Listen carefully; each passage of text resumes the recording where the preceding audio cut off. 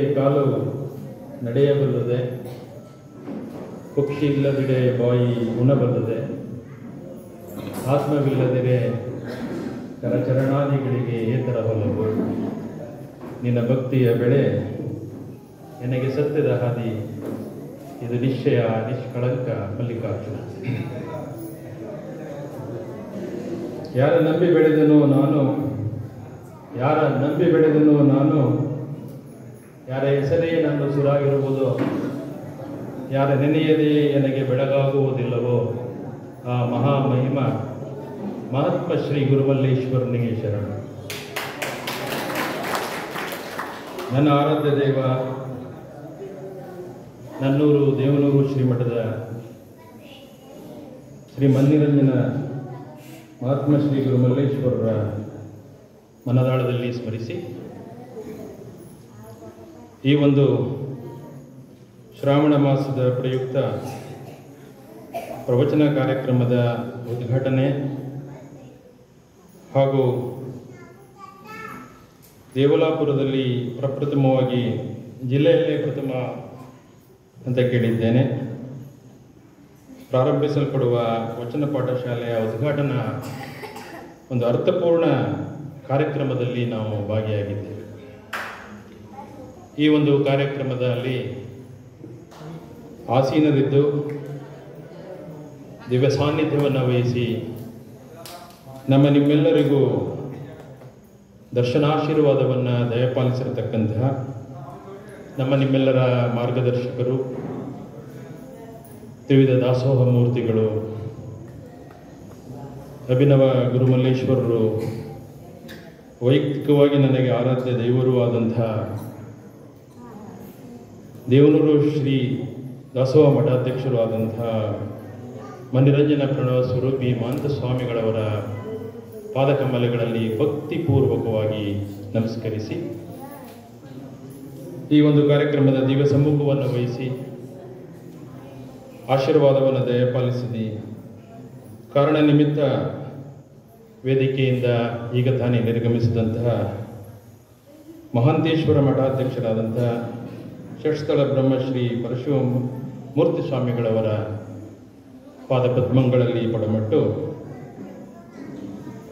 ವೇದಿಕೆ ಮೇಲೆ ಆಸೀನರಾಗಿರತಕ್ಕಂಥ ಎಲ್ಲ ಹರಗುರು ಚರಮೂರ್ತಿಗಳವರಲ್ಲಿ ಭಕ್ತಿಪೂರ್ವಕವಾಗಿ ನಮಿಸಿ, ಸ್ಥಳೀಯ ಮಠಾಧ್ಯಕ್ಷರಾದಂತಹ ಪೂಜ್ಯ ಶ್ರೀ ಜಡಸ್ವಾಮಿಗಳವರ ಪಾದಗಳಲ್ಲಿ ಕರವೆತ್ತಿ ಮುಗಿದು, ವೇದಿಕೆಯ ಮುಂಭಾಗದಲ್ಲಿ ಆಸೀನರಾಗಿರ್ತಕ್ಕಂಥ ಹಿರಿಯರೇ, ಶರಣರೇ, ಅಕ್ಕಂದರೇ, ಆಹ್ವಾನಿತರೇ ಮತ್ತು ಶ್ರೀಮಠದ ಸದ್ಭಕ್ತರೇ, ನಮ್ಮೆಲ್ಲರ ಅಂತರಾತ್ಮಕ್ಕೆ ಶರಣು ಶರಣಾರ್ಥಿಗಳು. ಕೆಲವು ದಿನಗಳ ಹಿಂದೆ ಶ್ರೀಮಠದ ಪೂಜ್ಯ ಶ್ರೀ ಜಡಸ್ವಾಮಿಗಳವರು ಫೋನಿನ ಮೂಲಕ ನನ್ನನ್ನು ಸಂಪರ್ಕಿಸಿ, ಗುರು ಅವರೇ, ನಾವು ಈ ಥರ ಒಂದು ಶ್ರಾವಣ ಮಾಸದ ಪ್ರಯುಕ್ತ ಒಂದು ಪ್ರವಚನ ಕಾರ್ಯಕ್ರಮದ ಉದ್ಘಾಟನೆಯನ್ನು ಇಟ್ಕೊಂಡಿದ್ದೇವೆ, ತಾವು ಕಾರ್ಯಕ್ರಮದಲ್ಲಿ ಭಾಗವಹಿಸಬೇಕು, ಕೆಲವು ಮಾತುಗಳನ್ನ ಆಡಬೇಕು ಅಂದಾಗ ಭಾಳ ಸಂತೋಷ ಆಯಿತು. ಆದರೆ ಅಷ್ಟೇ ಭಯ ಕೂಡ ಆಯಿತು. ಸಂತೋಷ ಕಾರಣ ಏನು ಅಂದರೆ, ಇಲ್ಲಿ ನಮ್ಮ ದೇವನೂರು ಮಠದ ಶ್ರೀಗಳು ದಿವ್ಯ ಸಾನ್ನಿಧ್ಯವನ್ನು ವಹಿಸಲಿದ್ದಾರೆ. ಅವರ ಜೊತೆ ವೇದಿಕೆಯನ್ನು ಶೇರ್ ಮಾಡೋದಿದೆಯಲ್ಲ, ಅವರ ಜೊತೆ ವೇದಿಕೆಯನ್ನು ಹಂಚಿಕೊಳ್ಳೋ ಒಂದು ಪುಣ್ಯದ ಕೆಲಸದಲ್ಲಿ ನಾನು ಭಾಗಿಯಾಗ್ತೇನೆ ಅನ್ನೋದೊಂದು. ಎರಡು,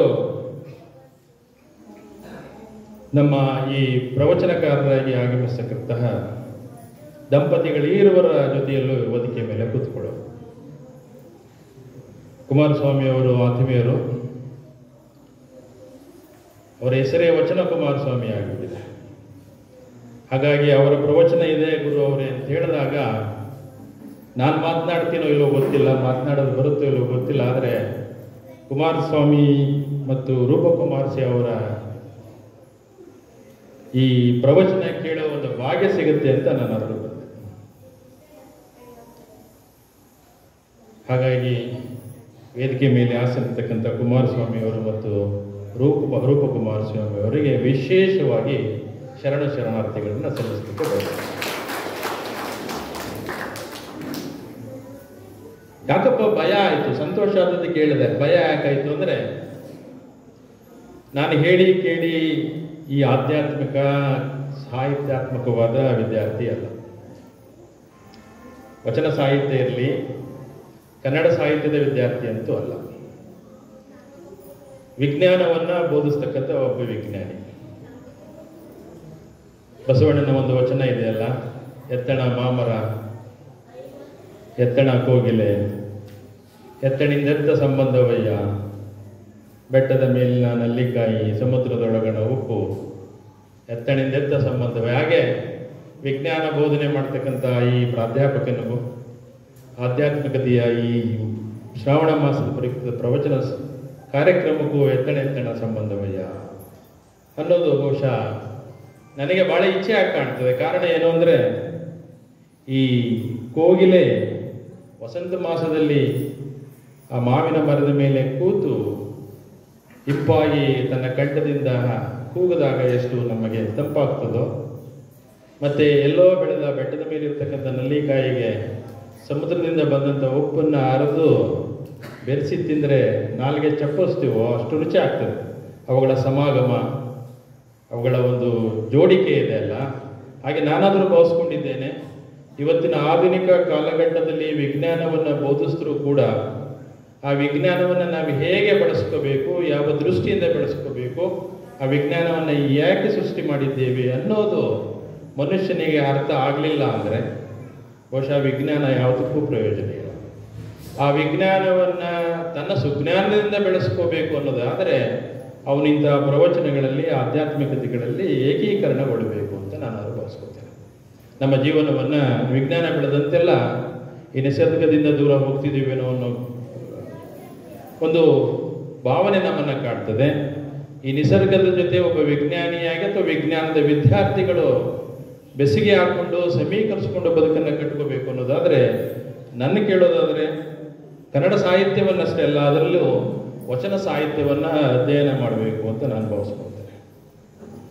ಯಾವುದೇ ಒಂದು ಸಾಹಿತ್ಯವನ್ನು ನೀವು ಓದಿ ನೋಡಿದ್ರೆ ಆ ಸಾಹಿತ್ಯದ ನೀತಿ ಕಥೆಗಳು, ಆ ಸಾಹಿತ್ಯದಲ್ಲಿ ಬರ್ತಕ್ಕಂತಹ ಪ್ರಸಂಗಗಳು, ಆ ಸಾಹಿತ್ಯದಲ್ಲಿ ಬರ್ತಕ್ಕಂಥ ಪದಗುಚ್ಛಗಳು ನಮಗೆ ಪರಿಚಯ ಆಗ್ತಾ ನಾವು ಜ್ಞಾನಿಗಳಾಗಲಿಕ್ಕೆ ಸಾಧ್ಯ ಇದೆ. ಒಂದು ಕಥೆಯನ್ನು ಓದ್ಬೋದು, ಕಾದಂಬರಿಯನ್ನು ಓದ್ಬೋದು, ಒಂದು ಇಂಗ್ಲೀಷ್ ಲಿಟ್ರೇಚರ್ ಓದ್ಬೋದು, ಕನ್ನಡ ಸಾಹಿತ್ಯವನ್ನು ಓದಿದಾಗ ನಮ್ಮ ಜ್ಞಾನ ವೃದ್ಧಿ ಆಗ್ತಾ ಹೋಗ್ತದೆ. ಬಟ್ ಆ ವೃದ್ಧಿಯಾದ ಜ್ಞಾನದಲ್ಲಿ ನಾನು ಜೀವನವನ್ನು ಕಟ್ಕೊಳ್ಳೋದು ನಿಜ. ಆ ಜೀವನ ಕಟ್ಕೊಂಡ್ರೆ ಸಾಕೆ? ಆ ಜೀವನವನ್ನು ಅನುಭವಿಸಬೇಡವೇ? ಜೀವನವನ್ನು ಅನುಭವಿಸೋದು ಅಂದ್ರೆ ಏನು? ಅದನ್ನು ನೀವು ಧನಾತ್ಮಕವಾಗೂ ಅನುಭವಿಸ್ಬೋದು, ಋಣಾತ್ಮಕವಾಗೂ ಅನುಭವಿಸ್ಬೋದು, ಮತ್ತೊಬ್ಬರಿಗೆ ಕಿರಿಕಿರಿ ಕೂಡ ಮಾಡ್ತಾ ಅನುಭವಿಸ್ಬೋದು. ಇವತ್ತು ನಮ್ಮ ಶಿಕ್ಷಣದ ವ್ಯವಸ್ಥೆ ಹೇಗೆ ಬಂದಿದೆ ಅಂದರೆ, ನಿಮಗೆ ಹೇಳೋದಾದರೆ ಒಂದು ಕಥೆಯ ಮೂಲಕ ನಾನು ಹೇಳ್ತೇನೆ. ನಮ್ಮ ಮಕ್ಕಳನ್ನ ನಾವು ಇವತ್ತು ಬರೀ ಅಂಕಗಳಿಕೆಗೆ ಮಾತ್ರ ಸೀಮಿತಗೊಳಿಸ್ಬಿಟ್ಟಿದ್ದೇವೆ. ಪದವಿ ಪ್ರಮಾಣ ಪತ್ರವನ್ನು ಪಡೀಲಿಕ್ಕಷ್ಟೇ ನಾವು ಸೀಮಿತಗೊಳಿಸಿದ್ದೇವೆ. ಅವ್ನು 99 ಸಾಕೋದು 100 ಬೇಕು ಅನ್ನೋ ಮಟ್ಟಿಗೆ ನಾವು ಬೆಳೆದು ಬಿಟ್ಟಿದ್ದೇವೆ. ಅಂಕ ಸಂಖ್ಯೆ ಇಲ್ಲ ಅಂತ ಬೈತಿದ್ದದ್ದು ನೆನಪು ನನಗೆ. ನಮ್ಮ ಊರಿನಲ್ಲಿ ನಾವು ಚಿಕ್ಕವರಿದ್ದಾಗ ಏನಾದ್ರು ತಪ್ಪು ಮಾಡಿದ್ರೆ ನಿನಗೆ ಅಂಕ ಸಂಖ್ಯೆ ಇದೆ ಏನೋ ಅಂತ ಬೈತಿರು, ದೊಡ್ಡವರೆಲ್ಲ ನೆನಪಿಟ್ಕೊಂಡಿದ್ದೀರಿ. ಆದರೆ ಇವತ್ತು ನಮ್ಮ ಮಕ್ಕಳಿಗೆ ಅಂಕ ಸಂಖ್ಯೆ ಬೇಕು, ನಮಗೆ ಮಾರ್ಕ್ಸ್ ಕಾರ್ಡ್ ಮೇಲೆ. ಅವರಿಗೆ ಮಾರ್ಕ್ಸ್ ಕಾರ್ಡ್ ಮೇಲೆ ಅಂಕ ಸಂಖ್ಯೆಗಳಿದೆ ವಿನಃ ಜೀವನದ ಅಂಕ ಸಂಖ್ಯೆಗಳು ಗೊತ್ತಿಲ್ಲ ಅಂತ ನನ್ನ ಭಾವನೆ. ಅಂತಹ ಒಬ್ಬ ವಿದ್ಯಾರ್ಥಿ, ಪ್ರತಿಭಾನ್ವಿತ ವಿದ್ಯಾರ್ಥಿ ಇವತ್ತು ಅಂಕ ಸಂಖ್ಯೆಗಳನ್ನ ಜೀವನದಲ್ಲಿ ಒಳಪಡಿಸಬೇಕು ಅಂದರೆ ಇಂಥ ಪ್ರವಚನ ಕಾರ್ಯಕ್ರಮಗಳೇ ಅಲ್ಲೊಂದು ಭಾಗಿಯಾಗಬೇಕು. ಇಬ್ಬರು ಸ್ನೇಹಿತರಿದ್ರಂತೆ.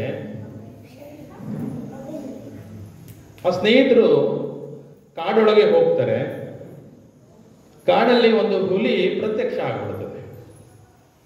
ಏನ್ ಮಾಡ್ತಾರೆ ಅವರಿಬ್ಬರು? ಕಾಡೊಳಗೆ ಹೋಗ್ತಾರೆ, ನಡ್ಕೊಂಡು ಸಂಜೆ ಟೈಮು ವಾಕ್ ಹೋಗೋಣ ಅಂತ ಹೋಗ್ತಾರೆ. ಒಂದು ಹುಲಿ ಎದುರಿಗೆ ಬರ್ತದೆ. ಬಂದ ತಕ್ಷಣ ಅವ್ರು ಏನ್ ಮಾಡಬೇಕು? ಓಡ್ಲಿಕ್ಕೆ ಶುರು ಮಾಡಬೇಕು. ಹುಲಿ ಎದುರಿಗೆ ಓಡಿರ್ತಾರ, ಹುಲಿಯಿಂದ ಆಚೆ ಓಡ್ತಾರ. ಹುಲಿಯಿಂದ ಆಚೆ ಓಡ್ಲಿಕ್ಕೆ ಶುರು ಮಾಡ್ತಾರೆ. ಆವಾಗ ಅಲ್ಲಿ ಒಬ್ಬ ಏನ್ ಮಾಡ್ತಾನೆ, ಕುತ್ಕೊಂಡು ತಾನು ಹಾಕಿರ್ತಕ್ಕಂಥ ಶೂದು ಲೇಸ್ ಇದೆಯಲ್ಲ ಅದನ್ನ ಟೈಟ್ ಮಾಡ್ತಾ ಕುತ್ಕೊಳ್ತಾನೆ. ಇನ್ನೊಬ್ಬ ನಗುತ್ತಾನೆ ಅವನನ್ನು ನೋಡಿ. ಅಲ್ಲಪ್ಪ, ನಿನ್ನ ಶೂವನ್ನು ನೀನು ಭದ್ರಪಡಿಸ್ಕೊಂಡ್ರೆ ನೀನು ನಿಜ ಹುಲಿಗಿನ್ನ ವೇಗವಾಗಿ ಓಡ್ಲಿಕ್ಕೆ ಸಾಧ್ಯತೆ ಇದೆಯಾ? ನೀನು ಅದಕ್ಕಿಂತ ಜೋರಾಗಿ ಓಡಬಹುದು ಅಂತ ನೀನು ಶೂ ಕಟ್ಕೋತಿದೀಯಾ? ದಯವಿಟ್ಟು ಟೈಮ್ ವೇಸ್ಟ್ ಮಾಡೋದು ಬೇಡ, ಓಡ್ಲಿಕ್ಕೆ ಶುರು ಮಾಡು ಅಂತ ಇನ್ನೊಬ್ಬ ಹೇಳ್ತಾನೆ. ಆಗ ಅವನು ಶೂ ಕಟ್ಕೊತಿದ್ನಲ್ಲ, ಅವನು ಹೇಳ್ತಾನೆ, ಅಯ್ಯ ಹುಚ್ಚ, ನಾನು ಇನ್ನಷ್ಟು ಮೂರ್ಖ ಅಲ್ಲ, ನನ್ನ ಆಸಕ್ತಿ ಇರೋದು ಹುಲಿಗಿನ್ನ ವೇಗವಾಗಿ ಓಡೋದಲ್ಲ, ನಿನಗಿನ್ನ ವೇಗ ಓಡೋದು. ಅರ್ಥ ಆಯ್ತು ಅಂದ್ಕೊಂಡಿದ್ದೀನಿ. ನನ್ನ ಉದ್ದೇಶ ಆ ಹುಲಿಗಿನ್ನ ಜೋರಾಗಿ ಓಡಬೇಕು ಅಂತಲ್ಲ, ನನ್ನ ಉದ್ದೇಶ ಇರೋದು ನಿನಗಿನ್ನ ನಾ ಜೋರಾಗಿ ಓಡಬೇಕು. ನಿನಗಿನ್ನ ನಾನು ಮುಂದೆ ಓಡೋದ್ರೆ ಇನ್ ಕೇಸ್ ಏನಾದರೂ ಹುಲಿ ಹಿಡ್ಕೊಳ್ಳೋದೇ ಆದ್ರೆ ನಿನ್ನನ್ನು ಹಿಡ್ಕೊಳ್ಳಿ, ನಾನು ಬದುಕೊಳ್ತೀನಿ. ಇದು ಇವತ್ತಿನ ಜನಮಾನ ಶಿಕ್ಷಣದ ಗುಣಮಟ್ಟ ಮತ್ತೆ ಬುದ್ಧಿವಂತಿಕೆ. ಇವತ್ತು ನಾವೇನ್ ಮಾಡ್ತಿದ್ದೀವಿ ಅಂದ್ರೆ, ಯಾರೇನಾರು ಹಾಕೊಳ್ಳಿ, ನಾನಷ್ಟೇ ಬದುಕಬೇಕು. ಅವನು ಸತ್ರು ಸರಿ, ಹುಲಿ ಅವ್ನು ಹಿಡ್ಕೊಂಡ್ರು ಸರಿ, ಆತ್ಮೀಯ ಗೆಳೆಯ, ಹುಲಿ ಬಾಯ್ಬೋದ್ರು ಸರಿ, ಆದ್ರೆ ನಾನು ಬದುಕಬೇಕು, ನಾನು ನಮ್ಮೂರು ನಮ್ಮ ಮನೆ ತಲುಪಬೇಕು ಅನ್ನೋ ಒಂದು ಗುಣಮಟ್ಟದ ವಿದ್ಯಾಭ್ಯಾಸ ಇದೆ. ಬಹುಶಃ ಅಂತ ಮಕ್ಕಳಿಗೆ ನಾವು ಸಂಜೆ ಟೈಮಲ್ಲಿ ಈ ವಚನ ಪಾಠಶಾಲೆಯಲ್ಲಿ ನೀತಿ ಕಥೆಗಳನ್ನ ಹೇಳಿ, ಹಿಂದೆ ಆದಂತ ಮಹಾಭಾರತದ ಕಥೆಗಳನ್ನೋ ರಾಮಾಯಣದ ಕಥೆಗಳನ್ನೋ ಅಥವಾ ಶರಣ ಸಂತತಿ ಆ ಕಥೆಗಳನ್ನ ಹೇಳಿದ್ರೆ ಬಹುಶಃ ಅದೇ ಹುಡುಗ ಹೇಳ್ಬೋದೇನೋ, ನೋಡಿ ಇಬ್ಬರಿದ್ದೀವಿ, ಏನಾದರೂ ಮಾಡಿ ಹುಲಿಯನ್ನ ಫೇಸ್ ಮಾಡೋಣ. ನಾನು ಓಡೋದು ಬೇಡ, ನೀನು ಓಡೋದು ಬೇಡ, ಇಬ್ರು ಧೈರ್ಯವಾಗಿ ನಿಲ್ಲೋಣ. ನೀನೊಂದು ಕಡೆ ನಿಲ್ಲು, ನಾನೊಂದು ಕಡೆ ನಿಲ್ತೀನಿ. ಹುಲಿ ನನ್ನ ಕಡೆ ಬಂದ್ರೆ ನೀನ್ ಕೂಗು, ನಿನ್ ಕಡೆ ಬಂದ್ರೆ ನಾನು ಕೂಗ್ತೀನಿ. ಹುಲಿ ಗಾಬರಿಯಾಗಿ ಬದೆ ಓಡೋಗುತ್ತೆ ಅನ್ನೋ ಒಂದು ಭಾವನೆಯನ್ನು ನಾವು ತರಲಿಕ್ಕೆ ಸಾಧ್ಯ ಆಗ್ತದ? ಅಂದ್ರೆ ನಾನು ಬದುಕೋದಲ್ಲ, ನನ್ನ ಸ್ನೇಹಿತರು ಕೂಡ ನನ್ನ ಜೊತೆ ಬದುಕಬೇಕು, ಅವನು ಬರೋ ಕಷ್ಟಗಳು ನನಗೂ ಕಷ್ಟಗಳು ಅನ್ನೋ ಒಂದು ಭಾವನಾತ್ಮಕವಾದ ಸಂಬಂಧಗಳನ್ನ ಏನಾದರೂ ನಾವು ಇವತ್ತು ಕಟ್ಟಲಿಕ್ಕೆ ಸಾಧ್ಯ ಇದೆಯಾ? ಇದನ್ನ ನಾನು ಪ್ರಿನ್ಸಿಪಲ್ ಆಫ್ ಇನ್ಕ್ಲೂಷನ್ ಅಂತ ಕರಿತೀನಿ. ಒಳಗೊಳ್ಳುವಿಕೆ, ಹೊರಗೊಳ್ಳುವಿಕೆ ಅಲ್ಲ. ಇವತ್ತು ಒಂದು ಅವಿಭಕ್ತ ಕುಟುಂಬ ಅಂದ್ರೆ ಹೇಗಾಗ್ಬಿಟ್ಟಿದೀವಿ ಅಂದ್ರೆ, ಗಂಡ ಹೆಂಡತಿ ಇಬ್ರು ಒಟ್ಟಿಗೆ ವಾಸ ಇದ್ರೆ ಅವಿಭಕ್ತ ಕುಟುಂಬ. ಅವಿಭಕ್ತ ಕುಟುಂಬ ಅಂದ್ರೆ ಹಿಂದೆ ಕೇಳಿದಿಲ್ಲ, ತಾತ ಅಜ್ಜಿ ಚಿಕ್ಕಪ್ಪ ದೊಡ್ಡಪ್ಪ ದೊಡ್ಡಮ್ಮ ಎಲ್ಲರೂ ಸೇರಿ ಮನೆಯಲ್ಲಿ ಒಂದು 50 ಜನ ಇದ್ರೆ ಅದು ಅವಿಭಕ್ತ ಕುಟುಂಬ ಇರ್ತಿತ್ತು. ಇದು ಇವತ್ತು ಗಂಡ ಹೆಂಡತಿ ಇಬ್ರೆ, ಈಗ ಇವರಿಬ್ಬರು ನೋಡಿದ್ರೆ ಎಲ್ಲೂ ಒಟ್ಟೊಟ್ಟಿಗೆ ಹೋಗ್ತಲ್ಲ, ಅವಿಭಕ್ತ ಕುಟುಂಬ. ಆ ಪರಿಸ್ಥಿತಿ ಬಂದ್ಬಿಟ್ಟಿದೀವಿ ನಾವು. ಸಂಬಂಧಗಳು ಹಾಳಾಗ್ತಾ ಇದೆ. ಯಾಕೆಂದ್ರೆ ಬುದ್ಧಿವಂತಿಕೆ ಜಾಸ್ತಿ ಆಗ್ತಾ ಇದೆ, ವಿಜ್ಞಾನ ಬೆಳೀತಾ ಇದೆ. ವಿಜ್ಞಾನ ಬೆಳೆದಂತೆಲ್ಲ ಇದೆ ಸೌಕರ್ಯ 100. ವಿಜ್ಞಾನ ಬೆಳೆದಂತೆಲ್ಲ ಇದೆ ಸೌಕರ್ಯ 100.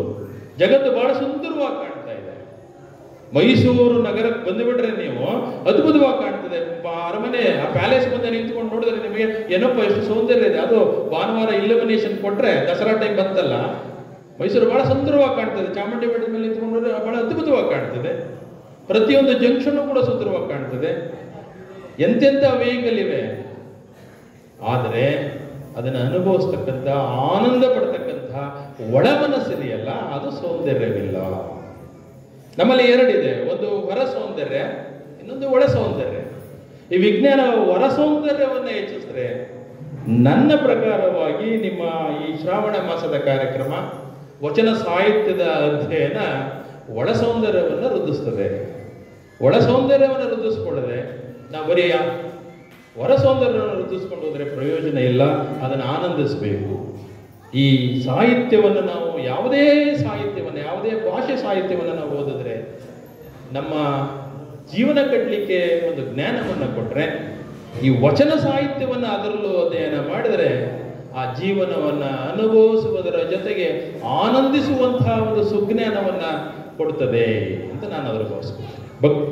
ಸದ್ಭಕ್ತರೇ, ಸ್ನೇಹಿತರೆ, ನಾವು ಭಾರತ ರಾಷ್ಟ್ರದ ಧಾರ್ಮಿಕ ಇತಿಹಾಸವನ್ನು ಅವಲೋಕಿಸಿ ನೋಡಿದಾಗ, ನಮ್ಮ ರಾಷ್ಟ್ರದ ಆಧ್ಯಾತ್ಮಿಕ ಮತ್ತು ಧಾರ್ಮಿಕ ಇತಿಹಾಸವನ್ನು ಅವಲೋಕಿಸಿ ನೋಡಿದಾಗ ನಮಗೆ ತಿಳಿಯುತ್ತದೆ, ಇಂತಹ ಶ್ರೀಮಠಗಳು ತಮ್ಮದೇ ಆದ ವೈಶಿಷ್ಟ್ಯ ಮತ್ತು ಸೇವೆಗಳಲ್ಲಿ ಛಾಪು ಮೂಡಿಸಿವೆ.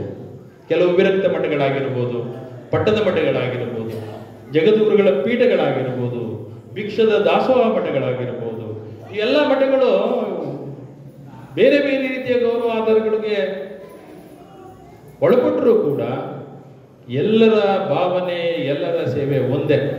ಈ ಸಮಾಜದಲ್ಲಿ ಕಟ್ಟ ಕಡೆಯ ಮನುಷ್ಯ ಸಮೃದ್ಧಿಯಾಗಿ ಶ್ರೀಮಂತಿಕೆಯಿಂದ ಬದುಕಬೇಕು ಅಂತ. ಹಾಗಾಗಿ ನಮ್ಮ ಈ 12ನೇ ಶತಮಾನದ ಬಸವಣ್ಣ ಹಾಕಿಕೊಟ್ಟಂತ ಕಾಯಕವೇ ಕೈಲಾಸ, ಕಾಯಕದಿಂದ ಜೀವನ, ಕಾಯಕದಿಂದ ದುಡಿಮೆ, ದಾಸೋಹದಿಂದ ಜೀವನ ಅನ್ನೋ ಪರಿಕಲ್ಪನೆ ಇದೆಯಲ್ಲ, 12ನೇ ಶತಮಾನದ ಸಂತ ಬಸವಣ್ಣ ಏನು ಹುಟ್ಟು ಹಾಕದ ಅದೇನೋ ಅಮೋಘವಾದದ್ದು. ಆ ಒಂದು ಕಾಯಕವೇ ಕೈಲಾಸ ಅನ್ನುವ ದಿಕ್ಕಿನಲ್ಲಿ ಸಮಾಜೋದ್ಧಾರಣೆ, ಅಭಿವೃದ್ಧಿಯ ಶೀಲ ಪಥದಲ್ಲಿ ಕೊಂಡೊಳ್ತಕ್ಕಂಥ ಶ್ರೀಮಠಗಳನ್ನ ನಾವು ಶ್ಲಾಘಿಸಲೇಬೇಕಾಗ್ತದೆ. ತದನಂತರ ಮಲೆಮಹದೇಶ್ವರರು ಬರ್ತಾರೆ, ಜಂಗಮತ್ವವನ್ನು ಪಡೀತಾರೆ. ಎಲ್ಲೋ ಹುಟ್ಟಿ ಶ್ರೀಶೈಲದಲ್ಲೆಲ್ಲೋ ಹುಟ್ಟಿದಂಥವರು ಮಲೆಮಹದೇಶ್ವರ ಗುಡ್ಡಗಾಡು ಪ್ರದೇಶಗಳಲ್ಲಿ ಹೋಗಿ ಅಲ್ಲಿ ಜಾತಿ ಧರ್ಮ ಯಾವುದನ್ನು ಲೆಕ್ಕಿಸದೆ ಪ್ರತಿಯೊಬ್ಬರಲ್ಲೂ ಇರ್ತಕ್ಕಂಥ ರಾಕ್ಷಸೀಯ ಪ್ರವೃತ್ತಿಯ ಗುಣಗಳನ್ನು ಮಟ್ಟ ಹಾಕಿ ಅವರಿಗೆ ಅರಿವು ಮೂಡಿಸಿ ಆ ಅರಿವಿನಿಂದ ಅವರನ್ನ ಶಿಕ್ಷಣವಂತರನ್ನಾಗಿ ಮಾಡಿ ಇವತ್ತು ಮಲೆಮಹದೇಶ್ವರರು ದೇವಮಾನವರಾಗಿ ನೆಲೆ ನಿಂತಿದ್ದಾರೆ. ತದನಂತರ 19ನೇ ಶತಮಾನದಲ್ಲಿ ಬಂದಂತಹ ಶಿವಮೊಗ್ಗದಿಂದ ಬಂದು ಮೈಸೂರಿನಲ್ಲಿ ವಿದ್ಯಾಭ್ಯಾಸ ಪಟ್ಟು ನಮ್ಮೂರು ದೇವನೂರಿಗೆ ಬಂದು ನೆಲೆ ನಿಂತಹ ಮಹಾತ್ಮ ಶ್ರೀ ಗುರುಮಲ್ಲೇಶ್ವರರು ಇವತ್ತು ಯಾವುದೇ ಸಂತನ ಮಹಾತ್ಮ ಅಂತ ಕರೆದಿದ್ದೇ ಆದರೆ ಇತಿಹಾಸದಲ್ಲಿ ಅದು ಗುರುಮಲ್ಲೇಶ್ವರರು ಒಬ್ಬರನ್ನು ಮಾತ್ರ. ಮತ್ತಾರನ್ನು ನಾವು ಮಹಾತ್ಮ ಮಲೆಮಹದೇಶ್ವರರು ಅನ್ನಲ್ಲ, ಮಹಾತ್ಮ ಗುರುಮಲ್ಲೇಶ್ವರರು ಅಂತ ಕರಿತೀವಿ. ಜನಮಾನಸದಲ್ಲಿ ನೆಲೆ ನಿಂತಂತ, ಹೃದಯದಲ್ಲಿ ನಿಂತಂತ ಒಬ್ಬ ದೇವ ಮಾನವ ಇದ್ದ ನಮ್ಮೊಡನೆ. ಇಲ್ಲಿ ಈ ಒಂದು ಪ್ರಾಂತ್ಯದಲ್ಲಿ ಕಂತೆ ಭಿಕ್ಷದ ಪರಿಕಲ್ಪನೆಯನ್ನ ಮಾಡಿದಂತ ವ್ಯಕ್ತಿ ಪೂಜ್ಯ ಗುರುಮಲ್ಲೇಶ್ವರರು. ಅವ್ರನ್ನ ಮಹಾತ್ಮ ಗುರುಮಲ್ಲೇಶ್ವರರು ಅಂತಾನೆ ನಾವು ಸಂಬೋಧಿಸೋದು. ಸೊ ಅಂತಹ ಗುರುಮಲ್ಲೇಶ್ವರರು ನೆಲೆ ನಿಂತಂತ ನಾಡು. ಹಾಗೆ ಅವರು ಹೋದ ಕಡೆ ಎಲ್ಲ ಸಣ್ಣ ಸಣ್ಣದಾಗಿ ಭಿಕ್ಷದ ಮಠಗಳನ್ನ ಸ್ಥಾಪಿಸ್ತಾರೆ. ಕಾರಣ ಏನು ಅಂದ್ರೆ, ಉಳ್ಳವನಿಂದ ಪಡಿ, ಇಲ್ಲದವನಿಗೆ ಕೊಡು, ಸಮ ಮಾಡು. ಯಾರ ಹತ್ರ ಹೆಚ್ಚಿಗೆ ಇದೆ, ಬೆಟ್ಟ ಇದೆ, ಕೆಳಗೆ ಜಮೀನಿದೆ, ಬೆಟ್ಟದ ಮೇಲೆ ಮಳೆ ಬಿದ್ದರೆ ಅಲ್ಲೇ ನಿಲ್ಲಲ್ಲ, ಅದು ಹರ್ಕೊಂಬರುತ್ತೆ, ನನ್ನ ಜಮೀನಿನ ಹೊಕ್ಕು ಹೋಗುತ್ತಲ್ಲ. ಹಾಗೆ ನಿನ್ನೂರಲ್ಲಿ 10 ಜನದ ಹತ್ರ ಜಾಸ್ತಿ ಶ್ರೀಮಂತಿಕೆ ಇದ್ದಲ್ಲಿ, ಅವರು ಕಾಯಕ ಮಾಡಿ ದುಡಿದಿದ್ದಲ್ಲಿ ಅದನ್ನ ಪಡೆ. ಗುರುಮಲ್ಲೇಶ್ವರರಿಗೆ ಮೈಸೂರು ಮಹಾರಾಜರು ವಜ್ರ ವೈಡೂರ್ಯಗಳನ್ನ ಕೊಡ್ತಾರೆ. ಅವ್ರೇನ್ ಹೇಳ್ತಾರೆ, ಇದ್ಯಾವುದು ನನಗೆ ಬೇಡ, ಇದು ಸಲ್ಲದು. ಯಾಕೆ ಅಂದ್ರೆ ಇದ್ಯಾವುದು ನೀನ್ ದುಡಿದದ್ದಲ್ಲ. ನೀನೇನಾದ್ರೂ ದುಡಿದಿದ್ರೆ ಒಂದು 4 ಕಾಣೆ ಕೊಡು, ಆ 4 ಕಾಣೆ ನನಗೆ ದೇವರಿಗೆ ಅರ್ಪಿತ ಅಂದಾಗ ಆ ಮಹಾರಾಜರು ಎಲ್ಲೋ ಒಂದು ಕಡೆ ಸೇವೆ ಸಲ್ಲಿಸಿ, ಕಂಬಾರನ ಶಾಪಲ್ಲಿ ಸೇವೆ ಸಲ್ಲಿಸಿ ದೇವನೂರು, ಅಲ್ಲಿವರೆಗೆ ದೇವನೂರಿಗೆ ಹೋಗ್ಬಿಟ್ಟಿರ್ತಾರೆ. ಅಲ್ಲಿ ಬಂದು ಅವರಿಗೆ ಕಾಣಿಕೆ ರೂಪದಲ್ಲಿ ಅದನ್ನು ಅರ್ಪಿಸ್ತಾರೆ. ಇದೆಲ್ಲಿ ಸಿಕ್ತಪ್ಪ ಅಂದಾಗ, ನಾನು ಇಂಥ ಕಡೆ ಸೇವೆ ಮಾಡಿ ನಾನೇ ಕಾಯಕ ಮಾಡಿ ದುಡಿದಿದ್ದು ಗುರುದೇವ ಅಂದಾಗ ಅದನ್ನ ಸ್ವೀಕರಿಸ್ತಾರೆ. ಅಂಥ ಶ್ರೀ ಗುರುಮಲ್ಲೇಶ್ವರರು ಪ್ರತಿ ಹಳ್ಳಿನಲ್ಲೂ ಹೋಗಿ ಕಂತೆ ಭಿಕ್ಷದ ಮಠಗಳನ್ನ ಶುರು ಮಾಡ್ತಾರೆ. ಕಂತೆ ಭಿಕ್ಷಾ ಕಾನ್ಸೆಪ್ಟ್ ಎಂತ ನೋಡಿ, ಅಂಥ ಕಂತೆ ಭಿಕ್ಷದ ದಾಸೋಹ ಮಠಗಳನ್ನ ಸುತ್ತಮುತ್ತಲಿನ ಸುಮಾರು 200ಕ್ಕೂ ಹೆಚ್ಚು ಮಠಗಳನ್ನ ಸೃಷ್ಟಿಸ್ತಾರೆ. ಆ ಪ್ರತಿಯೊಂದು ಮಠವೂ ಕೂಡ ಇಂಥ ಒಂದು ಕಾರ್ಯಕ್ರಮದಲ್ಲಿ ಏನೋ ಭಾಗಿಯಾಗ್ತಾ ಇದ್ದೇವೆ, ಪ್ರವಚನದ ಕಾರ್ಯಕ್ರಮವನ್ನು ರೂಪಿಸ್ತಾ ಇದೆ. ನಾನಾದರೂ ಇಲ್ಲಿ ಈ ಜಡಸ್ವಾಮೀಜಿಯವರ ಮತ್ತು ಈ ಶ್ರೀಮಠದ ಎಲ್ಲ ಭಕ್ತರನ್ನ ಅಭಿನಂದಿಸಲಿಕ್ಕೆ ಇಚ್ಛೆ ಪಡ್ತೇನೆ. ಪ್ರತಿ ವರ್ಷ ಇಂಥ ಒಂದು ಕಾರ್ಯಕ್ರಮಗಳು ಹಾಕೊಂಡು ಜನರ ಉದ್ಧಾರಕ್ಕಾಗಿ, ಮನಸ್ಪರಿವರ್ತನೆಗಾಗಿ ತಮ್ಮ ಸೇವೆಯನ್ನು ತೊಡ್ಕೊಂಡಿರೋದು ನಿಜಕ್ಕೂ ಅಭಿನಂದನಾ ಶ್ಲಾಘನೀಯ ಅಂತ ನಾನು ಅದ್ರ ಭಾವಿಸ್ಕೋತೇನೆ. ನಾನು ಹೇಳಿದೆ, ಈಗ ನಮಗೇನು ಬೇಕು ಜೀವನದಲ್ಲಿ, ಎಷ್ಟಿದ್ರೆ ಸಾಕು, ನಮ್ಮನ್ನು ನಾವು ಪ್ರಶ್ನೆ ಮಾಡ್ಕೋಬೇಕು. 12ನೇ ಶತಮಾನದ ವಚನನ ಅಭ್ಯಾಸ ಮಾಡ್ಕೊಳ್ತಾ ಬರ್ತಾ ಇಂಥ ಮಕ್ಕಳಿಗೆ ನಿಜಕ್ಕೂ ಬಹಳ ಅತ್ಯದ್ಭುತವಾದ ಕಾನ್ಸೆಪ್ಟ್ ನಮ್ಮ ರೂಪಾ ಕುಮಾರಸ್ವಾಮಿ ಅವ್ರದ್ದು ವಚನ ಪಾಠಶಾಲೆ. ಇಲ್ಲಿ ಡೈಲಿ ಕ್ಲಾಸಸ್ ಮಾಡ್ತೀರಾ, ನೀವು ಬಂದು ಪ್ರಾರಂಭ ಮಾಡ್ತೀರಿ, ಆಮೇಲೆ ನಂತರ ಇಲ್ಲಿ ಬರ್ತೀರಿ, ಮಕ್ಕಳನ್ನ ಉದ್ದೇಶಿಸಿ ಮಾತನಾಡ್ತೀರಿ, ವಚನ ಗಾಯನ ಮಾಡ್ತೀರಿ, ವಚನ ಬೈಪಾಠ ಮಾಡ್ತೀರಿ, ವಚನ ನೃತ್ಯ, ವಚನ ಗಾಯನ. ನೋಡಿ ಅವ್ರ ಆಸಕ್ತಿ ನೋಡಿ. ಈ ದಂಪತಿಗಳೇನವರು ಅವ್ರು ಹೇಳಿದ್ರು, ನಮ್ಮ ಪರಶುಮೂರ್ತಿ ಸ್ವಾಮೀಜಿ ಅವ್ರು ಹೇಳಿದ್ರು ಏನಂತ, ಕುಮಾರಸ್ವಾಮಿ ಯಾರಪ್ಪ ಅಂದ್ರೆ ಇಂಥವ್ರ ಮಗ ಅಂತಿದ್ವಿ, ಈಗ ಅವ್ರ ಅಪ್ಪನ ಹೆಸರು ಕೇಳಿದ್ರೆ ಇಂಥವ್ರ ತಂದೆಯನ್ನ ಮಟ್ಟಿಗೆ ಬೆಳೆದಿದ್ದಾರೆ, ತಂದೆಯನ್ನ ಮೀರಿಸಿದ ಮಗ. ಇವರಿಬ್ಬರು ದಂಪತಿಗಳು ವಚನ ಸಾಹಿತ್ಯದ ಒಂದು ಪ್ರಸಾರಕ್ಕೆ, ಪ್ರತಿಯೊಬ್ಬ ಮಾನವನಲ್ಲೂ ಬದಲಾವಣೆಯನ್ನು ತರಲಿಕ್ಕೆ ಕಂಕಣಬದ್ಧರಾಗಿ ನಿಂತಿದ್ದಾರೆ. ನನ್ನ ವೈಯಕ್ತಿಕವಾಗಿ ನಿಮಗೆ ಅಭಿನಂದನೆಗಳನ್ನು ಹೇಳ್ತೇನೆ. ಅವ್ರು ನಿಮ್ಮೂರಿಗೆ ಬರ್ತಿದ್ದಾರೆ, ನೀವೇ ಅದೃಷ್ಟವಂತರು. ಸಾಮಾನ್ಯವಾಗಿ ಕಲಿಬೇಕು ಅಂದ್ರೆ ನಾವು ಗುರುಗಳನ್ನ ಹುಡ್ಕೊಂಡು ಹೋಗ್ಬೇಕಲ್ವಾ? ಆದರೆ ಗುರುಗಳೇ ನಿಮ್ಮ ಮನೆ ಹತ್ರ ಬರ್ತಿದ್ದಾರೆ. ನನ್ನಾದರೂ ಒಂದು ನಿರೀಕ್ಷೆ ಏನು ಅಂದರೆ, ನೀವು ನೃತ್ಯ ರೂಪಕವಾಗಿ ಕಥೆಗಳ ಮೂಲಕ ವಚನ ಸಾಹಿತ್ಯವನ್ನು ಹೇಳ್ಕೊಡೋದ್ರ ಜೊತೆಗೆ ಆ ಮಕ್ಕಳು ವಚನ ಅಂತ ಕಲಿಯಬಾರ್ದು, ಮಾತೃಭಾಷೆ ಅಂತ ಕಲಿಯಬೇಕು. ಕನ್ನಡವನ್ನು ಒಂದು ಹುಟ್ಟಿದ ಮಗು ಕೆಲವೇ ವರ್ಷಗಳಲ್ಲಿ ಹೇಗೆ ಪಿಕಪ್ ಮಾಡಿಕೊಳ್ತದೆ, ಅದು ನನ್ನ ಮಾತೃಭಾಷೆ ಅನ್ನೋ ರೀತಿ ಈ ವಚನ ಸಾಹಿತ್ಯ ನನ್ನ ಮಾತೃ ಸಾಹಿತ್ಯ ಅನ್ನೋ ಮಟ್ಟಿಗೆ ಅದು ಪಿಕಪ್ ಮಾಡ್ಕೋಬೇಕು. ಮತ್ತೆ ಇದನ್ನ ಯಾಕೆ ಕಲಿಬೇಕು ಅಂತ ಪ್ರಶ್ನೆ ಬರ್ತದೆ. ನಾನು ಅಂದ್ಕೊಂಡಿದ್ದೆ, ವಿಜ್ಞಾನದ ವಿದ್ಯಾರ್ಥಿ ಆದರೂ ಕೂಡ ಸಮಯ ಸಿಕ್ಕಲ್ಲಿ ಅಥವಾ ತಿಂಗಳಿಗೆ ಒಮ್ಮೆ ಆದರೂ ಕೆಲವು ಗಂಟೆಗಳು ನನ್ನ ವಚನ ಸಾಹಿತ್ಯದ ಪುಸ್ತಕಗಳನ್ನ ಅರ್ಥ ಆಗದಿದ್ರೂ ಕೂಡ, ನಾವೇನು ಕುಮಾರಸ್ವಾಮಿ ಅಷ್ಟು ಬುದ್ಧಿವಂತರಲ್ಲ, ಪದಗುಚ್ಛಗಳಲ್ಲಿ ಕನ್ನಡ ಪದಗಳಲ್ಲಿ ಅದನ್ನ ಸಾಧ್ಯ ಆದಲ್ಲಿ ಪುಟಗಳನ್ನ ತಿರುಗಿಸ್ತೆ ಏನಾದ್ರು ಅರ್ಥ ಮಾಡ್ಕೊಳ್ಳಿಕ್ಕೆ ಸಾಧ್ಯನ ಅಂತ ನೋಡ್ತೀನಿ. ಆವಾಗ ಕೆಲವು ವಚನಗಳು ಬಾಯಪಾಠ ಆಗ್ತವೆ. ಆವಾಗ ನಾನು ಗಮನಿಸ್ತೇನು ಅಂದ್ರೆ, ವಚನವನ್ನು ವಚನ ಅಂತ ಓದಬಾರದು. ಗಿಡ ಮರ ಬಳ್ಳಿ ಧಾನ್ಯಗಳ ಬೆಳಸೆಲ್ಲವ ತರಿದು ಪ್ರಾಣವ ಕೊಂದುಂಡು ಶರೀರವ ಒರೆವ ದೋಷಕ್ಕೆ ವಿಧಿಯಯ್ಯ ಅಂತ ಕೇಳ್ತಾನೆ. ವಿಧಿ ಯಾವುದಯ್ಯ? ಹಾಗೆ ಬರೀತಾ ಹೇಳ್ತಾನೆ, ಬಹುಶಃ ಕೊನೆ ಸಾಲುಗಳಲ್ಲಿ ನಮ್ಮ ಕೂಡಲ ಸಂಗನ ಶರಣರು ಪ್ರಸಾದವ ಲಿಂಗಕ್ಕೆ ಅರ್ಪಿಸಿ ಆ ದೋಷವನ್ನು ಕಳ್ಕೊಂಡ್ರು ಅಂತ ಹೇಳ್ತಾನೆ. ನಮ್ಮ ಬಸವಣ್ಣನ ಒಂದು ವಚನದಲ್ಲಿ ಬರ್ತದೆ. ಅಲ್ಲಿ ನಾನು ಗಮನಿಸಿದ್ದು ಏನು ಅಂದರೆ, ಮೊದಲನೇ ಸಾಲಿನಲ್ಲಿ ಗಿಡ ಮರ ಬಳ್ಳಿ ಧಾನ್ಯಗಳ ಬೆಳಸೆಲ್ಲವ ತರಿದು ಪ್ರಾಣವ ಕೊಂದುಂಡು. ಪ್ರಾಣವನ್ನು ಕೊಂದು ಬಿಡ್ತೀನಿ. ಆ ಸಸ್ಯಗಳನ್ನ ಕಟ್ಟು ಮಾಡಿದಾಗ ನಮಗೆ ಪಾಪ ಪ್ರಜ್ಞೆ ಕಾಡ್ತದೆ. ಆ ಪಾಪ ಪ್ರಜ್ಞೆಯಿಂದ ನಾವು ಹೊರ ಬರ್ಲಿಕ್ಕೆ ನಾವೇನ್ ಮಾಡಬೇಕು ಅಂದ್ರೆ, ಅದ್ರ ಬೇಯಿಸ್ತದ ತಗೊಂಡೋಗಿ ನಾವು ಪ್ರಸಾದ ಅಂತ ಇಟ್ಟು ದೇವರಿಗೆ ಅರ್ಪಿಸು. ನನ್ನನ್ನು ನೋಡ್ಕೊಳ್ಳೋದು ಜವಾಬ್ದಾರಿ ನಿಂದು ದೇವ, ನೀನೇ ಈ ಕೆಲಸ ಮಾಡಿಸಿದೀಯ, ನನಗೆ ಆಹಾರ ಕೊಡ್ಲಿಕ್ಕೆ ನಾನು ಮಾಡಿಲ್ಲ, ನೀನು ಮಾಡಿಸ್ತದ್ದು, ಹಾಗಾಗಿ ಆ ದೋಷ ನನ್ನದಲ್ಲ ನಿನ್ನದು ಅಂತ ಲಿಂಗಕ್ಕೆ ಅರ್ಪಿಸ್ಬಿಡ್ತಾರೆ ನಮ್ಮ ಕೂಡಲ ಸಂಗನ ಶರಣರು. ಹಾಗಾಗಿ ನಿರ್ದೋಷಿಗಳು ಅನ್ನೋ ಭಾವನೆ ಬರಲಿ ಅಂತ ಪ್ರಸಾದದ ಮಹತ್ವವನ್ನ ತಿಳಿ ಹೇಳಲಿಕ್ಕೆ ಆ ಒಂದು ವಚನವನ್ನು ಬರೆದಿದ್ದಾನೆ ಅಂತ ನಮ್ಮ ಎಲ್ಲ ಗುರುಗಳು ಹೇಳಿಕೊಟ್ಟ ಪಾಠ. ಆದ್ರೆ ನಾನು ಗಮನಿಸಿದ್ದು ಏನು ಅಂದ್ರೆ, 12ನೇ ಶತಮಾನದಲ್ಲಿ ಬಸವಣ್ಣ ಗಿಡ ಮರ ಬಳ್ಳಿಗಳನ್ನ ಕೊಂದು ಅಂದ್ರೆ ಏನರ್ಥ? ಆ ಗಿಡ ಮರ ಬಳ್ಳಿಗಳಿಗೆ ಜೀವ ಇತ್ತು. ಪ್ರಾಣವ ಕೊಂದುಂಡು ಅಂದ್ರೆ ಅವಿಗೆ ಪ್ರಾಣ ಇತ್ತು ಅಂದ್ರೇನು? ಅವು ಜೀವಿಸ್ತಿದ್ವು. ಜೀವ ಇತ್ತು ಅಂದ್ರೇನು? ಉಸಿರಾಡ್ತಿದ್ವು. ನೋಡಿ, 12ನೇ ಶತಮಾನದ ಸಂತ ಬಸವಣ್ಣನಿಗೆ ಸಸ್ಯಗಳು ಉಸಿರಾಡುತ್ತಿವೆ ಅಂತ ಗೊತ್ತಿತ್ತು. ಆದ್ರೆ ಇವತ್ತು ನಮ್ಮ ವಿಜ್ಞಾನದ ವಿದ್ಯಾರ್ಥಿಗಳನ್ನ ಕೇಳಿದ್ರೆ, ಸಸ್ಯಗಳು ಕೂಡ ಜೀವಿಸ್ತವೆ, ಅವು ಉಸಿರಾಡ್ತವೆ ಅಂತ ಯಾರಪ್ಪ ಕಂಡಿಡಿದ ವಿಜ್ಞಾನಿ ಅಂದ್ರೆ 18ನೇ ಶತಮಾನದ ಜಗದೀಶ್ ಚಂದ್ರ ಬೋಸ್ ಅಂತ ಹೇಳ್ತಾರೆ. ಅರ್ಥ ಆಯ್ತು ಅನ್ಕೊಂಡಿದ್ದೀನಿ. 12ನೇ ಶತಮಾನದ ಸಂತನಿಗೆ ಗೊತ್ತಿತ್ತು ಆ ಸಸ್ಯಗಳು ಉಸಿರಾಡ್ತವೆ, ಜೀವ ಇದೆ, ನಾವು ಪ್ರಾಣವನ್ನು ಕೊಂದು ಬಿಡ್ತೀವಿ. ಹೀಗೆ ತಾವು ವಿಜ್ಞಾನವನ್ನ ಅದರ ಜೊತೆ ಬೆಸಗಿ ಹಾಕಿ ಇವತ್ತಿನ ಮಕ್ಕಳಿಗೆ ಆಧುನಿಕತೆಗೆ ಬೇಕಾದ ರೀತಿಯಲ್ಲಿ ವಚನ ಸಾಹಿತ್ಯವನ್ನು ಹೇಳ್ಕೊಡೋದೇ ಆದರೆ ಬಹುಶಃ ಮಕ್ಕಳು ಬಹಳ ಆತ್ಮೀಯತೆಯಿಂದ, ವಿಧೇಯಕತೆಯಿಂದ ತೃಪ್ತಿಕರವಾಗಿ ಕಲಿಯಬೇಕು ಅನ್ನೋ ಒಂದು ಆಸೆಯಿಂದ ನಿಮ್ಮ ಹತ್ರ ಬರ್ತಾರೆ. ವಚನ ಸಾಹಿತ್ಯ ನಾನು ಅಧ್ಯಯನ ಮಾಡಬೇಕು ಅಂತ ಹೇಳ್ತಾರೆ. ಹಾಗೆ ಕನಕದಾಸನ ಒಂದು ಕತೆ ಕೇಳಿರ್ಬೋದು ನೀವು. ಒಬ್ಬ ಟೀಚರು ಪಾಠ ಮಾಡ್ತಾರೆ. ಕೇಳಿದ್ದೀರಾ ಕನಕದಾಸನ ಕತೆ? ಏನು ಹೇಳಿ ಮತ್ತೆ? ಗೊತ್ತಿಲ್ಲ? ಒಬ್ಬ ಟೀಚರ್ ಪಾಠ ಮಾಡ್ತಾರೆ.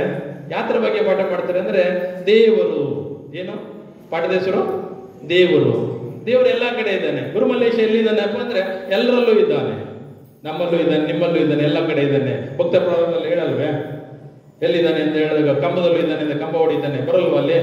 ಹಾಗೆ ಎಲ್ಲ ಕಡೆ ಇದ್ದಾನೆ, ಅವನಿಲ್ಲದೆ ಜಾಗನೇ ಇಲ್ಲ, ಅವನ್ ಬಿಟ್ಟು ನಾನೇನು ಮಾಡೋಕ್ಕಾಗಲ್ಲ ಅಂತ ಗುರುಗಳು ಮಕ್ಕಳಿಗೆ ತಿಳಿ ಹೇಳ್ತಾರೆ.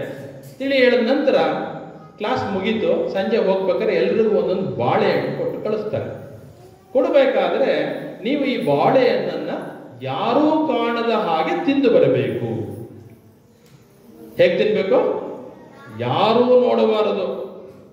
ಆಗ ಒಂದು ಹುಡುಗಿ ಏನ್ ಮಾಡುತ್ತೆ, ರಾತ್ರಿ ಮಲ್ಕೊಂಡು ರಗ್ಗೋಸ್ಕೊಂಡ್ಬಿಟ್ಟು ತಿಂದುಬಿಡುತ್ತೆ. ಇನ್ನೊಂದು ಮಗು ಏನ್ ಮಾಡುತ್ತೆ, ನೀರೊಳಗೆ ಮುಳುಗ್ಬಿಟ್ಟು ನೀರೊಳಗೆ ತಿಂದುಬಿಡುತ್ತೆ. ಇನ್ನೊಂದು ಮಗು ಎಲ್ಲ ಲೈಟ್ ಎಲ್ಲ ಆಫ್ ಮಾಡಿಬಿಟ್ಟು ಯಾರೂ ಇಲ್ಲ, ಕತ್ಲೆ ತಿಂದು ಬಿಡುತ್ತೆ. ಈಗ ಎಲ್ಲ ಒಂದೊಂದು ರೀತಿ ತಿನ್ಕೊಂಡ್ ಬರ್ತಾರೆ. ಒಬ್ಬ ಮಾತ್ರ ವಾಪಸ್ ಬಾಳೆಹಣ್ಣು ತಗೊಂಡ್ ಬರ್ತಾನೆ. ನಾನು ಅವನು ಬಾಳೆಹಣ್ಣು ತರ್ತಾನೆ. ತಿನ್ಲಿಕ್ಕೆ ಆಗ್ಲಿಲ್ಲ ಗುರುಗಳೇ ಅಂತಾನೆ. ಯಾಕೆ ತಿನ್ಲಿಲ್ಲ? ನೆನ್ನೆ ತಾನೇ ಹೇಳ್ಕೊಟ್ರಿ ನೀವು, ಎಲ್ಲಾ ಕಡೆ ದೇವರಿದ್ದಾನೆ, ದೇವ್ರು ಯಾವಾಗ್ಲೂ ನಮ್ಮನ್ನ ನೋಡ್ತಿರ್ತಾನೆ ಅಂದಾಗ ನಾನು ತಿನ್ಲಿಕ್ಕೆ ಟ್ರೈ ಮಾಡಿದೆ, ರಗ್ಗೋಸ್ಕೊಂಡು ಟ್ರೈ ಮಾಡಿದೆ, ಆದ್ರೂ ರಗ್ಗೊಳಗೆ ದೇವ್ರಿದ್ದಾನೆ ಅನ್ನಿಸ್ತು. ಕತ್ತಲೆ ಮಾಡ್ಕೊಂಡು ತಿನ್ಲಿಕ್ಕೆ ನೋಡಿದೆ, ಆ ಕತ್ತಲೆಯಲ್ಲೂ ಕೂಡ ದೇವರಿದ್ದಾನೆ ಅನ್ನಿಸ್ತು. ನಾನು ಎಲ್ಲೋ ಕಾಡೊಳಗೆ ಹೋಗಿ ತಿನ್ಲಿಕ್ಕೆ ನೋಡಿದೆ, ಆ ಕಾಡಲ್ಲೂ ಕೂಡ ದೇವರಿದ್ದಾನೆ, ನನ್ನನ್ನೇ ನೋಡ್ತಾ ಇದ್ದಾನೆ ಅನ್ನಿಸ್ತು. ನಾನು ಎಷ್ಟೇ ಪ್ರಯತ್ನ ಪಟ್ಟರು ಆಗ್ಲಿಲ್ಲ ಗುರುಗಳೇ, ದಯವಿಟ್ಟು ಕ್ಷಮಿಸಿ, ನನ್ನನ್ನು ಯಾವಾಗಲೂ ದೇವ್ರು ನೋಡ್ತಾನೆ ಇದ್ದಾನೆ ಅಂತ ಭಾವನೆ ಬಂತು. ನಿಮ್ಮ ಪಾಠದಲ್ಲಿ ಹಂಗೆ ಅರ್ಥ ಮಾಡ್ಕೊಂಡಿದ್ದೆ, ತಿನ್ಲಿಕ್ಕೆ ಆಗ್ಲಿಲ್ಲ ಅಂತ ಹೇಳ್ತಾನೆ. ಅವನೇ ಕನಕದಾಸ. ಭಕ್ತ ಮಹಾಶಯರೇ, ದೇವರಿದ್ದಾನೋ ಇಲ್ವೋ ಗೊತ್ತಿಲ್ಲ, ನಂಬಿಕೆ ಅಷ್ಟೇ ನಮಗಿದೆ. ಗುರುಮಲ್ಲೇಶ ಇದ್ದಾನೆ, ಬದುಕಿದ್ದ ದೇವಮಾನವ, ಅದಂತೂ ನಿಜ. ನಮ್ಮ ತಾತ ಮುತ್ತಾತ ಹೇಳಿದ್ದು, ಅವ್ರು ನೋಡಿದ್ರು. ಆದರೆ ಇವತ್ತು ಗುರುಮಲ್ಲೇಶ ನಮ್ಮೆಲ್ಲರಿಗೂ ಇದ್ದಾನೆ ಅಂತ ಹೇಳಿದೆ. ಹೇಗಿದ್ದಾನೆ ನಾನಂತೂ ನೋಡಿಲ್ಲ, ಅನುಭವಿಸಿರ್ಬೋದೇನೋ. ನೀವು ನೋಡಿದ್ರೆ ದಯವಿಟ್ಟು ತೋರಿಸ್ಕೊಡಿ, ದೇವ್ರು ನೋಡಿದ್ರೆ ದಯವಿಟ್ಟು ತೋರಿಸ್ಕೊಡಿ. ಅದನ್ನ ದೇವರಿಲ್ಲ ಅಂತ ಹೇಳಲ್ಲ, ನಂಬಿಕೆ ಇದೆ. ಆದರೆ ದೇವ್ರು ನೋಡ್ತಾನೋ ಇಲ್ಲೋ ಗೊತ್ತಿಲ್ಲ. ಇವತ್ತಿನ ಆಧುನಿಕ ಕಾಲದಲ್ಲಿ CC ಕ್ಯಾಮ್ರಾಗಳು ಎಲ್ಲ ಕಡೆ ನಿಮ್ಮನ್ನು ಏನ್ ನೋಡ್ತಾ ಇದೆ? ನಿಮ್ಮನ್ನ CC ಕ್ಯಾಮ್ರಾಗಳು. ಟ್ರಾಫಿಕ್ ಜಂಕ್ಷನ್ ಅಲ್ಲಿ ನೋಡ್ತಿರ್ತೇವೆ, ಮಾಲ್ಗಳು ನೋಡ್ತಿರ್ತೇವೆ, ಕಾಲೇಜ್ಗಳಲ್ಲಿ ನೋಡ್ತಿರ್ತೇವೆ. ಎಲ್ಲ ಕಡೆ CC ಕ್ಯಾಮ್ರಾಗಳು ಹಾಕಿ ನಿಮ್ಮನ್ನ ಗಮನಿಸ್ತಾ ಇದೆ. ಎಲ್ಲ ಎಷ್ಟೋ ಕೇಸ್ಗಳು ಇವತ್ತು CC ಕ್ಯಾಮ್ರಾದ ಮೂಲಕ ಸಾಲ್ವ್ ಆಗ್ತಾ ಇದೆ. ಹಾಗಾಗಿ ಅವತ್ತಿನ ಕಾಲಘಟ್ಟದ ಕಥೆಗಳನ್ನ ನೀವು ಬರೀ ಕಥೆಗಳ ತರ ಹೇಳೋ ಬದಲು ನನ್ನ ಕೋರಿಕೆ ಏನಪ್ಪಾ ಅಂದ್ರೆ, ಇವತ್ತಿನ ಆಧುನಿಕ ಕಾಲದಲ್ಲಿ ಆ ಕಥೆಗಳು ಹೇಗೆ ರಿಯಲೈಸೇಷನ್ ಆಗಿವೆ, ಹೇಗೆ ಇವತ್ತು ಸಾಧ್ಯ ಆಗಿದೆ. ಅವತ್ತು ಇಮ್ಯಾಜಿನೇಷನ್, ಇವತ್ತು ಸಾಧ್ಯತೆ ಆಗಿದೆ ಅಲ್ಲ, ಅದಕ್ಕೆ ಹೇಗಿದೆ ಆಧುನಿಕ ಕಾಲಘಟ್ಟದಲ್ಲಿ ಈ ಕಥೆಗಳು ಎಷ್ಟು ಬೇಕು ನಮಗೆ. ದಯವಿಟ್ಟು ವಿಚಾರವಂತರಾದರೆ ಸಾಕು. ಬರೀ ವಿಚಾರ ತಿಳ್ಕೊಂಡ್ರೆ ಏನೂ ಇಲ್ಲ, ಆಚಾರವಂತರಾಗಬೇಕು.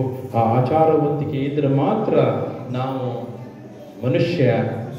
ಮನುಷ್ಯತ್ವದಿಂದ ಮಾನವೀಯ ಮೌಲ್ಯಗಳನ್ನ ರೂಢಿಸ್ಕೊಂಡು ಬದುಕಲಿಕ್ಕೆ ಸಾಧ್ಯ. ಈ ದಿಕ್ಕಿನಲ್ಲಿ ನಾನಾದರೂ ಅಂದ್ಕೊಳ್ತೇನೆ, ಈ ಎರಡೂ ಕಾರ್ಯಕ್ರಮಗಳು, ಒಂದು ಪ್ರವಚನ ಕಾರ್ಯಕ್ರಮ, ಮತ್ತೊಂದು ನಮ್ಮ ವಚನ ಪಾಠಶಾಲೆಯ ಒಂದು ಪ್ರಾರಂಭೋತ್ಸವ, ಬಹುಶಃ ದೇವಲಾಪುರದಲ್ಲಿ ಅಲ್ಲೇ ಅಲ್ಲ, ಇನ್ನು ಉಳಿದ ಗ್ರಾಮಗಳಲ್ಲೂ ಕೂಡ ಇದು ಪ್ರೇರಣೆ ನೀಡಲಿ.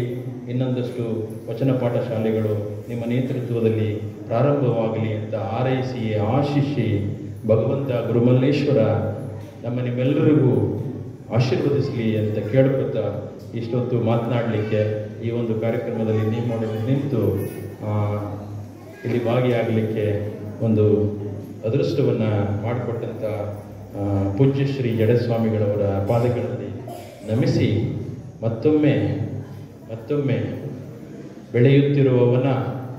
ಬೆಳೆಯುತ್ತಿರುವವನ ಪಸರಿಸುತ್ತಿರುವ ಬೆಂಕಿ ಅಂತೆ ಕಾಣಲೇಬೇಕು ಕಡಲಂಚಿನಲ್ಲಿ. ಗಾಳಿಗೆಲ್ಲಿ ಅದು ಅಂತ್ಯ, ಗಾಳಿಗೆಲ್ಲಿದೆ ಅಂತ್ಯ, ಅದೆಲ್ಲ ಕಡೆ ಹೋಗ್ತಾ ಇದೆಯಲ್ಲ, ಏರ್ ಮಾಲಿಕ್ಯೂಲ್. ಗಾಳಿಗೆಲ್ಲಿ ಅದು ಅಂತ್ಯ, ಅದು ವಿಶ್ವವ್ಯಾಪಿ.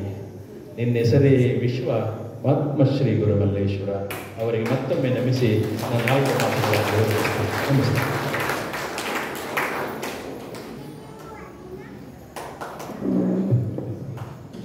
ಉದ್ಘಾಟನಾ ನುಡಿಯನ್ನು ಹಾಡಿದಂಥ ಡಾಕ್ಟರ್ DS ಗುರುರವರು, ನಾನು ವಿಜ್ಞಾನದ ಶಿಕ್ಷಕ ಅಂತ ಹೇಳ್ತಾನೆ ವಚನ ಸಾಹಿತ್ಯದ ಬಗ್ಗೆ, ಶರಣರ ಬಗ್ಗೆ ಸುದೀರ್ಘವಾಗಿ ಮಾತನಾಡಿದಂಥ ಡಾಕ್ಟರ್ DS ಗುರು ಸರ್ ಅವರಿಗೆ ನಮ್ಮ ಪೂಜ್ಯ ಜಡಸ್ವಾಮಿಗಳಿಂದ ಗೌರವ ಸಮರ್ಪಣೆ.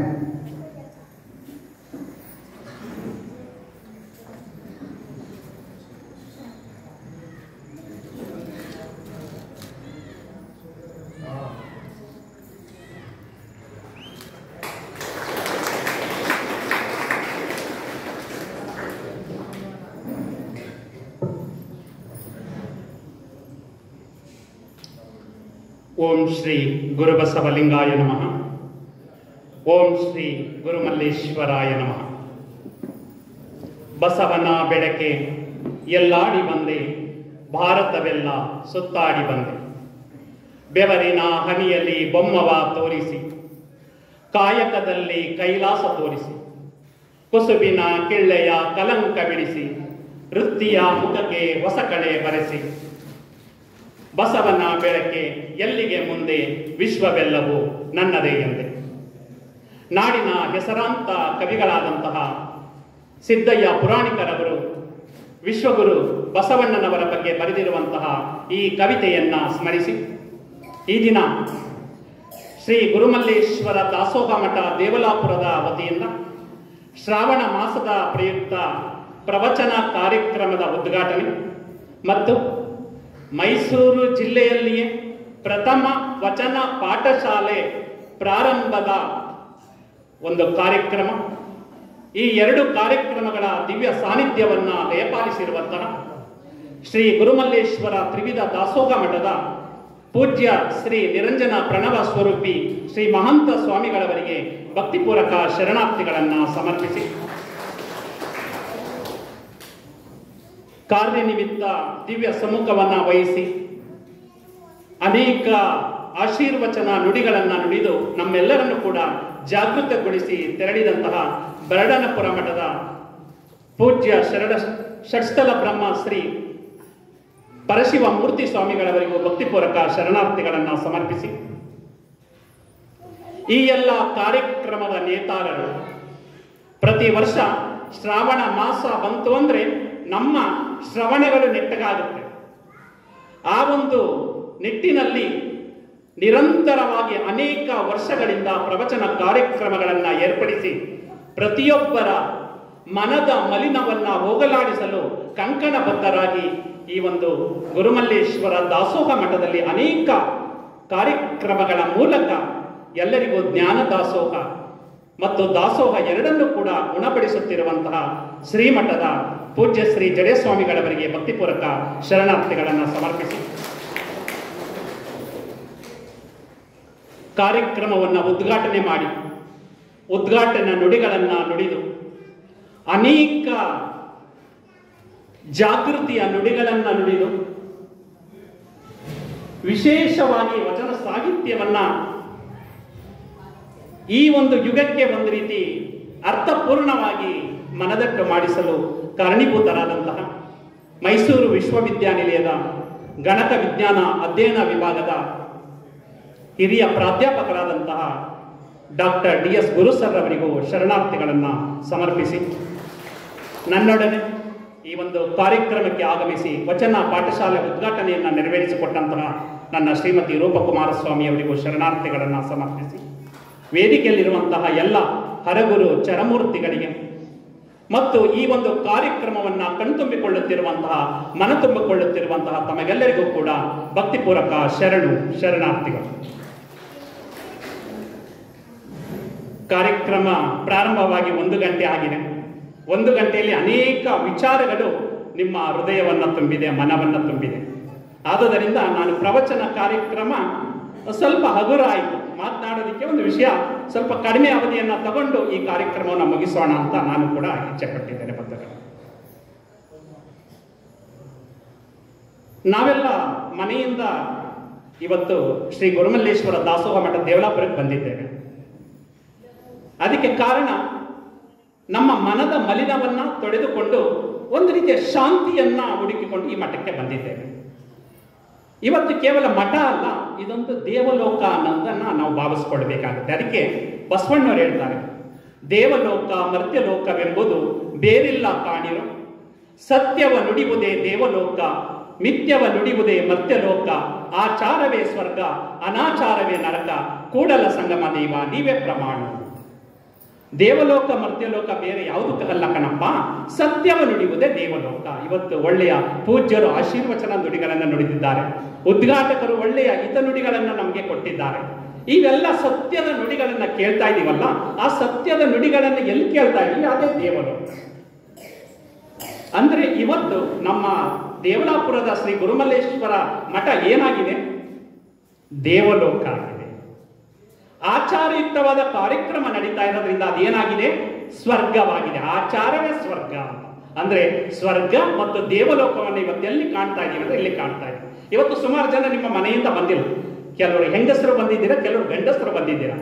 ಯಾರಾದ್ರೂ ಗಂಡಸರು ಬಂದಿಲ್ಲ ಅಂದ್ರೆ ಹೆಂಗಸರು ಹೋಗ್ತಿರಲ್ಲ, ಎಲ್ಲಿಗೆ ಹೋಗಿದ್ದೆ ಅಂದ್ರೆ ನಾನು ಎಲ್ಲಿಗೆ ಹೋಗಿದ್ದೆ ಅಂತ ಹೇಳಬೇಕು, ದೇವಲೋಕಕ್ಕೆ ಹೋಗಿದ್ದೆ, ಸ್ವರ್ಗಕ್ಕೆ ಹೋಗಿದ್ದೆ ಅಂತ ಹೇಳಬೇಕು. ಆಗ ಮತ್ತೊಂದ್ಸಲ ಅವರು ಏನ್ ಮಾಡ್ತಾರೆ, ಈ ಸ್ವರ್ಗಲೋಕವನ್ನ ದೇವಲೋಕವನ್ನ ಮಿಸ್ ಮಾಡ್ಕೊಂಡಲ್ಲ ಅಂತ ಮತ್ತೊಂದು ಸಲ ಬರೋದಕ್ಕೆ ಅವರಿಗೆ ಅನುಕೂಲ ಆಗುತ್ತೆ. ಆ ರೀತಿ ಅಂತಹ ಒಂದು ದೇವಲೋಕದ ಸಮಾನವಾದಂತಹ ಕಾರ್ಯಕ್ರಮ ಇವತ್ತು ನಡೀತಾ ಇದೆ. ಈ ಸಂದರ್ಭದಲ್ಲಿ ನಮ್ಮ ವಿಶ್ವಗುರು ಬಸವಣ್ಣನವರನ್ನ ಕರ್ನಾಟಕದ ಸಾಂಸ್ಕೃತಿಕ ನಾಯಕ ಅಂತ ಘೋಷಣೆ ಆಗಿದೆ. ಯಾಕೆ? ಅನೇಕ ದಾರ್ಶನಿಕರು ಬಂದರು, ತತ್ವಜ್ಞಾನಿಗಳು ಬಂದರು, ಅವರೆಲ್ಲರನ್ನು ಬಿಟ್ಟು ಬಸವಣ್ಣನವರನ್ನೇ ಕರ್ನಾಟಕದ ಸಾಂಸ್ಕೃತಿಕ ನಾಯಕ ಅಂತ ಯಾಕೆ ಘೋಷಣೆ ಮಾಡಿದ್ದಾರೆ ಅಂತ ಅನೇಕರು ಪ್ರಶ್ನೆಯನ್ನು ಹಾಕ್ತಾ ಇರ್ತಾರೆ. ಕೆಲವರು ಬೇರೆ ಬೇರೆ ರೀತಿಯ ಮಾತುಗಳನ್ನು ಕೂಡ ಆಡ್ತಾ ಇದ್ದಾರೆ.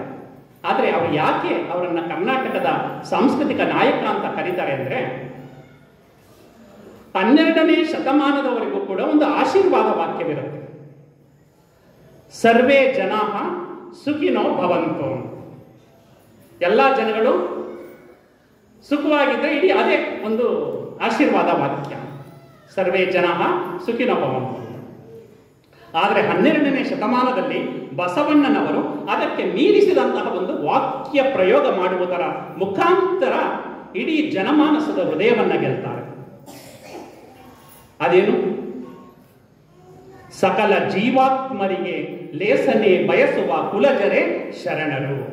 ಕೇವಲ ಜನ ಮಾತ್ರ ಸುಖವಾಗಿದ್ರೆ ಸಾಕಾಗಲ್ಲ, ಸಕಲ ಜೀವಾತ್ಮರು, ನಮ್ಮ ಗುರು ಸರ್ ಹೇಳ್ದಂಗೆ ಪ್ರತಿಯೊಂದಕ್ಕೂ ಜೀವ ಇದೆ ಅನ್ನೋ ಒಂದು ಭಾವವನ್ನ ಇಟ್ಕೊಂಡು ಯಾವುದು ಜೀವ ಇದೆ ಆ ಜೀವ ಇರುವಂತಹ ಪ್ರತಿಯೊಂದಕ್ಕೂ ಕೂಡ ಯಾರು ಲೇಸನ್ನ ಬಯಸ್ತಾರೋ, ಒಳ್ಳೆಯದನ್ನ ಬಯಸ್ತಾರೋ ಅವರೇ ಶರಣರು ಅಂತ. ಆದುದರಿಂದ ಬಸವಣ್ಣನವರನ್ನ ಏನ್ ಮಾಡ್ತಾರೆ, ಒಂದು ವಿಶೇಷವಾದಂತಹ ಸಾಂಸ್ಕೃತಿಕ ನಾಯಕ ಅಂತ ಈಗಲಾದ್ರು, ತುಂಬಾ ವರ್ಷಗಳಿಂದ ಅವರು ಸಾಂಸ್ಕೃತಿಕ ನಾಯಕ ಅಂತ ಘೋಷಣೆ ಆಗ್ಬೇಕಾಗಿತ್ತು, ಈಗಲಾದ್ರೂ ಅವರು ಸಾಂಸ್ಕೃತಿಕ ನಾಯಕ ಘೋಷಣೆ ಆದ್ರಲ್ಲ, ಅದು ಖುಷಿ.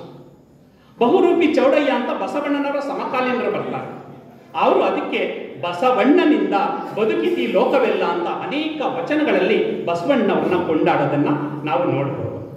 ಇಂತಹ ಬಸವಾದಿ ಪ್ರಮತರು ವಿಶೇಷವಾಗಿ 3 ಶುದ್ಧಿಗಳನ್ನ ಆಗ್ಬೇಕು.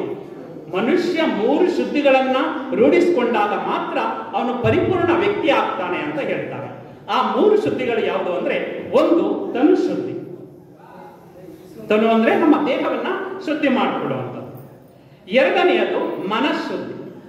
ಮೂರನೆಯದು ಭಾವಶುದ್ಧಿ. ತನು ಶುದ್ಧಿ, ತನುವನ್ನ ಶುದ್ಧಿ ಮಾಡಿಕೊಡ್ಬೇಕು. ಅದಕ್ಕೆ ಏನ್ ಮಾಡಬೇಕು? ತನು ಶುದ್ಧಿಗೆ ಕಾಯಕವನ್ನ ಮಾಡಬೇಕು. ಕಾಯಕವೇ ಕೈಲಾಸ. ಆ ಕಾಯಕದ ಬಗ್ಗೆ ಒಳ್ಳೆ ದೃಷ್ಟಾಂತವನ್ನ ನಮ್ಮ ಗುರು ಸರ್ ಹೇಳಿದ್ರು. ಗುರುಮಲ್ಲೇಶ್ವರರು ಮುಮ್ಮಡಿ ಕೃಷ್ಣರಾಜ ಒಡೆಯರ ಕಾಯಿಲೆ ಅವರು ಕಾಯಕವನ್ನ ಮಾಡಿಸ್ತಾರೆ. ಅವರು ಚಿನ್ನ ವಜ್ರ ವೈಡೂರ್ಯ ಆಭರಣಗಳನ್ನು ಕೊಟ್ಟರು ಕೂಡ ಅವರು ತಗೊಂಡಿಲ್ಲ. ನೀನು ಸ್ವಂತ ದುಡಿಮೆಯಿಂದ ದುಡಿದು ನೀನು ಹಣವನ್ನು ಕೊಟ್ಟರೆ ಮಾತ್ರ ದುಡಿತೀನಿ ಅಂದಾಗ ಮುಮ್ಮಡಿ ಕೃಷ್ಣರಾಜ ಒಡೆಯರು ಒಬ್ಬ ಕುಲುಮೆಯನ ಹತ್ತಿರ ಹೋಗಿ ಕೆಲಸವನ್ನ ಮಾಡಿ 4 ಆಣೆಯನ್ನು ತೆಗೆದುಕೊಂಡು ಬಂದು ಕೊಟ್ಟಾಗ ಅದನ್ನ ಸ್ವೀಕರಿಸ್ತಾರೆ ಗುರುಮಲ್ಲೇಶ್ವರರು. ಅಂತಹ ಕಾಯಕ, ತನ್ನ ಶುದ್ಧವಾಗಿ ಕಾಯಕವನ್ನ ಮಾಡಬೇಕು. ಅಂತಹ ಕಾಯಕ ನಾವೆಲ್ಲ ರೂಢಿಸಿಕೊಂಡಾಗ ಮಾತ್ರ ನಾವು ವಿಶೇಷವಾದ ವ್ಯಕ್ತಿಗಳಾಗೋದಕ್ಕೆ ಸಾಧ್ಯ ಆಗುತ್ತೆ. ಯಾವ ರೀತಿ ಕಾಯಕ ಅಂದ್ರೆ, ನಮ್ಮ ಶರಣರು ಆ ಪರಮೇಶ್ವರ ಬಂದ್ರು ಕೂಡ ತಿರುಗಿ ನೋಡಲ್ಲ ಅಂತ ಹೇಳ್ತಾರೆ.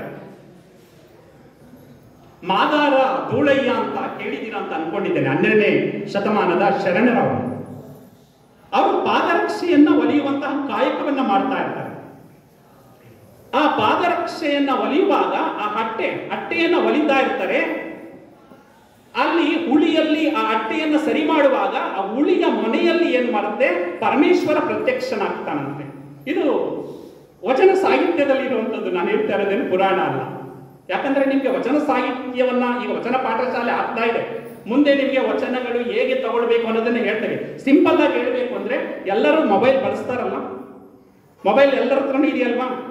ಮನೆಯವ್ರನ್ನ ಬಿಟ್ಟಿರ್ತೀವಿ, ಆದ್ರೆ ಮೊಬೈಲ್ ಬಿಟ್ಟಿರೋದಕ್ಕೆ ಆಗೋದಿಲ್ಲ. ಆ ರೀತಿ ಆಗ್ಬಿಟ್ಟಿದೆ ನಮ್ಮ ಪರಿಸ್ಥಿತಿ. ಆ ಮೊಬೈಲ್ ಅಲ್ಲಿ ಹೋಗ್ಬಿಟ್ಟು ಕ್ರೋಮ್ ಅಲ್ಲಿ ಹೋಗಿ ವಚನ ಸಂಪುಟ ಅಂತ ಹೊಡೀರಿ. ವಚನ ಸಂಪುಟ ಅಂತ ಹೊಡೆದ್ರೆ 257 ವಚನಕಾರರ 22,000 ವಚನಗಳನ್ನ ನೀವು ಅಲ್ಲೇ ನೋಡ್ಬೋದು. ಯಾವುದೇ ಆಪ್ ಅನ್ನ ಡೌನ್ಲೋಡ್ ಮಾಡೋ ಅವಶ್ಯಕತೆ ಇಲ್ಲ.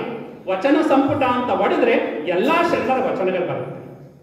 ಮತ್ತೆ ಅಲ್ಲಿ ಬಸವಣ್ಣ ಅಂತ ಬರುತ್ತೆ. ಪ್ರಾರಂಭದಲ್ಲಿ ವಚನ ಸಂಪುಟ ಅಂತ ಹೊಡೆದಾಗ ಇದನ್ನ ತಯಾರು ಮಾಡಿರುವಂತಹ ಒಂದು ಜಾಲತಾಣವನ್ನ ನಮ್ಮ ಸಿರಿಗೆರೆ ಮಠದವರು. ಸಿರಿಗಡೆಯ ಬೃಹನ್ಮಠ, ತರಳಬಾಳು ಬೃಹನ್ಮಠ ಇದೆಯಲ್ಲ ಅವರು, ಅಲ್ಲಿ ಬಸವಣ್ಣ ಅಂತ ಬರ್ತಾರೆ, ಅಲ್ಲಮಪ್ರಭು ಅಂತ ಬರ್ತಾರೆ, ಅಕ್ಕ ಮಹಾದೇವಿ ಅಂತ ಬರ್ತಾರೆ, ಸಿದ್ದರಾಮ ಅಂತ ಬರ್ತಾರೆ, ನಂತರ ಎಲ್ಲ ಶರಣರು ಅಂತ ಬರ್ತಾರೆ. ಅದನ್ನ ನೀವು ಬಸವಣ್ಣ ಅಂತ ಕ್ಲಿಕ್ ಮಾಡಿದ್ರೆ ಬಸವಣ್ಣನವರ ಎಲ್ಲ 1400 ಎಲ್ಲ ವಚನಗಳು ಬರುತ್ತೆ. ಅದರಲ್ಲಿ ಸುಮಾರು 190ಕ್ಕೂ ಹೆಚ್ಚು ವಚನಗಳಿಗೆ ಗಾಯನವನ್ನು ಅಳವಡಿಸಿದ್ದಾರೆ. ನೀವು ಗಾಯನವನ್ನು ಸುಶ್ರಾವ್ಯವಾಗಿ ಕೇಳಬಹುದು. ಅಲ್ಲಮಪ್ರಭು ಅಂತ ಬರೆದ್ರೆ ಅಲ್ಲಮಪ್ರಭು ಅವರ ಅನೇಕ ಎಲ್ಲ ವಚನಗಳು ತೆರೆಕೊಳ್ಳುತ್ತೆ. ಅದರಲ್ಲಿ ಸುಮಾರು 100 ವಚನಗಳನ್ನ ಗಾಯನವನ್ನು ಅಳವಡಿಸಿದ್ದಾರೆ. ಅದನ್ನ ಕೇಳ್ಬೋದು. ಅಂದ್ರೆ ಮೊಬೈಲ್ ಅನ್ನ ಇಟ್ಕೊಂಡು ಅದರಲ್ಲೇ ನಾವು ವಿಶೇಷವಾಗಿ ನಾವೇನ್ ಮಾಡ್ಬೋದು, ವಚನವನ್ನ ಅಧ್ಯಯನ ಮಾಡ್ಬೋದು. ಅಂತಹ ವಚನದಲ್ಲಿ ನೀವು ಮಾದಾರ ದುರ್ಡಯ್ಯ ಅಂತ ಹೋಗಿ ಅವರನ್ನ ಕ್ಲಿಕ್ ಮಾಡಿದ್ರೆ ನಾನು ಹೇಳುವಂತಹ ವಚನ ಅಲ್ಲಿ ಬರುತ್ತೆ. ಅವರು ಪಾದರಕ್ಷೆಯನ್ನ ಹೊಲಿತಾ ಇರ್ತಾರೆ. ಆ ಹುಳಿಯ ಮನೆಯಲ್ಲಿ ಪರಮೇಶ್ವರ ಪ್ರತ್ಯಕ್ಷನಾಗಿದ್ದಾನೆ. ಆಗ ಹೇಳ್ತಾರೆ ಅವರು, ಅಟ್ಟೆಯ ಚುಚ್ಚುವ ಹುಳಿಯ ಮೊನೆಯಲ್ಲಿ ಪ್ರತ್ಯಕ್ಷವಾದ ಪರಮೇಶ್ವರನ ಕಂಡು ಇತ್ತಲೇ ಕೈಯ ಕಾಯದ ತಿತ್ತಿಯ ಹೊತ್ತಾಡುವನ ಮುಂದೆ ನಿನ್ನ ಭಕ್ತರ ಟಾವಿನಲ್ಲಿಗೆ ಹೋಗಿ ಮುಕ್ತಿಯ ಮಾಡು. ನೀ ಹೊತ್ತ ಬಹುರೂಪ ತಪ್ಪದೆ ರಜತ ಬೆಟ್ಟಕ್ಕೆ ಹೋಗಿ ನಿನ್ನ ಭಕ್ತರ ಮುಕ್ತಿಯ ಮಾಡು. ಕಾಮ ಧೂಮ ಧೂಳೇಶ್ವರನ ಕರುಣದಿಂದ ನೀನೇ ಬದುಕು ಅಂತ ಹೇಳ್ತಾರೆ. ನೀನ್ ಯಾಕೆ ಇಲ್ಲಿ ಬರ್ತಾ ಇದೆಯಾ? ನಿನ್ನ ಭಕ್ತರು ಅಲ್ಲಿ ರಜತ ಬೆಟ್ಟ, ಯಾವ ಸಾಮಾನ್ಯವಾಗಿ ಶಿವನನ್ನ ರಜತ ಬೆಟ್ಟದಲ್ಲಿದ್ದಾರೆ ಅಂತ ಹೇಳ್ತಾರೆ. ನೀವು ಹೋಗಿ ರಜತ ಬೆಟ್ಟದಲ್ಲಿ ಹೋಗಿ ನಿನ್ನ ಭಕ್ತರಿಗೆ ಮುಕ್ತಿಯನ್ನ ಕೊಡು. ನನ್ನ ಹತ್ರ ಯಾಕೆ ಬರ್ತಾ ಇದೆಯಾ? ನನ್ನ ಕಾಯಕ ಮಾಡೋನಿಗೆ ಬಂದು ನೀನು ತೊಂದರೆಯನ್ನ ಕೊಡಬೇಡ ಅಂತ ಆ ಪರಮೇಶ್ವರನಿಗೆ ಬುದ್ಧಿಯನ್ನ ಕಲಿಸುವಂತಹ ಒಂದು ಎದೆಗಾರಿಕೆ ಯಾರಲ್ಲಿತ್ತು ಅಂದ್ರೆ ಶರಣರಲ್ಲಿತ್ತು. ಅಂದ್ರೆ ಯಾಕೆಂದ್ರೆ ಅಂತಹ ತನು ಶುದ್ಧವಾದಂತಹ ಕಾಯಕವನ್ನ ರೂಢಿಸ್ಕೊಂಡಿದ್ರು. ಅಂತಹ ಕಾಯಕ ನಮ್ಮದಾಗಬೇಕು. ಎರಡನೆಯದು ಮನಸ್ಸುದ್ಧಿ. ಮನಸ್ಸು ಶುದ್ಧಿ ಆಗ್ಬೇಕಲ್ಲ. ಮನಸ್ಸು ಶುದ್ಧಿಗೆ ನಮ್ಮ ಶರಣರು ಕೊಟ್ಟದ್ದು ಯಾವುದು? ಇಷ್ಟಲಿಂಗ. ಇಷ್ಟಲಿಂಗವನ್ನ ಪೂಜೆ ಮಾಡಿದಾಗ ಮನಸ್ಸು ಶುದ್ಧಿ ಆಗುತ್ತೆ. ಆದ್ರೆ ಸುಮಾರು ಜನ ವರ್ಷಕ್ಕೊಂದ್ಸಲ ಮನಃಶುದ್ಧಿ ಮಾಡ್ಕೊಳ್ತಾರೆ. ಯಾಕಂದ್ರೆ ಶಿವರಾತ್ರಿ ಟೈಮಲ್ಲಿ ಮಾತ್ರ ಶಿವ ಪೂಜೆ ಮಾಡೋದನ್ನ ಬಿಟ್ರೆ, ಇಷ್ಟಲಿಂಗ ಪೂಜೆ ಮಾಡೋದ್ ಬಿಟ್ರೆ, ನಂತರ ತಗೊಂಡೋಗಿ ಊಟಕ್ಕೆ ನೇತಾಕ್ಬಿಟ್ರೆ ನಂತರ ಇನ್ನೊಂದು ವರ್ಷ ಬರಬೇಕು, ಎಲ್ಲಿದೆ ಅಂತ ಹುಡುಕ್ಬೇಕು. ಆ ರೀತಿ ತುಂಬಾ ಜನ ಮಾಡೋದನ್ನ ನಾವು ನೋಡಿದ್ದೇವೆ. ಆದ್ರೆ ಇಷ್ಟಲಿಂಗವನ್ನ ಕೊಟ್ಟಿರೋದು ಪ್ರತಿನಿತ್ಯ ಪೂಜೆ ಮಾಡೋದಿಕ್ಕೆ ಹೊರತು ಅದನ್ನ ವರ್ಷಕ್ಕೊಂದು ಸಲ ಅಲ್ಲ. ಪ್ರತಿನಿತ್ಯ ಪ್ರತಿ ಕ್ಷಣ ನಮ್ಮ ಮನಸ್ಸು ಶುದ್ಧಿ ಆಗ್ಬೇಕು. ಅಂದ್ರೆ ತ್ರಿಕಾಲ ಪೂಜೆಯನ್ನ ಮಾಡಬೇಕು ಅಂತ ಹೇಳ್ತಾರೆ. ಅದು ತ್ರಿಕಾಲ ಪೂಜೆ ನಮ್ಮ ಗುರುಗಳಂತವ್ರು ಮಾತ್ರ ಸಾಧ್ಯ. ಆದ್ರೆ ನಮಗೆ 2 ಕಾಲ ಮಾತ್ರ ಮಾಡ್ಬೋದಲ್ಲ. ಬೆಳಿಗ್ಗೆ ಮತ್ತು ಸಂಜೆ ನಾವು ಇಷ್ಟಲಿಂಗ ಪೂಜೆಯನ್ನ ಮಾಡಬೇಕು. ಆ ಇಷ್ಟಲಿಂಗ ಪೂಜೆಯನ್ನ ಮಾಡಿದಾಗ ಮನಸ್ಸು ಶುದ್ಧಿ ಆಗತ್ತೆ. ಯಾಕಂದ್ರೆ ನಮ್ಮ ವಿಶೇಷವಾದಂತಹ ಒಂದು ವಚನವನ್ನೇ ನಮ್ಮ ಬಸವಣ್ಣವ್ರು ಕೊಟ್ಬಿಟ್ಟಿದ್ದಾರೆ. ನೀವು ಬೇರೆ ಎಲ್ಲ ಪೂಜೆ ಮಾಡ್ತೀರಾ ಮನೆಯಲ್ಲಿ. ನೀವು ದೇವ್ರ ಮನೆ ತಗೊಂಡು ಹೋದ್ರೆ ಅಲ್ಲಿ ಫೋಟೋಗಳಿಡೋದಕ್ಕೆ ಜಾಗ ಇಲ್ಲ. ಅಲ್ಲಿ ದೇವರುಗಳಿಗೆ ಏನಾದ್ರೂ ಗುದ್ದಾಟ, ನಾನಿಡೋದು ನನ್ನಿಡೋದು ಅಂತ ಅಲ್ಲಿಗೆ ಹೂವು ತಗೊಂಡು ಬಂದ್ಬಿಡ್ತೀರ. ಒಂದು 10 ತಂದಿರ್ತೀರ, 15 ಫೋಟೋ ಇರುತ್ತೆ. 10 ಫೋಟೋಕ್ಕೆ ಹೂ ಮುಡಿಸ್ತೀರಿ, 9 ಫೋಟೋಕ್ಕೆ ಹೂ ಮುಡಿಸಕ್ಕಿರಲ್ಲ. ಆಗೇನನ್ಸುತ್ತೆ ನಿಮ್ಗೆ? ಅಯ್ಯೋ, ಇನ್ನು 5 ಫೋಟೋಕ್ಕೆ ಹೂ ಮುಡಿಸ್ಲಿಲ್ವಲ್ಲ ಅಂತ ಮನಸ್ಸಿನಲ್ಲಿ ನಿಮ್ಗೆ ಏನೋ ಒಂದು ರೀತಿ ಕಸಿವಿಸಿ ಉಂಟಾಗುತ್ತೆ. ಅದಕ್ಕೆ ಈ ಕಸಿವಿಸಿ ಬೇಡ, ಬಹುದೇವತೋಪಾಸನೆ ಬೇಡ ಅಂತ ಏಕದೇವತೋಪಾಸನೆ ಇರಲಿ ಅಂತ ಇಷ್ಟಲಿಂಗವನ್ನ ನಮ್ಮ ಬಸವಣ್ಣವರು ಕೊಟ್ಟಿದ್ದಾರೆ. ಅದಕ್ಕೆ ಅವರು, ನೀವು ಇಷ್ಟಲಿಂಗವನ್ನ ಪೂಜೆ ಮಾಡಿದ್ರೆ ಇಡೀ ಜಗತ್ತನ್ನೇ, ಅಂದ್ರೆ ಜಗತ್ತಿನ ಚೈತನ್ಯವೇ ಅದರಲ್ಲಿ ಅಡಗಿದೆ. ಲಿಂಗ ಮಧ್ಯೆ ಜಗತ್ ಸರ್ವಂ ಅಂತ. ಲಿಂಗದ ಮಧ್ಯದಲ್ಲಿ ಇಡೀ ಜಗತ್ತೇ ಅಡಕವಾಗಿರೋದ್ರಿಂದ ನೀವು ಇಷ್ಟಲಿಂಗ ಪೂಜೆ ಮಾಡಿದ್ರೆ ಸಾಕು, ಇಡೀ ಜಗತ್ತನ್ನೇ ನೀವು ಪೂಜಿಸಿದಾಗ ಆಗ ನೀವು ಯಾವ ದೇವ್ರ ಪೂಜೆ ಮಾಡಲಿಲ್ಲ ಅಂತ ಯಾರು ಒಪ್ಪ ಮಾಡ್ಕೊಳ್ಳಲ್ಲ. ಲಿಂಗವನ್ನ ಪೂಜೆ ಮಾಡಿದ್ರೆ ಎಲ್ಲಾ ದೇವರುಗಳನ್ನ ಪೂಜೆ ಮಾಡ್ದಂಗೆ. ಅದಕ್ಕೆ ಬಸವಣ್ಣರು ಹೇಳ್ತಾರೆ, ಜಗದಗಲ್ಲ ಮುಗಿಲಗಲ್ಲ ಮಿಗೆಯಗಲ್ಲ ನಿಮ್ಮಗಲ್ಲ, ಪಾತಾಳದಿಂದ ತತ್ತ ನಿಮ್ಮ ಶ್ರೀಚರಣ, ಬ್ರಹ್ಮಾಂಡದಿಂದ ತತ್ತ ನಿಮ್ಮ ಶ್ರೀ ಮುಕುಟ, ಅಗಮ್ಯ ಅಗೋಚರ ಅಪ್ರತಿಮ ಲಿಂಗವೇ ನೀವೆನ್ನ ಕರಸ್ಥಲಕ್ಕೆ ಬಂದು ಚುಡುಕಾದಿರಯ್ಯ. ಆ ಪರಶಿವನನ್ನ ಜಗದಗಲ ಮುಗಿಲಗಲ ಅಂತ ಹೇಳ್ತಾರೆ. ಅಂತ್ಯವರು ಬಂದು ನನ್ನ ಕರಸ್ಥಲಕ್ಕೆ ಚುಡುಕಾಗಿದ್ದೀರಲ್ಲ, ಅಂತಹ ಒಂದು ವಿಶೇಷವಾದಂತಹ ಇಷ್ಟಲಿಂಗವನ್ನು ನೀವು ಪೂಜೆಯನ್ನ ಮಾಡಬೇಕಾಗತ್ತೆ. ಇಷ್ಟಲಿಂಗದ ಒಂದು ಅನುಭವವನ್ನ ಮಾಡಬೇಕಾಗುತ್ತೆ. ಆ ಇಷ್ಟಲಿಂಗವನ್ನ ನೀವು ಅನಿಮಿಷ ದೃಷ್ಟಿಯಿಂದ ನೋಡ್ತಾ ನೋಡ್ತಾ ಇದ್ದಾಗೆ ಆ ಇಷ್ಟಲಿಂಗ ಏನಾಗುತ್ತೆ, ನಂತರ ಪ್ರಾಣಲಿಂಗವಾಗಿ ಮಾರ್ಪಾಡಾಗುತ್ತೆ. ಅಂದ್ರೆ ಮೊದಲನೇ ಮೆಟ್ಟಿಲು ಇಷ್ಟಲಿಂಗ, ಎರಡನೇದು ಪ್ರಾಣಲಿಂಗ. ಅದೆಲ್ಲಿರುತ್ತೆ ಪ್ರಾಣಲಿಂಗ ಅಂತ ಕೇಳ್ಬೋದು ನೀವು ಪ್ರಶ್ನೆಯನ್ನು. ಪ್ರಾಣಲಿಂಗ ಎಲ್ಲಿರುತ್ತೆ? ನಮ್ಮ ಹೃದಯದಲ್ಲಿರುತ್ತೆ. ಹೃದಯ ಬಡಿತ ನಿಂತು ಅಂದ್ರೆ ನಾವು ನಿಂತು ಅಂತ. ಪ್ರಾಣಲಿಂಗ ನಮ್ಮ ಹೃದಯದಲ್ಲಿ ನಿಂತಿತ್ತು. ಅದಕ್ಕೆ ಎನಗೆ ಬಸವಣ್ಣವರು ಹೇಳ್ತಾರೆ, ಎನಗೆ ನಿಮ್ಮ ನೆನಪಾದಾಗ ಉದಯ, ಎನಗೆ ನಿಮ್ಮ ಮರಹಾದಾಗ ಅಸ್ತಮಾನ, ಎನಗೆ ನಿಮ್ಮ ನೆನಹವೇ ಜೀವನ, ಎನಗೆ ನಿಮ್ಮ ನೆನಹವೇ ಪ್ರಾಣ ಕಾಣ ತಂದೆ. ಸ್ವಾಮಿ ಎನ್ನ ಹೃದಯದಲ್ಲಿ ನಿಮ್ಮ ಚರಣ ದುಂಡಿಗೆ ನೊತ್ತಯ್ಯ, ವದನದಲ್ಲಿ ಷಡಕ್ಷರಿಯ ಬರೆಯಯ್ಯ, ಕೂಡಲ ಸಂಗಮ ದೇವ. ಎಂತ ವಚನ! ಎಲ್ಲಿ ಎನ್ನ ಹೃದಯದಲ್ಲಿ ಚರಣ ದುಂಡಿಗೆ ಅನ್ನುತ್ತು ಅಂದ್ರೆ ನೀನು ನೆಲೆಸುವಂತ, ಆ ನೆಲೆಸಿದಾಗ ಅದು ಪ್ರಾಣಲಿಂಗ ಆಗತ್ತೆ. ಅಂತಹ ಒಂದು ಇಷ್ಟಲಿಂಗ ಪ್ರಾಣಲಿಂಗ ಆಗ್ಬೇಕು ಅಂದ್ರೆ ಆ ನಿಟ್ಟಿನಲ್ಲಿ ನೀವು ಅನುಷ್ಠಾನವನ್ನ ಮಾಡಬೇಕಾಗತ್ತೆ. ನಂತರ ಬರುವಂತದ್ದು ಭಾವಲಿಂಗ ಅಂತ. ಮೊದಲನೇ ಮೆಟ್ಟಿಲು ಇಷ್ಟಲಿಂಗ, ಎರಡನೆಯದು ಪ್ರಾಣಲಿಂಗ, ಮೂರನೆಯದು ಭಾವಲಿಂಗ. ಭಾವಲಿಂಗ ಯಾವುದು? ಅದೆಲ್ಲಿರುತ್ತೆ? ಇಷ್ಟಲಿಂಗ ನಾವು ಕೈಯಲ್ಲಿ ಇಟ್ಕೊಳ್ತೀವಿ, ನಂತರ ನಮ್ಮ ಎದೆಯಲ್ಲಿ ಧಾರಣೆ ಮಾಡ್ತೀವಿ. ಪ್ರಾಣಲಿಂಗ ಹೃದಯದಲ್ಲಿರುತ್ತೆ. ಭಾವಲಿಂಗ ಎಲ್ಲಿರುತ್ತೆ? ಅದು ನಮ್ಮ ಮನಸ್ಸಿನಲ್ಲಿರುತ್ತೆ. ಮನಸ್ಸೇ ಆಗ ಚಂಚಲತೆ ಹೋಗಿ ಏಕಾಗ್ರತೆ ಬರುತ್ತೆ. ಅದಕ್ಕೆ ಒಂದು ವಿಶೇಷವಾದ ವಚನ, ಕೊಂಬೆಯ ಮೇಲಣ ಮರ್ಕಟದಂತೆ ಲಂಘಿಸುವುದೆನ್ನ ಮನ, ನಿಂದಲ್ಲಿ ನಿಲ್ಲಲೀಯದೆನ್ನ ಮನವು, ಹೊಂದಿದಲ್ಲಿ ಒಂದಲೀಯದೆನ್ನ ಮನವು ಅಂತ ಬಸವಣ್ಣವರು ಹೇಳ್ಬಿಡ್ತಾರೆ. ನಿಂತಲ್ಲಿ ನಿಲ್ಲಲ್ಲ ಮನಸ್ಸು. ಇಲ್ಲಿದೆ ಈಗ ಮನಸ್ಸು, ಮನೆ ಕಡೆ ಹೋಗಿದೆ. ಇಲ್ಲಿದೆ ಮನಸ್ಸು, ಇನ್ನು ಯಾವುದೇ ಕಡೆ ಹೋಗಿದೆ. ಹೊಂದಿದಲ್ಲಿ ಒಂದಲೀಯದೆನ್ನ ಮನವು ಅಂತ ಹೇಳ್ತಾರೆ. ಅಂತಹ ಮನಸ್ಸನ್ನ ಏಕಾಗ್ರತೆಯಲ್ಲಿ ತಂದುಕೊಳ್ಬೇಕು ಅಂದ್ರೆ ಇಷ್ಟಲಿಂಗ, ಅನಂತರ ಪ್ರಾಣಲಿಂಗ. ಯಾವಾಗ ಪ್ರಾಣಲಿಂಗದ ಮುಖಾಂತರ ನಾವು ಜಾಗೃತಗೊಳಿಸ್ಕೊತೀವೋ ಅನಂತರ ಭಾವಲಿಂಗ ಜಾಗೃತ ಆಗುತ್ತೆ. ಈ ರೀತಿ ಮನಃಶುದ್ಧಿ ಆಗಬೇಕಾದ್ರೆ ನಾವು ಪ್ರತಿಯೊಬ್ಬರು ಕೂಡ ಇಷ್ಟಲಿಂಗವನ್ನ ತ್ರಿಕಾಲ ಆಗ್ಲಿಲ್ಲ ಅಂದ್ರೂ 2 ಕಾಲ ಮಾತ್ರ ನಿರಂತರವಾಗಿ ನಾವು ಅನುಷ್ಠಾನವನ್ನ ಮಾಡಿಕೊಳ್ಬೇಕಾಗತ್ತೆ. ಆ ಇಷ್ಟಲಿಂಗ ಅನುಷ್ಠಾನದ ಮುಖಾಂತರ ನಾವು ಮನಃಶುದ್ಧಿಯನ್ನ ಮಾಡ್ಕೊಳ್ಳೋದಕ್ಕೆ ಸಾಧ್ಯ ಆಗುತ್ತಲ್ಲ. ತನುಶುದ್ಧಿ, ಮನಃಶುದ್ಧಿ, ಭಾವಶುದ್ಧಿ. ಈಗ ಭಾವಶುದ್ಧಿ, ಮನಃಶುದ್ಧಿ ಆಯ್ತು, ಇಷ್ಟಲಿಂಗ, ಪ್ರಾಣಲಿಂಗ, ಭಾವಲಿಂಗ. ಇನ್ನು ಭಾವಶುದ್ಧಿ ಹೇಗೆ? ದಾಸೋಹ ಮಾಡುವಂಥದ್ದು. ಇದಕ್ಕೆ ನಮ್ಮ ಗುರುಮಲ್ಲೇಶ್ವರರ ಮಠಗಳೇ ಸಾಕ್ಷಿ. ಶ್ರೀ ಗುರುಮಲ್ಲೇಶ್ವರರು ಈ 3 ಕೈಗೊಂಡರು, ಕಾಯಕವನ್ನ ಮಾಡಿದ್ರು. ಎರಡನೆಯದು ಇಷ್ಟಲಿಂಗ ಅನುಷ್ಠಾನವನ್ನ ಅದ್ಭುತವಾಗಿ ಮಾಡ್ತಾ ಇದ್ರು, ಸಾಧಕರಾಗಿದ್ರು. ಮೂರನೆಯದು ದಾಸೋಹ. ಸುಮಾರು 200ಕ್ಕೂ ಹೆಚ್ಚು ಮಠಗಳು ಕರ್ನಾಟಕದಲ್ಲಿ ಶ್ರೀ ಗುರುಮಲ್ಲೇಶ್ವರ ದಾಸೋಹ ಮಠ ಅಂತ ಪ್ರಾರಂಭವಾಗಿ ಪ್ರತಿಯೊಬ್ಬರಿಗೂ ದಾಸೋಹವನ್ನ ಉಣಬಡಿಸ್ತಾ ಇದ್ದಾರಲ್ಲ, ಅದು ದಾಸೋಹ. ಆ ದಾಸೋಹ ಹೇಗೆ ಅಂದ್ರೆ ವಿಶೇಷವಾಗಿ ಅದನ್ನ ಊಟವನ್ನು ಹಾಕ್ಬೋದು ಮತ್ತು ಜ್ಞಾನವೂ ಹಾಕ್ಬೋದು. ಅಂತಹ ದಾಸೋಹವನ್ನ ನಾವು ಪ್ರತಿಯೊಬ್ಬರಿಗೂ ನಾವು ಹಂಚಬೇಕಾಗುತ್ತೆ. ಅಂತಹ ದಾಸೋಹವನ್ನ ಇವತ್ತು ಶ್ರೀ ಗುರುಮಲ್ಲೇಶ್ವರ ಮಠ ದೇವಲಾಪುರದಿಂದ ನಮಗೆ ಜ್ಞಾನ ದಾಸೋಹ ಆಗ್ತಾ ಇದೆ, ಮತ್ತು ಆ ದಾಸೋಹ ಕೂಡ ಆಗ್ತಾ ಇದೆ, ಅನ್ನ ದಾಸೋಹ ಕೂಡ ಆಗ್ತಾ ಇದೆ. ಹೇಗೆ ಈ ದಾಸೋಹ ಅನ್ನೋದಕ್ಕೆ ಒಂದು ಉದಾಹರಣೆ ಹೇಗೆ ನೆನ್ಕೊಳ್ತಾರೆ ಅಂದ್ರೆ, ಅಲ್ಲಮ್ಮ ಪ್ರಭುದೇವರು ಹೇಳ್ತಾರೆ, ನಾ ದೇವನಲ್ಲದೆ ನೀ ದೇವನೇ, ನೀ ದೇವನಾದಡೆ ಎನ್ನನೇಕೆ ಸಲಹೆ, ಆ ರೈತು ಒಂದು ಕುಡಿತೆ ಉದಕವ ನೆರವೆ, ಹಸಿದಾಗ ಹೋಗರವ ನಿಕ್ಕುವೆ, ನಾ ದೇವ ಕಾಣ ಗುಗೇಶ್ವರ ಅಂತ ಹೇಳ್ತಾರೆ. ದೇವರ ಹತ್ರ ನಿಂತ್ಕೊಂಡಿದ್ದಾರೆ, ನೀನಲ್ಲ ದೇವರು, ನಾನು. ಯಾಕಂದ್ರೆ ನಿನ್ನ ಮುಂದೆ ಭಿಕ್ಷುಕರಾಗಿದ್ದೀರ ಹೊರತು ಅವ್ರು ಯಾರು ಕೂಡ ಧನಿಕರಾಗ್ಲಿಲ್ಲ. ಯಾಕೆ ನಾನು ದೇವರು ಅಂದ್ರೆ, ಯಾರಾದ್ರೂ ಒಂದು ದಾಹ ಅಂತ ಬಂದ್ರೆ ಅವರಿಗೆ ಒಂದು ಲೋಟ ನೀರನ್ನ ಕೊಡ್ತೀನಿ, ಯಾರಾದ್ರೂ ಹಸಿವು ಅಂತ ಬಂದ್ರೆ ಅವರಿಗೆ ಒಂದು ತುತ್ತು ಊಟವನ್ನ ಕೊಡ್ತೇನೆ. ನಾ ದೇವ ಕಾಣ ಗುಗೇಶ್ವರ ಅಂತ ಆ ದೇವರಿಗೆ ಸವಾಲನ್ನ ಹಾಕ್ತಾರೆ. ಆ ರೀತಿ ನಾವು ಹಸಿದವರಿಗೆ ಅನ್ನವನ್ನ, ದಾಹ ಅಂದವರಿಗೆ ನೀರನ್ನ ಕೊಡುವಂತಹ ಒಂದು ವ್ಯವಧಾನವನ್ನ ಬೆಳೆಸ್ಕೊಳ್ಬೇಕು. ಈಗ ಅನೇಕ ಕಾಲ ಬದಲಾದಂಗೆ ಜನರ ಮನಸ್ಥಿತಿಯು ಕೂಡ ಬದಲಾಗ್ತಾ ಇದೆ ಅಲ್ಲ.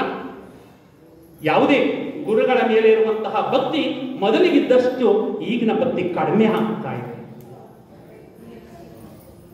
ಆ ಕಡಿಮೆ ಆಗಿರುವಂತಹ ಭಕ್ತಿಯನ್ನ ಹೆಚ್ಚಿಸಬೇಕು ಅಂದ್ರೆ ಇಂತಹ ಕಾರ್ಯಕ್ರಮಗಳು ತುಂಬಾ ವಿಶೇಷವಾಗಿ ನಾವು ರೂಢಿಸ್ಕೊಳ್ಬೇಕಾಗತ್ತೆ. ಹೇಗೆ ಅಂದ್ರೆ, ಈಗ ಮನೆಗೆ ಯಾರಾದ್ರೂ ಬರ್ತಾರೆ ಅಂದ್ರೆ ನೀವು ನನಗೆ ಫೋನ್ ಮಾಡ್ಬಿಟ್ಟು ಬರ್ಬೇಕಾಗಿತ್ತು, ಹಾಗೆ ಬಂದ್ಬಿಟ್ಟಿದ್ದೀರಲ್ಲ ಅನ್ನೋ ಕಾಲವೂ ಕೂಡ ಬಂದ್ಬಿಟ್ಟಿದೆ. ಈಗ ಹಾಗೆ ಬಂದ್ಬಿಟ್ರಲ್ಲ, ನೀವು ಫೋನ್ ಮಾಡಿ ಬರಕ್ಕಿಲ್ವಾ ಅಂತ. ಆದ್ರೆ ಬಸವಣ್ಣವರು ಆಗಿನ ಕಾಲದಲ್ಲಿ ಹೇಳ್ತಾರೆ, ಏನಿ ಬಂದಿರಿ ಹದುಳಿದ್ದೀರಿ ಎಂದಡೆ ನಿಮ್ಮ ಮನದ ಮೈಸಿರಿ ಹಾರಿ ಹೋಗುದೆ, ಕುಳ್ಳಿರೆಂದಡೆ ನೆಲ ಕುಳಿ ಹೋಗುದೆ, ಒಡನೆ ನುಡಿದಡೆ ಸಿರ ಹೊಟ್ಟೆ ಇಡುವುದೇ, ಕೊಡಲಿಲ್ಲದಿದ್ದೊಡೊಂದು ಗುಣವಿಲ್ಲದಿದ್ದಡೆ ಮೂಗ ಕೊಯ್ಯುವುದ ಮಾವನೆ ಕೂಡಲ ಸಂಗಮ ದೇವ ಅಂತ. ನೀನೇನು ಕೊಡಬೇಡ ಕಣಪ್ಪ, ಬೆಲ್ಲ ಕೊಡದೆ ಹೋದ್ರೂ ಪರವಾಗಿಲ್ಲ, ಬೆಲ್ಲದಂತಹ ಮಾತನಾಡುವಂತ ಬಸವಣ್ಣವರು ಆಗಿನ ಕಾಲದಲ್ಲಿ ಹೇಳಿದ್ದಾರೆ. ಅಂತಹ ಮಾತುಗಳ ಮುಖಾಂತರ ನಾವು ಬಂದವ್ರನ್ನ ಉಪಚರಿಸಬೇಕಾಗುತ್ತೆ. ಈ ಸಂದರ್ಭದಲ್ಲಿ ನನಗೆ ಒಂದು ಘಟನೆ ನಮ್ಮ ನಿಜ ಜೀವನದ ಘಟನೆ ನೆನಪಾಗುತ್ತೆ. ಮೊನ್ನೆ ಒಂದು ನಮ್ಮ ವಿದ್ಯಾರ್ಥಿನಿಯ ಮದುವೆಗೆ ಹೋಗಿದ್ದೆ. ಇಲ್ಲೇ ಇಲವಾಲದಲ್ಲಿ ಒಂದು ಚೌಟ್ರಿಯಲ್ಲಿ ನಡೀತಾ ಇತ್ತು. ಅಲ್ಲಿಗೆ ನಾನು ಮತ್ತು ನಮ್ಮ ಮನೆಯವರಿಬ್ಬರು ಹೋಗಿದ್ದರು. ನಮ್ಮ ಮನೆಯವರ ಪಕ್ಕದಲ್ಲಿ ಒಬ್ಬರು ಆಲನಹಳ್ಳಿಯಲ್ಲಿ ಸುಬ್ಬಣ್ಣ ಅಂತ ಇದ್ದಾರೆ. ಅವರ ಮಗ ಪೊಲೀಸ್ ಮಂಜು ಅಂತ, ಅವರ ತಂದೆ ಅವರು ಸುಬ್ಬಣ್ಣ. ಅವರು ಕೂತ್ಕೊಂಡು ಮಾತಾಡ್ತಾ ಇದ್ರು. ಯಾವ ಊರಮ್ಮ ಅಂತ ಕೇಳಿದ್ರು. ಹಿಂಗೆ ಚಾಮನಹಳ್ಳಿ ಗುಂಡಿ ಅಂತ. ಯಾರ ಮನೆಯಮ್ಮ ಅಂದಾಗ ಹಿಂಗೆ ಸಿದ್ದಲಿಂಗಪ್ಪನವರ ಮನೆಯಮ್ಮ. ಆಗ ಅವರು ಆಗಿನ ಕಾಲದ ಒಂದು ಘಟನೆ ತಗೊಂಡ್ರು. ಆಗ ಸುಮಾರು ಒಂದು 25-30 ವರ್ಷಗಳ ಹಿಂದಿನ ಘಟನೆಯನ್ನ ಹೇಳಿದ್ರು ಅವ್ರಿಗೆ. ನಮ್ಗೆ ಆ ಟೈಮಲ್ಲಿ 6 ಗಂಟೆ ಆಯ್ತು ಅಂದ್ರೆ ಬಸ್ಸು ಇರ್ತಿರ್ಲಿಲ್ಲ. ಅಲ್ಲಿಂದ ಯಾವ ಕೋಟೆಯಿಂದ ಈ ಕಡೆ ಆಲ್ನಹಳ್ಳಿ ಬರೋದಕ್ಕೆ ಬಸ್ ಇರ್ತಾ ಇರಲಿಲ್ಲ. 6:30 ಆಗ್ಬಿಟ್ಟಿದೆ. ಅವರು ಬಸ್ ಕಾಯ್ತಾ ಇದ್ದಾರೆ. 7 ಗಂಟೆ ಆಗಿದೆ, ಬಸ್ ಬಂದಿಲ್ಲ. ಆಗ ನಮ್ಮ ತಂದೆ ಸಾಮಾನ್ಯವಾಗಿ ಬಸ್ ಸ್ಟ್ಯಾಂಡಿಗೆ ಬಂದು ಒಂದು ಯಾರು ಇದ್ರೆ ಮಾತಾಡಿಸ್ಕೊಂಡು ಹೋಗುವಂಥದ್ದು. ಊರಿನ ಗೌಡಿಕೆ ಆಗಿತ್ತು. ಆ ರೀತಿ ಅವರು ಇಡೀ ಊರಿನ ಒಂದು ರೌಂಡ್ ಹೊಡಿತಾ ಇದ್ರು. ಹಾಗೆ ಬಸ್ ಸ್ಟ್ಯಾಂಡಿಗೆ ಬಂದಿದ್ದಾರೆ. ಸುಬ್ಬಣ್ಣ ಅವರು ನೋಡಿದ್ದಾರೆ. ನೋಡಿದಾಗ ಯಾವ ಊರು ಅಂದಾಗ ಹಿಂಗೆ ಆಲ್ನಹಳ್ಳಿ, ಇನ್ನು ಬಸ್ ಇಲ್ಲ, ನೀವು ಇನ್ನು ಇಲ್ಲೇ ಉಳ್ಕೋಬೇಕಾಗುತ್ತೆ ಅಂದ್ಬಿಟ್ಟು ಅವರನ್ನು ಕರ್ಕೊಂಡ್ಬಂದು ನಮ್ಮ ಮನೆಯಲ್ಲಿ ಉಳಿಸ್ಕೊಂಡು ಅವರಿಗೆ ಆ ದಿನ ಊಟವನ್ನ ಮಾಡಿಸಿ ಬೆಳಿಗ್ಗೆ ತಿಂಡಿಯನ್ನ ಮಾಡಿಸಿ ಕಳ್ಸಿದ್ರಂತೆ. ಅದನ್ನ ನಮ್ಮ ಮನೆಯವರಿಗೆ ಹಿಂಗೆ ನಿಮ್ಮ ಮಾವ ಅವತ್ತು ನಮಗೆ ಯಾವುದು ಬಸ್ಸೇ ಇರಲಿಲ್ಲ ಕಣಮ್ಮ, ಅವ್ರದ್ದು ರೀತಿ ದೇವ್ರ ರೀತಿ ಬಂದು ನಮ್ಗೆ ಅವತ್ತು ಅಲ್ಲಿ ಉಳಿಸಿ ನಂತರ ಕಳಿಸಿದ್ರು ಅಂತ ಆ ಸುಬ್ಬಣ್ಣವರು ಹೇಳಿದ್ರು. ಅಂದ್ರೆ ಆ ಒಂದು ತೃಪ್ತಿ ನಮ್ಗಂತೂ ಗೊತ್ತಿಲ್ಲ. ಅವರು ನಮ್ಮ ತಂದೆ ಮಾಡಿರೋಂತ ನಮಗ್ ಗೊತ್ತಿಲ್ಲ. ಆ ನೆನ್ಸ್ಕೊಳ್ತಾರಲ್ಲ, ಅಂದ್ರೆ ಮನುಷ್ಯನೇ ಮಹಾದೇವನಾಗುವಂತದ್ದ ಗುಣ ಅದು ಏನಾಗುತ್ತೆ, ಭಾವಶುದ್ಧಿ ಅಂತ. ಭಾವನೆಗಳು ಶುದ್ಧಿ ಆಗುವಂತದ್ದನ್ನೇ ಭಾವಶುದ್ಧಿ ಅಂತ ಹೇಳ್ತಾರೆ. ಇವತ್ತು ಬಸವಣ್ಣವ್ರನ್ನ ಯಾಕೆ ಅವರನ್ನ ನೆನ್ಕೊಳ್ತೀವಿ ಅಂದ್ರೆ ಅವರ ತಲೆಯಲ್ಲಿ ಸದ್ವಿಚಾರ ಇತ್ತು, ಅವರ ಎದೆಯಲ್ಲಿ ಸದ್ಭಾವ ಇತ್ತು, ಕೈಯಲ್ಲಿ ಸತ್ಕಾರ್ಯ ಇತ್ತು, ಬಾಯಲ್ಲಿ ಸವಿಮಾತು ಇತ್ತು. ಅಂತಹ ಸದ್ಗುರುಗಳು ನಮ್ಮ ವಿಶ್ವಗುರು ಬಸವಣ್ಣನವರು. ಆ ರೀತಿಯಲ್ಲಿ ನಮ್ಮ ಶ್ರೀ ಗುರುಮಲ್ಲೇಶ್ವರರು ಕೂಡ ಸದ್ಗುರುಗಳಾಗಿ ಈಗ ದೇವನೂರು ಮಠದಿಂದ ಅನೇಕ ಕಾರ್ಯಕ್ರಮಗಳನ್ನ ನಾವು ನೋಡ್ತಾ ಇದ್ದೀವಿ, ಕಣ್ ತುಂಬಿಕೊಡ್ತಾ ಇದ್ದೀವಿ, ಮನ ತುಂಬಿಕೊಡ್ತಾ ಇದ್ದೀವಿ.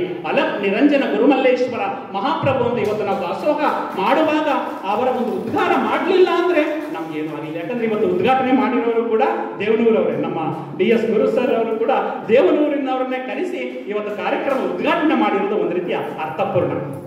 ಇನ್ನೊಂದು ಸ್ವಲ್ಪ ಅವ್ರಿಗೆ ಆಗಿದ್ರೆ ಅವರನ್ನ ನಾವು ಮೈಸೂರು ವಿಶ್ವವಿದ್ಯಾನಿಲಯದ ಕುಲಪತಿಗಳಾಗಿ ನೋಡುವಂತಹ ಒಂದು ಸುವರ್ಣ ಅವಕಾಶ ನಮಗಿತ್ತು. ಆದರೆ ಸ್ವಲ್ಪದ್ರಲ್ಲಿ ಅವರಿಗೆ ಒಂದು ವಿವಿ ಕುಲಪತಿ ಅವಕಾಶ ವಂಚಿತರಾದರು. ಅದು ನಮಗೂ ಕೂಡ ನೋವಾಯಿತು. ಯಾಕಂದ್ರೆ ನಮ್ಮವರು ಗುರುಮಲ್ಲೇಶ್ವರರ ಒಬ್ಬ ಪರಮ ಭಕ್ತರು ಮೈಸೂರು ವಿಶ್ವವಿದ್ಯಾನಿಲಯದ ಕುಲಪತಿಗಳಾಗಿದ್ರು ಅಂದ್ರೆ ನಮ್ಗೆ ಅದಕ್ಕಿಂತ ಇನ್ನೇನು ಸಂತೋಷ. ಆ ರೀತಿ ಅಂತಹ ಒಂದು ಗುರುಮಲ್ಲೇಶ್ವರರ ಒಂದು ಬೆಳಕಿನಿಂದ ನಾವೆಲ್ಲ ಒಂದು ಜೀವನವನ್ನ ಕಾಣ್ತಾ ಇದ್ದೀವಿ. ಹೇಗೆ ಅಂದ್ರೆ ಅಂತಹ ಗುರುಗಳ ಒಂದು ಕಾರುಣ್ಯ ನಮ್ಮಲ್ಲಿರುತ್ತೆ. ಅದಕ್ಕೆ ಒಂದು ಸಣ್ಣ ದೃಷ್ಟಾಂತವನ್ನ ಹೇಳೋದಕ್ಕೆ ಇಷ್ಟಪಡ್ತೇನೆ. ಗೌತಮ ಬುದ್ಧನ ಶಿಷ್ಯ ಉಪಗುಪ್ತ ಅಂತ, ಅವನು ಮಹಾರಾಜ ಆಗಿರ್ತಾನೆ. ಮಹಾರಾಜ ಆಗಿ ಈ ಗೌತಮ ಬುದ್ಧನಿಂದ ಪ್ರಭಾವಿತನಾಗಿ ಅವನು ಕೂಡ ಸನ್ಯಾಸ ಜೀವನವನ್ನ ಸ್ವೀಕರಿಸ್ತಾನೆ. ಆಗ ಗೌತಮ ಬುದ್ಧ ಅವನಿಗೆ ಏನ್ ಮಾಡ್ತಾನೆ, ಭಿಕ್ಷಾ ಪಾತ್ರೆಯನ್ನ ಕೊಡ್ತಾನೆ. ಆ ಭಿಕ್ಷಾ ಪಾತ್ರೆಯನ್ನ ತಗೊಂಡು ಊರಿಗೆ ಭಿಕ್ಷೆ ಬೇಡಕ್ಕೆ ಹೋಗ್ತಾನೆ. ಹಂಗೆ ಒಂದು ಪಟ್ಟಣ, ಆ ಪಟ್ಟಣದಲ್ಲಿ ಒಂದು ಮನೆಗೆ ಭಿಕ್ಷೆ ಬೇಡಕ್ಕೆ ಹೋಗ್ತಾನೆ. ಆ ಮನೆ ಯಾವುದು ಅಂದ್ರೆ ಒಬ್ಬ ಪ್ರಖ್ಯಾತ ನರ್ತಕಿಯ, ನೃತ್ಯ ಮಾಡುವಂತಹ ಒಬ್ಬ ನರ್ತಕಿಯ ಮನೆ. ಇವನು ಉಪಗುಪ್ತ, ಸ್ಫುರದ್ರೂಪಿ, ಸುಂದರವಾದ ಯುವಕ. ಆ ಮನೆಯ ಮುಂದೆ ನಿಂತುಕೊಂಡು ಭಿಕ್ಷಾಂದೇಹಿ ಅಂತ ಕೇಳ್ಕೊಳ್ತಾನೆ.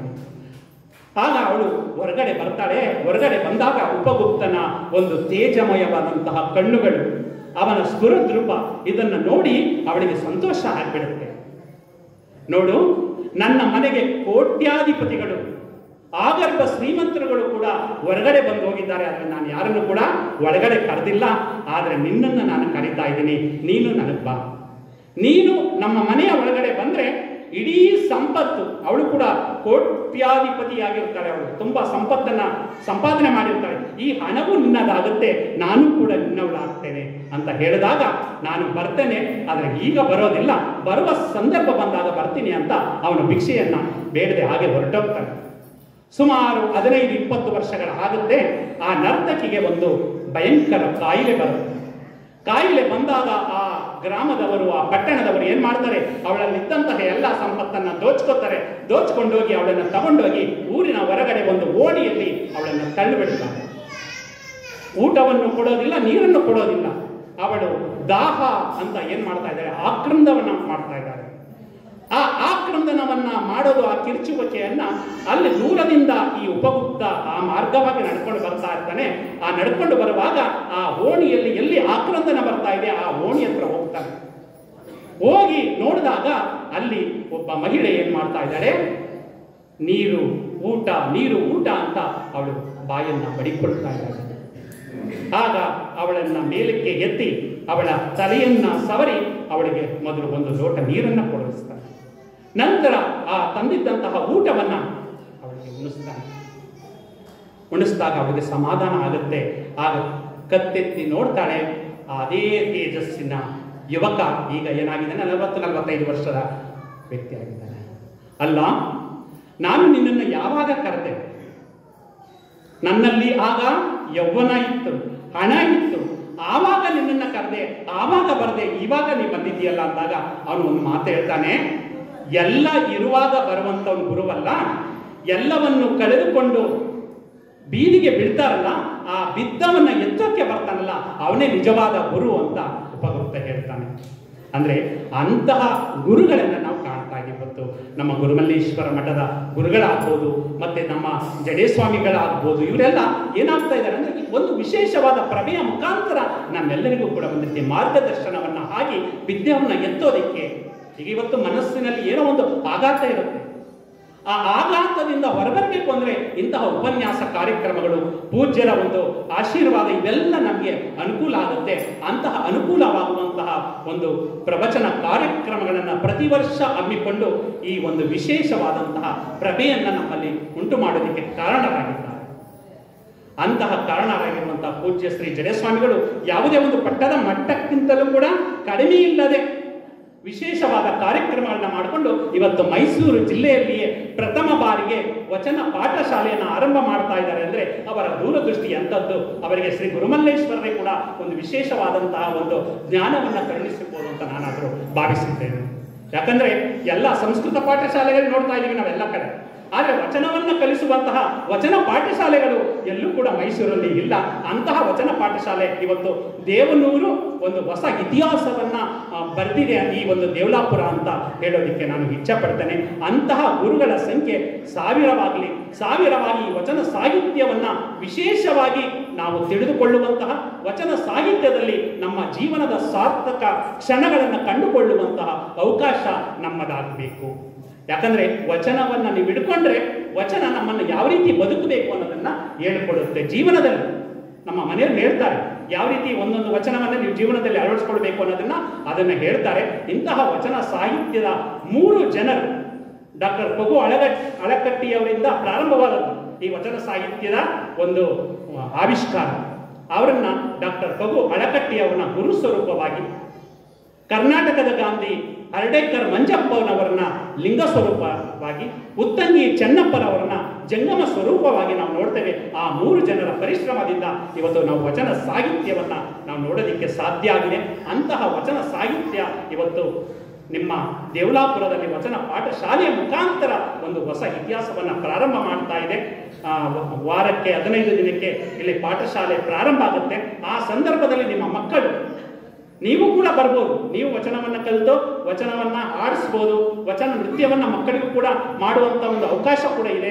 ಆದುದರಿಂದ ಯಾವಾಗ ವಚನ ಪಾಠಶಾಲೆ ಇರುತ್ತೆ ಅಂತ ಹೇಳ್ತಾರೆ ಗುರುಗಳು, ಆ ಸಂದರ್ಭದಲ್ಲಿ ನಿಮ್ಮ ಮಕ್ಕಳನ್ನ ಕಲಿಸಿ ಇದರ ಒಂದು ಸದುಪಯೋಗವನ್ನ ಮತ್ತು ಪ್ರಯೋಜನವನ್ನ ಪಡ್ಕೊಳ್ಬೇಕು ಅನ್ನೋದನ್ನ ನಾನು ಹೇಳ್ತಾ. ಯಾಕಂದ್ರೆ ನಾವು ಹೋಗುವಾಗ ಏನು ತಗೊಂಡು ಹೋಗೋದಿಲ್ಲ ಅಲ್ಲ, ಬರುವಾಗ ಹೇಗೆ ಬಂದಿದ್ದೀವೋ ಹೋಗುವಾಗಲೂ ಕೂಡ ಹಾಗೆ ಹೋಗುವಂಥದ್ದು. ಆದರೆ ಇಲ್ಲಿ ಇರುವಾಗ ಏನಾದರೂ ಒಂದು ಸಂತಸದ ಕ್ಷಣಗಳನ್ನ ನಾವು ಅನುಭವಿಸ್ತೀವಲ್ಲ, ಅದೇ ಇಂಥವ್ರು ಇದ್ರು ಇಂಥ ಒಳ್ಳೆ ಕೆಲಸವನ್ನ ಮಾಡಿದ್ರು ಅಂತ. ಅದಕ್ಕೆ ಹೇಳ್ತಾರೆ, ಕಾಶ್ಮೀರದ ಅರಸರಾಗ್ತಿರ್ತಾರೆ ಮೋಳಿಗೆ ಮಾರಯ್ಯ. ಆ ಮೋಳಿಗೆ ಮಾರಯ್ಯ ಮತ್ತು ಮೋಳಿಗೆ ಮಹಾದೇವಿ ರಾಜರಾಣಿಯಾಗಿದ್ದವರು ಅಲ್ಲಿಂದ ಎಲ್ಲಿಗೆ ಬರ್ತಾರೆ? ಬಸವ ಕಲ್ಯಾಣಕ್ಕೆ ಬರ್ತಾರೆ. ಬಸವ ಕಲ್ಯಾಣಕ್ಕೆ ಬಂದು ಅವರು ಬಸವಣ್ಣನವರ ಪ್ರಭಾವದಿಂದ ಕಟ್ಟಿಗೆ ಮಾರುವಂತಹ ಕಾಯಕವನ್ನ ಮಾಡಿ ಅವರು ಕೂಡ ವಚನ ಸಾಹಿತ್ಯವನ್ನ ಬರೆಯೋದರಲ್ಲಿ ತೊಡಗಿಸ್ಕೊಳ್ತಾರೆ. ಅವ್ರು ಹೇಳ್ತಾರೆ ಒಂದು ವಚನ, ಎಂತಹ ಅದ್ಭುತವಾದ ವಚನ ಅಂದ್ರೆ, ಆನೆ ಕುದುರೆ ಭಂಡಾರವಿದ್ದರೇನು, ನಿನ್ನ ಹತ್ರ ಆನೆ ಇದೆ, ಕುದುರೆ ಇದೆ, ಭಂಡಾರ ಇದೆ. ರಾಜರ ಕುರಿತು ಹೇಳುವಂಥದ್ದು, ಆನೆ ಕುದುರೆ ಭಂಡಾರವಿದ್ದರೇನು, ತಾನೆಂಬುದು ಪಡಿಯಕ್ಕಿ ಒಂದಾವಿನ ಹಾಲು ಮಲಗುವುದರ್ಧ ಮಂಚ. ತಾನೆಂಬುದು ಪಡಿಯಕ್ಕಿ, ಹೊಟ್ಟೆ ತುಂಬಷ್ಟು ಅನ್ನ ಉಣ್ತೀವಿ, ಇನ್ನೊಂದು ಸ್ವಲ್ಪ ಅನ್ನ ಹಾಕಕ್ ಬಂದ್ರೆ ಆಗುತ್ತಾ? ಆಗಲ್ಲ. ಕಂಠಪೂರ್ತಿ ತಿಂದಾಗ ಆಗೋದಿಲ್ಲ. ಒಂದಾವಿನ ಹಾಲು, ಒಂದು ಗ್ಲಾಸ್ ಹಾಲು. ಮಲಗುವುದು ಅರ್ಧ ಮಂಚ. ನಾವು ಎಷ್ಟೇ ದೊಡ್ಡ ಮಂಚ ಮಾಡಿಸ್ಬೋದು, ಮಲಗೋದೆಷ್ಟು? ಅರ್ಧ ಮಂಚದಲ್ಲಿ. ಈ ಹುರುಳಿಲ್ಲದ ಸಿರಿಯ ನೆಚ್ಚಿ ಕೆಡಬೇಡ ಮನುಜ. ಈ ಸಿರಿ ಅನ್ನೋದು ಹುರುಳು ಯಾವಾಗ ಬೇಕಾದರೂ ಹೋಗ್ಬೋದು. ಈ ಶ್ರೀಮಂತಿಕೆಯನ್ನು ನೆಚ್ಚಿ ಕೆಡಬೇಡ. ಒಡಲು ಭೂಮಿಯ ಸಂಘ. ನೀನೇನಾದ್ರೂ ಪ್ರಾಣ ಬಿಟ್ಟಾಗ ಈ ಒಡಲಿದೆಯಲ್ಲ, ಅದು ಭೂಮಿಯ ಸಂಘ. ಒಡವೆ ತಾನೇ ನಪ್ಪೋದು. ನೀನು ಹಾಕಿರುವಂತ ಒಡವೆ ಏನಾಗುತ್ತೋ ಅಂತ ಗೊತ್ತಿಲ್ಲ. ಕೆಲವರಿಗೆ ಮೂಗು ಮೇಸ್ತ್ರಿ ಹಾಕೊಡುತ್ತಾರೆ, ಬರ್ತಾ ಇರಲ್ಲ. ಕುಡುಗಲನ್ನ ತಗೊಂಡು ಕುಯ್ದಿರೋದನ್ನ ನಾವು ಅನೇಕ ಜನರಿಂದ ನೋಡ್ತಿದ್ದೀವಿ. ಒಡವೆ ತಾನೇ ನಪ್ಪೋದು. ಕೈ ಹಿಡಿದ ಮಡದಿ ಪರರ ಸಂಘ, ಪ್ರಾಣ ವಾಯುವಿನ ಸಂಘ. ಸಾವಿಂಗೆ ಸಂಗಡವಾರು ಇಲ್ಲ ಕಾಣ, ನೀ ಕಳಂಕ ಮಲ್ಲಿಕಾರ್ಜುನ ಅಂತ ಹೇಳ್ತಾರೆ. ನಮ್ಮ ಜೊತೆ ಅವ್ರು ಬರ್ತಾರೆ, ಇವ್ರು ಬರ್ತಾರೆ ಅಂತ ಇರ್ತಲ್ಲ. ಸಾವಿನ ಜೊತೆ ಯಾರು ಬರ್ತೀರಾ ಅಂತ ಕೇಳಿ. ಗಂಡನ ಜೊತೆ ಹೆಂಡತಿನೂ ಬರಕ್ಕಾಗತ್ತೆ, ಹೆಂಡತಿ ಜೊತೆ ಗಂಡನ್ನು ಬರಕ್ಕಾಗದಲ್ಲಿ ಅಂದ್ರೆ ಯಾರು ಕೂಡ ಬರೋದಿಲ್ಲ. ಸಾವಿಂಗೆ ಸಂಗಡವಾರು ಇಲ್ಲ ಕಾಣ ಅಂತ ಹೇಳ್ತಾರೆ. ಆದುದರಿಂದ ದಯಮಾಡಿ ಈ ಒಂದು ಅಂಶವನ್ನ ನೀವು ಅರಿತುಕೊಂಡು ಹೊಂದಿಕೊಂಡು ಬಾಳಿ. ಹೊಂದಿಸಿ ಬರೆಯಿರಿ ಇರುತ್ತೆ ಮಕ್ಕಳೇ, ಅಲ್ಲ? ಹೊಂದಿಸಿ ಬರೆಯಿರಿ ನೋಡಿದ್ದೀರಾ? ನಿಮ್ಗೆ ಇರುತ್ತಲ್ಲ ಪಾಠದಲ್ಲಿ ಪರೀಕ್ಷೆ ಮಾಡುವಾಗ ABCD ಅಂತ ಕೊಟ್ಬಿಟ್ಟು ಆ ಕಡೆ 1 2 3 4 ಕೊಡ್ತಾರೆ. ಇಲ್ಲಿ ಏನದಕ್ಕೆ 4ನೇದು ಉತ್ತರ, 2ನೇದಕ್ಕೆ 3ನೇದು ಉತ್ತರ ಅಂತ ಕೊಡ್ತಾರೆ ಅಲ್ವಾ? ಹಂಗೆ ಹೊಂದಿಸಿ ಬರೆದರೆ ಏನ್ ಬರುತ್ತೆ? ಪದಕ್ಕೆ ಅರ್ಥ ಬರುತ್ತೆ. ಹೊಂದಿಕೊಂಡು ಬಾಳಿದರೆ ಜೀವನಕ್ಕೆ ಅರ್ಥ ಬರುತ್ತೆ. ಹೊಂದಿಸಿ ಬರೆಯೋದು ಇದಕ್ಕೆ. ಹೊಂದಿಸಿ ಬರೆದರೆ ಪದಕ್ಕೆ ಅರ್ಥ ಬರುತ್ತೆ, ಹೊಂದಿಕೊಂಡು ಬಾಳಿದರೆ ಜೀವನಕ್ಕೆ ಅರ್ಥ ಬರುತ್ತೆ ಅಂತ ಹೇಳ್ತಾ, ಅಂತಹ ವಿಶ್ವಗುರು ಬಸವಣ್ಣನವರು ಇವತ್ತು ವಿಶೇಷವಾದಂತಹ ಕ್ರಾಂತಿಯನ್ನ ಮಾಡುವುದರ ಮೂಲಕ ನಮಗೆ ಕಣ್ತೆರೆಸಿದ್ದಾರೆ. ಯಾಕಂದ್ರೆ 1970ರಲ್ಲಿ USA ಅಲ್ಲಿ ಇಂಟರ್ನೆಟ್ ಅನ್ನೋದು ಪ್ರಾರಂಭ ಆಗುತ್ತೆ. ಆದ್ರೆ ಜನಸಾಮಾನ್ಯರು ಬಳಕೆ ಆಗುತ್ತೆ ಯಾವಾಗ ಅಂದ್ರೆ 1990ರಲ್ಲಿ. ಅದಾದ ನಂತರ ಅನೇಕ ಬದಲಾವಣೆಗಳಾಗುತ್ತೆ. ಫೇಸ್ಬುಕ್ ಬರುತ್ತೆ, ಮತ್ತೆ ಟ್ವಿಟರ್ ಬರುತ್ತೆ, ಇನ್ಸ್ಟಾಗ್ರಾಮ್ ಬರುತ್ತೆ, ಯೂಟ್ಯೂಬ್ ಬರುತ್ತೆ, ಇವೆಲ್ಲ ಬರುತ್ತೆ ಅಲ್ಲ? ಇವತ್ತು ನಾವೇನಾದ್ರು ಭಾಷಣ ಮಾಡ್ತಾ ಇದ್ದೀವಿ, ನಮ್ಮ ಗುರು ಸರ್ ಭಾಷಣ ಮಾಡ್ತಾ ಇದ್ದಾರೆ ಅಂದ್ರೆ ಅವ್ರು ಯಾರಾದ್ರೂ ಇಲ್ಲಿ ನಮ್ಮ ಸರ್ ಮಾದೇಶ್ ಅವರು ಆನ್ ಮಾಡ್ಕೊಂಡಿದ್ದಾರೆ, ಯಾವ್ದು ಯೂಟ್ಯೂಬ್ ಲಿಂಕ್ ಬಿಡ್ತಾರೆ. ಈ ಬಿಟ್ರೆ ಅದು ಎಲ್ಲಿ ಹೋಗುತ್ತೆ? ಅಮೆರಿಕದವರು ನೋಡ್ಬೋದು, ಆಸ್ಟ್ರೇಲಿಯಾದವರು ಕೂಡ ನೋಡ್ಬೋದು ಅಲ್ಲ? ಆದ್ರೆ ಎಷ್ಟು ಜನ ಲೈಕ್ ಮಾಡ್ಬೋದು? ಫೇಸ್ಬುಕ್ ಏನಾದ್ರು ಒಂದು ಫೋಟೋ ಹಾಕಿದ್ರೆ ಎಷ್ಟು ಜನ ಲೈಕ್ ಮಾಡ್ಬೋದು? 100 ಜನ, 500 ಜನ, 1000 ಜನ. 1000 ಜನ ಲೈಕ್ ಮಾಡಿದ್ರೆ ನಮ್ಮ ಪಟ್ಟಿಯನ್ನೇ ನಾವು ಅನ್ಕೋತೀವಿ, ನನ್ನ 1000 ಜನ ಲೈಕ್ ಮಾಡಿದ್ದಾರೆ ಅಂತ. ಆದ್ರೆ 12ನೇ ಶತಮಾನದಲ್ಲಿ ಯಾವುದೇ ಫೇಸ್ಬುಕ್ ಇಲ್ಲ, ಟ್ವಿಟರ್ ಇಲ್ಲ, ಇನ್ಸ್ಟಾಗ್ರಾಮ್ ಇಲ್ಲ.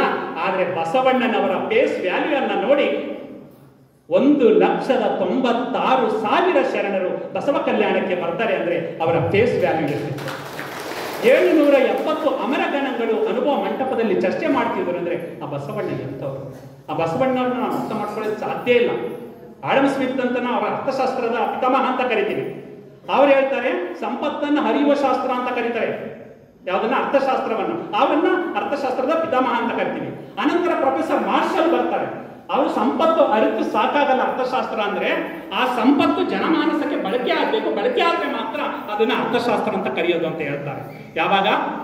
ಆಡಮ್ ಸ್ಮಿತ್ 18ನೇ ಶತಮಾನ, ಪ್ರೊಫೆಸರ್ ಮಾರ್ಷಲ್ 19ನೇ ಶತಮಾನ. ಆದ್ರೆ ಬಸವಣ್ಣವರು ಎಷ್ಟನೇ ಶತಮಾನ? ಎಷ್ಟನೇ ಶತಮಾನ? 12ನೇ ಶತಮಾನ. ಅವರಿಗಿಂತ 700-800 ವರ್ಷಗಳ ಹಿಂದೆ ಅವ್ರು ಹೇಳ್ತಾರೆ, ದುಡಿದು ಉಂಡ್ರಿ, ಉಳಿದದ್ದಲ್ಲಿ ಸ್ವಲ್ಪ ಸಮಾಜಕ್ಕೆ ಕೊಡ್ರಿ. ದುಡಿದು ಉಂಡ್ರಿ ಅಂದ್ರೆ ಕಾಯಕ, ಸಮಾಜಕ್ಕೆ ಕೊಡ್ರಿ ಅಂದ್ರೆ ದಾಸೋಹ ಅಂತ ಅರ್ಥಶಾಸ್ತ್ರದ ಪರಿಕಲ್ಪನೆ 12ನೇ ಶತಮಾನದಲ್ಲಿತ್ತು. ಹಾಗಾದ್ರೆ ಅರ್ಥಶಾಸ್ತ್ರದ ನಿಜವಾದ ಪಿತಾಮಹ ಯಾರಾಗ್ತಾರೆ?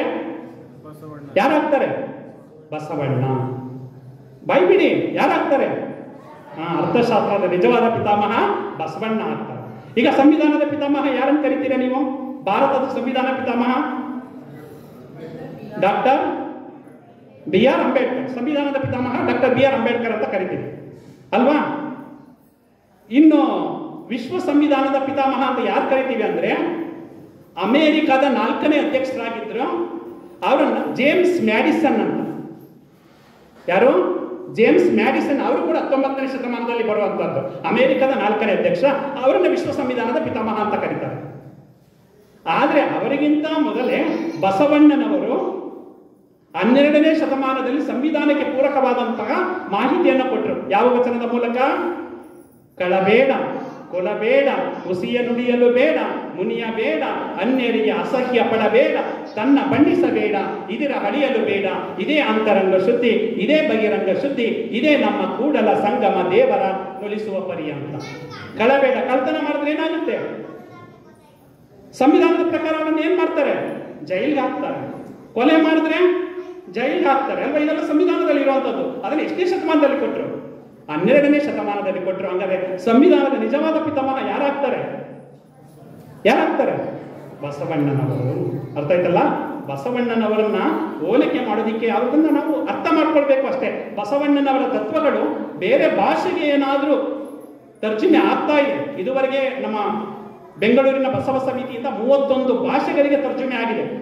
ಅದನ್ನ ಅವರು ಏನಾದ್ರೂ ಸರಿಯಾಗಿ ಓದಿಬಿಟ್ರೆ ಬಸವಣ್ಣನವರು ಕೇವಲ ಕರ್ನಾಟಕದ ಸಾಂಸ್ಕೃತಿಕ ನಾಯಕ ಮಾತ್ರ ಅಲ್ಲ, ಅವರು ವಿಶ್ವದ ಸಾಂಸ್ಕೃತಿಕ ನಾಯಕ ಆಗ್ತಾರೆ ಅಂತ ನಾನಾದ್ರೂ ಹೇಳೋದಕ್ಕೆ ಇಚ್ಛೆ ಪಡ್ತೇನೆ. ಬಂಧುಗಳೇ, ಹೆಚ್ಚಿಗೆ ಮಾತನಾಡಕ್ಕೆ ಹೋಗೋದಿಲ್ಲ, ಇನ್ನು ಸಮಯ ಆಗ್ತಾ ಇದೆ. ಪೂಜ್ಯರ ಆಶೀರ್ವಚನವನ್ನ ಕೇಳಬೇಕು ಅಂತ ಹೇಳ್ತಾ, ನಮ್ಮ ಪೂಜ್ಯ ಶ್ರೀ ಜಡಸ್ವಾಮಿಗಳವರು ಅನೇಕ ವರ್ಷಗಳಿಂದ ನಮ್ಮನ್ನ ನಿರಂತರವಾಗಿ ಉದ್ಘಾಟನೆ ಮತ್ತೆ ಉಪನ್ಯಾಸ ಪ್ರವಚನ ಕಾರ್ಯಕ್ರಮಗಳಿಗೆ ಹಾಕೊಂಡು ಬರ್ತಾ ಇದ್ದಾರೆ.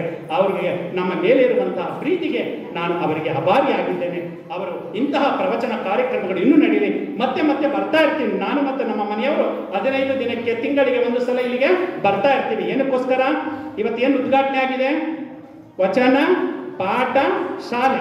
ವಚನಗಳನ್ನ ಹೇಳ್ಕೊಡೋದಿಕ್ಕೆ, ವಚನ ಗಾಯನವನ್ನು ಹೇಳ್ಕೊಡೋದಿಕ್ಕೆ ನಾವು ಬರ್ತೇವೆ. ಅದರ ಸದುಪಯೋಗವನ್ನ ಪಡಿಸ್ಕೊಳ್ಳಿ ಅಂತ ಹೇಳ್ತಾ, ಹೊರಡುವೆ ನಾನು ಹೊರಡುವೆ ಮುಂದೆ, ಬರುವುದು ವಿಶ್ವವು ನನ್ನಯ ಹಿಂದೆ, ಅವರಿವರೆಂಬೆನೆ ಎಲ್ಲರೂ ಒಂದೇ, ಎಲ್ಲರಿಗಿರುವನು ಒಬ್ಬನೇ ತಂದೆ, ಬರುವೆನು ಭುವಿಯನ್ನು ಬೆಳಗಿ ಬಸವನ ಬೆಳಗ್ಗೆ ಎಲ್ಲಾಡಿ ಬಂದೆ, ಭಾರತವೆಲ್ಲ ಸುತ್ತಾಡಿ ಬಂದೆ ಎಂಬ ಸಿದ್ದಯ್ಯ ಪುರಾಣಿಕರವರ ಕವಿತೆಯೊಂದಿಗೆ ನನ್ನ ಪ್ರವಚನಕ್ಕೆ ವಿರಾಮವನ್ನು ಹೇಳ್ತಾ ಇದ್ದೇನೆ. ಜೈ ಬಸವ, ಜೈ ಶರಣು.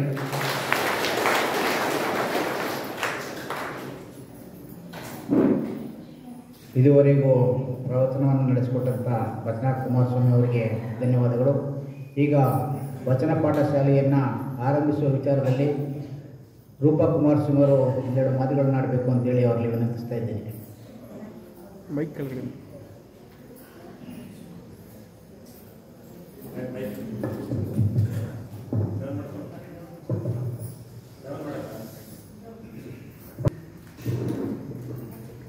ಜಾಸ್ತಿ ಸಮಯ ತಗೊಳ್ಳಲ್ಲ, ಯಾಕಂದ್ರೆ ಈಗಾಗಲೇ ಇಬ್ಬರು ಉಪನ್ಯಾಸಕರು ಉಪನ್ಯಾಸವನ್ನ ನೀಡಿಬಿಟ್ಟಿದ್ದಾರೆ. ಸಂಕ್ಷಿಪ್ತವಾಗಿ ಇವತ್ತು ವಚನ ಪಾಠಶಾಲೆ ಪ್ರಾರಂಭ ಆಗಿದೆ. ಅದರ ಬಗ್ಗೆ ಕುರಿತು ನಿಮ್ಗೆಲ್ಲರಿಗೂ ವಚನಗಳನ್ನ ಹೇಳ್ಕೊಡ್ತೀನಿ, ಕೆಲವು ವಿಷಯಗಳನ್ನ ನಿಮ್ಮ ಜೊತೆ ಹಂಚಿಕೊಳ್ತೇನೆ. ಓಂ ಶ್ರೀ ಗುರು ಬಸವಲಿಂಗಾಯ ನಮಃ. ಸರ್ವರಿಗೂ ಶರಣು ಶರಣಾರ್ಥಿಗಳು. ಓಂ ಶ್ರೀ ಗುರುಮಲ್ಲೇಶ್ವರಾಯ ನಮಃ. ಜಂಬೂ ದ್ವೀಪ ನವಕಂಡ ಪೃಥ್ವಿಯೊಳಗೆ ಕೇಳಿದಯ್ಯ ಎರಡಾಳಿನ ಭಾಷೆಯ, ಕೊಲುವನೆಂಬ ಭಾಷೆ ದೇವನದು, ಗೆಲುವನೆಂಬ ಭಾಷೆ ಭಕ್ತನದು, ಸತ್ಯವೆಂಬ ಕೂರಲಗನೆ ಹಿಡಿದುಕೊಂಡು ಸದ್ಭಕ್ತರು ಗೆದ್ದರು ಕಾಣ ಕೂಡಲ ಸಂಗಮ ದೇವ. ವಿಶ್ವಗುರು ಬಸವಣ್ಣನವರ ವಚನವನ್ನ ಸ್ಮರಿಸುತ್ತಾ, ಬಸವಾದಿ ಪ್ರಮುಖರನ್ನು ಮನದಾಳದಲ್ಲಿ ಸ್ಮರಿಸುತ್ತಾ, ಈ ದಿನ ದೇವಲಾಪುರ ಗ್ರಾಮದಲ್ಲಿ ಶ್ರಾವಣ ಮಾಸದ ಪ್ರಯುಕ್ತ ಪ್ರವಚನ ಕಾರ್ಯಕ್ರಮ, ಉದ್ಘಾಟನಾ ಸಮಾರಂಭ ಹಾಗೆ ವಚನ ಪಾಠಶಾಲೆ ಪ್ರಾರಂಭ, ಈ ಎರಡೂ ಕಾರ್ಯಕ್ರಮವನ್ನ ಇಲ್ಲಿ ಆಯೋಜಿಸಿದ್ದಾರೆ. ಈ ಕಾರ್ಯಕ್ರಮದ ದಿವ್ಯ ಸಾನ್ನಿಧ್ಯವನ್ನ ದಯಪಾಲಿಸಿರುವಂತಹ ಪೂಜ್ಯ ಗುರುಗಳಾದ ಶ್ರೀಮನ್ನಿರಂಜನ ಪ್ರಣವ ಸ್ವರೂಪಿ ಶ್ರೀ ಮಹಾಂತ ಸ್ವಾಮಿಗಳವರು, ಶ್ರೀ ಗುರುಮಲ್ಲೇಶ್ವರ ತ್ರಿವಿಧ ದಾಸೋಹ ಮಠಾಧೀಶರು ದೇವನೂರು, ಇವರಿಗೆ ಭಕ್ತಿಪೂರ್ವಕ ಶರಣು ಶರಣಾರ್ಥಿಗಳನ್ನ ಅರ್ಪಿಸುತ್ತಾ, ಕಾರ್ಯಕ್ರಮದ ದಿವ್ಯ ಸಮ್ಮುಖವನ್ನ ದಯಪಾಲಿಸಿದಂತಹ ಷಟ್ಸ್ಥಲ ಬ್ರಹ್ಮ ಶ್ರೀ ಪರಶಿವಮೂರ್ತಿ ಸ್ವಾಮಿಗಳವರು, ಶ್ರೀ ಮಹಾಂತೇಶ್ವರ ಮಠಾಧೀಶರು ಬರಡನಪುರ, ಹಾಗೆ ಈ ಒಂದು ಸುಂದರ ಕಾರ್ಯಕ್ರಮವನ್ನ ಆಯೋಜಿಸಿರುವಂತಹ ದೇವಲಾಪುರ ಗುರುಮಲ್ಲೇಶ್ವರ ದಾಸೋಹ ಮಠದ ಪೂಜ್ಯ ಗುರುಗಳಾದಂತಹ ಶ್ರೀ ಜಡೇಸ್ವಾಮಿಗಳವರಿಗೂ ಕೂಡ ಭಕ್ತಿಪೂರ್ವಕ ಶರಣು ಶರಣಾರ್ಥಿಗಳನ್ನ ಸಮರ್ಪಿಸುತ್ತಾ, ಕಾರ್ಯಕ್ರಮದಲ್ಲಿ ವೇದಿಕೆಯಲ್ಲಿ ಆಸೀನರಾಗಿರುವಂತಹ ಎಲ್ಲ ಹರಗುರು ಚ್ವರಮೂರ್ತಿಗಳ ಪಾದಗಳಿಗೆ ಪೊಣಪಟ್ಟು, ವೇದಿಕೆಯ ಮೇಲೆ ಆಸೀನರಾಗಿರುವಂತಹ ಡಾಕ್ಟರ್ ಡಿ.ಎಸ್. ಗುರೂರವರೇ, ಹಿರಿಯ ಪ್ರಾಧ್ಯಾಪಕರು, ಗಣಕ ವಿಜ್ಞಾನ ಅಧ್ಯಯನ ವಿಭಾಗ, ಮೈಸೂರು ವಿಶ್ವವಿದ್ಯಾನಿಲಯ, ಇಲ್ಲಿಯವರೆಗೆ ಅದ್ಭುತವಾಗಿ ವಚನ ಸಾಹಿತ್ಯದ ಬಗ್ಗೆ ಸಾಕಷ್ಟು ವಿಷಯಗಳನ್ನ ನಮ್ಮ ಜೊತೆ ಹಂಚಿಕೊಂಡಿದ್ದಾರೆ. ಅವ್ರು ಹೇಳಿದ್ರು ನನಗೆ ವಿಜ್ಞಾನ ವಿಷಯದ ಬಗ್ಗೆ ಮಾತ್ರ ಗೊತ್ತು ಅಂತ, ಆದರೆ ನಮಗೆ ವಚನ ಸಾಹಿತ್ಯದ ಬಗ್ಗೆ ಕೂಡ ಸಾಕಷ್ಟು ಮಾಹಿತಿಯನ್ನು ನೀಡಿದ್ದಾರೆ. ಅವರಿಗೂ ಕೂಡ ಶರಣಾರ್ಥಿಗಳನ್ನ ಸಮರ್ಪಿಸುತ್ತಾ, ಇನ್ನು ಇಲ್ಲಿಯವರೆಗೆ ಉಪನ್ಯಾಸವನ್ನ ನೀಡಿದಂತಹ ನನ್ನ ಪತಿಯಾದಂತಹ ಡಾಕ್ಟರ್ ವಚನ ಕುಮಾರಸ್ವಾಮಿರವರೇ, ಅವರು ಕೂಡ ವಚನ ಸಾಹಿತ್ಯದ ಬಗ್ಗೆ, ವಚನದ ಬಗ್ಗೆ ಸಾಕಷ್ಟು ವಿಷಯಗಳನ್ನ ನಿಮ್ಮ ಜೊತೆ ಹಂಚಿಕೊಂಡಿದ್ದಾರೆ. ತನು ಶುದ್ಧವಾಗಿರ್ಬೇಕಾದ್ರೆ, ಮನ ಶುದ್ಧವಾಗಿರ್ಬೇಕಾದ್ರೆ, ಭಾವ ಶುದ್ಧವಾಗಿರ್ಬೇಕಾದ್ರೆ, ಹೀಗೆ ಎಲ್ಲ ವಿಷಯವನ್ನ ನಿಮ್ಮ ಜೊತೆ ಬಹಳಷ್ಟು ಚೆನ್ನಾಗಿ ಹಂಚಿಕೊಂಡಿದ್ದಾರೆ. ಅವರಿಗೂ ಕೂಡ ಶರಣಾರ್ಥಿಗಳನ್ನ ಸಮರ್ಪಿಸುತ್ತಾ, ವೇದಿಕೆಯ ಮುಂಭಾಗದಲ್ಲಿ ಕುಳಿತಿರುವಂತಹ ದೇವಲಾಪುರ ಗ್ರಾಮಸ್ಥರೇ, ಹಿರಿಯರೇ, ಕಿರಿಯರೇ, ಪುಟಾಣಿ ಮಕ್ಕಳೇ, ಮತ್ತೊಮ್ಮೆ ಮಗದೊಮ್ಮೆ ನಿಮ್ಮ ಅಂತರಾತ್ಮಕ್ಕೆ ಭಕ್ತಿಪೂರ್ವಕ ಶರಣಾರ್ಥಿ. ಬಂಧುಗಳೇ, ಇವತ್ತು ವಚನ ಪಾಠಶಾಲೆ ಪ್ರಾರಂಭ ಅಂತ ಹೇಳಿದ್ರು. ಮೊದಲಾಗಿ ನಾವು ವಚನ ಅಂದ್ರೆ ಏನು ಅಂತ ತಿಳಿದುಕೊಳ್ಬೇಕು. ಮಕ್ಕಳೇ, ನಿಮ್ಗೆ ವಚನ ಅಂದ್ರೆ ಏನಂತ ಗೊತ್ತಾ? ವಚನ ಅಂದ್ರೆ ಕೇಳಿದಿರಿ.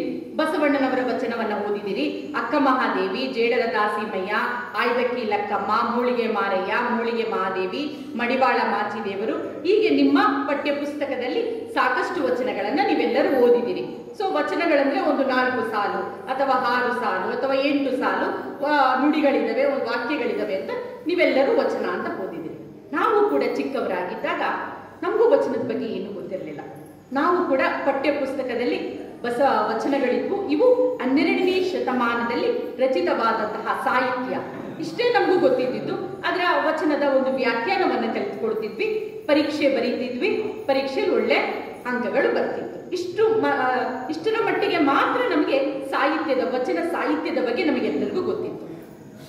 ಅದ್ರ ಮುಂದೆ ವಚನ ಅಂದ್ರೆ ಏನು, ವಚನ ಸಾಹಿತ್ಯ ಅಂದ್ರೆ ಏನು, ಅದನ್ನು ಯಾಕೆ ರಚನೆ ಮಾಡಿದ್ರು, ಯಾಕೆ ಇನ್ನೂ ಕೂಡ 12ನೇ ಶತಮಾನದಲ್ಲಿ ರಚಿತವಾದಂತಹ ವಚನ ಸಾಹಿತ್ಯ 21ನೇ ಶತಮಾನದಲ್ಲೂ ಕೂಡ ಜೀವಂತವಾಗಿದೆ ಅಂದ್ರೆ ಅದಕ್ಕೆ ಕಾರಣ ಏನು, ಅದರ ಮೌಲ್ಯ ಏನು, ಅದರಲ್ಲಿ ಏನಿದೆ ಅನ್ನೋದನ್ನೆಲ್ಲ ನಾವು ತಿಳಿದುಕೊಳ್ಬೇಕಾಗತ್ತೆ. ಹೀಗೆ ನಾವು ಕೂಡ ನಮಗೆ ಅರಿವು ಬಂದ ಮೇಲೆ ವಚನ ಅಂದ್ರೆ ಏನು, ವಚನ ಸಾಹಿತ್ಯ ಬಂದ್ರೆ ಏನು ಅಂತ ನಾವು ಕೂಡ ಅದನ್ನ ತಿಳಿದುಕೊಂಡು ಅದರಲ್ಲಿ ನಾವು ಕೂಡ ಹೆಜ್ಜೆ ಹಾಕ್ತಾ ಇದ್ದೀವಿ.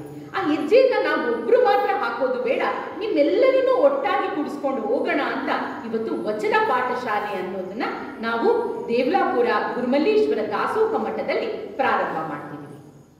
ಈಗ ತಾನೇ ಹೇಳಿದೆ ವಚನ ಅಂದ್ರೆ ಏನು ಅಂತ ಯಾರಿಗೂ ಗೊತ್ತಿಲ್ಲ ಅನ್ಸುತ್ತೆ ಮಕ್ಕಳಿಗೆ. ವಚನ ಅಂದ್ರೆ ಪ್ರಮಾಣ ಅಂತ. ವಚನ ಅಂದ್ರೆ ಏನು? ನೀವೆಲ್ಲರೂ ನ್ಯೂಸ್ ನಲ್ಲಿ ನೋಡಿರ್ತೀರಿ, ಮುಖ್ಯಮಂತ್ರಿಗಳು ಅಥವಾ ಪ್ರಧಾನ ಮಂತ್ರಿಗಳು ಈ ದಿನ ಪ್ರಮಾಣ ವಚನವನ್ನ ಸ್ವೀಕರಿಸ್ತಾರೆ. ನೋಡಿದೀರಾ ನೀವೆಲ್ಲರೂ? ನೋಡಿದೀರಾ? ಅವರು ಅಧಿಕಾರಕ್ಕೆ ಬಂದಾಗ ನೋಡಿಲ್ವಾ? ಅವರು ಒಂದೆರಡು ಸಾಲುಗಳನ್ನ ಹೇಳ್ತಿದೀವಿ, ಈ ದಿನ ನಾನು ಮುಖ್ಯಮಂತ್ರಿಯಾಗಿ ನಾನು ಸ್ಥಾನವನ್ನ ತೆಗೆದುಕೊಳ್ತಿದ್ದೀನಿ, ಪದವಿಯನ್ನ ತೆಗೆದುಕೊಳ್ತಿದ್ದೀನಿ ಅಂತ ನೋಡಿಲ್ವಾ? ನೀವೆಲ್ಲ ನೋಡ್ಬೇಕು, ನೀವು ವಾರ್ತೆಯನ್ನ ನೋಡ್ಬೇಕು, ಒಳ್ಳೆಯ ವಿಷಯಗಳನ್ನ ನೀವು ದೂರದರ್ಶನದಲ್ಲಿ ನೋಡ್ಬೇಕು, ಆವಾಗ್ಲೇ ನಿಮಗೆ ಗೊತ್ತಾಗುತ್ತೆ. ಹಾಗಾದ್ರೆ ಈ ವಚನ ಅನ್ನೋದು ಏನು? 12ನೇ ಶತಮಾನದಲ್ಲಿ ವಚನ ಅಂದ್ರೆ ಅನುಭವದ ನುಡಿಗಳು, ಅವರ ಅನುಭವದ ನುಡಿಗಳು. 12ನೇ ಶತಮಾನದಲ್ಲಿ ಇದ್ದಂತಹ ಜನರನ್ನ ಒಂದು ವಿಶೇಷವಾದ ಒಂದು ಹೆಸರಿನಿಂದ ಕರೀತಾ ಇದ್ರು. ಅದನ್ನ ವಚನಕಾರರು, ವಚನಕಾರ್ತಿಯರು. ಪುರುಷರನ್ನ ಏನಂತ ಕರೀತಿದ್ರು? ವಚನಕಾರರು ಅಂತ ಕರೀತಿದ್ರು. ಸ್ತ್ರೀಯರನ್ನ ಏನಂತ ಕರೀತಿದ್ರು? ಅಲ್ಲಿ ಯಾರು ವಚನವನ್ನ ರಚನೆ ಮಾಡ್ತಿದ್ರು ಅವರನ್ನ ವಚನಕಾರ್ತಿಯರು ಅಂತ ಕರೀತಿದ್ರು. ಇನ್ನೊಂದು ಹೆಸರಿದೆ, ಅವರನ್ನ ಶರಣರು ಅಂತ ಕರೀತಿದ್ರು, ಶರಣೆಯರು ಅಂತ ಕರೀತಿದ್ರು. ಯಾರ್ಯಾರು ಪುರುಷ ವಚನಕಾರರಿದ್ರಲ್ಲ ಅವರೆಲ್ಲರೂ ನಾವು ಶರಣರು ಅಂತ ಸಂಬೋಧನೆ ಮಾಡ್ತೀವಿ. ಸ್ತ್ರೀಯರನ್ನ ನಾವೇನಂತ ಸಂಬೋಧನೆ ಮಾಡ್ತೀವಿ? ಶರಣೆ. ಶರಣೆ ಅಕ್ಕ ಮಹಾದೇವಿ, ಶರಣೆ ಅಕ್ಕಮ್ಮ, ಶರಣೆ ಬುಂತಾದೇವಿ, ಶರಣೆ ದುಗ್ಗಳೆ, ಈ ರೀತಿ ಮಾಡ್ಕೊಂಡು ಹೋಗ್ತೀವಿ. ಈಗ ನಿಮ್ಗೆ ವಚನ ಅಂದ್ರೆ ಅನುಭವದ ನುಡಿಗಳು ಅಂತ. ಏನಿದು ಅನುಭವದ ನುಡಿಗಳು? ನಿಮ್ಮ ಮನೇಲಿ ಏನೋ ಒಂದು ಕಷ್ಟ ಆಗಿರುತ್ತೆ, ಏನೋ ತೊಂದರೆ ಆಗಿರುತ್ತೆ ಅಲ್ವಾ?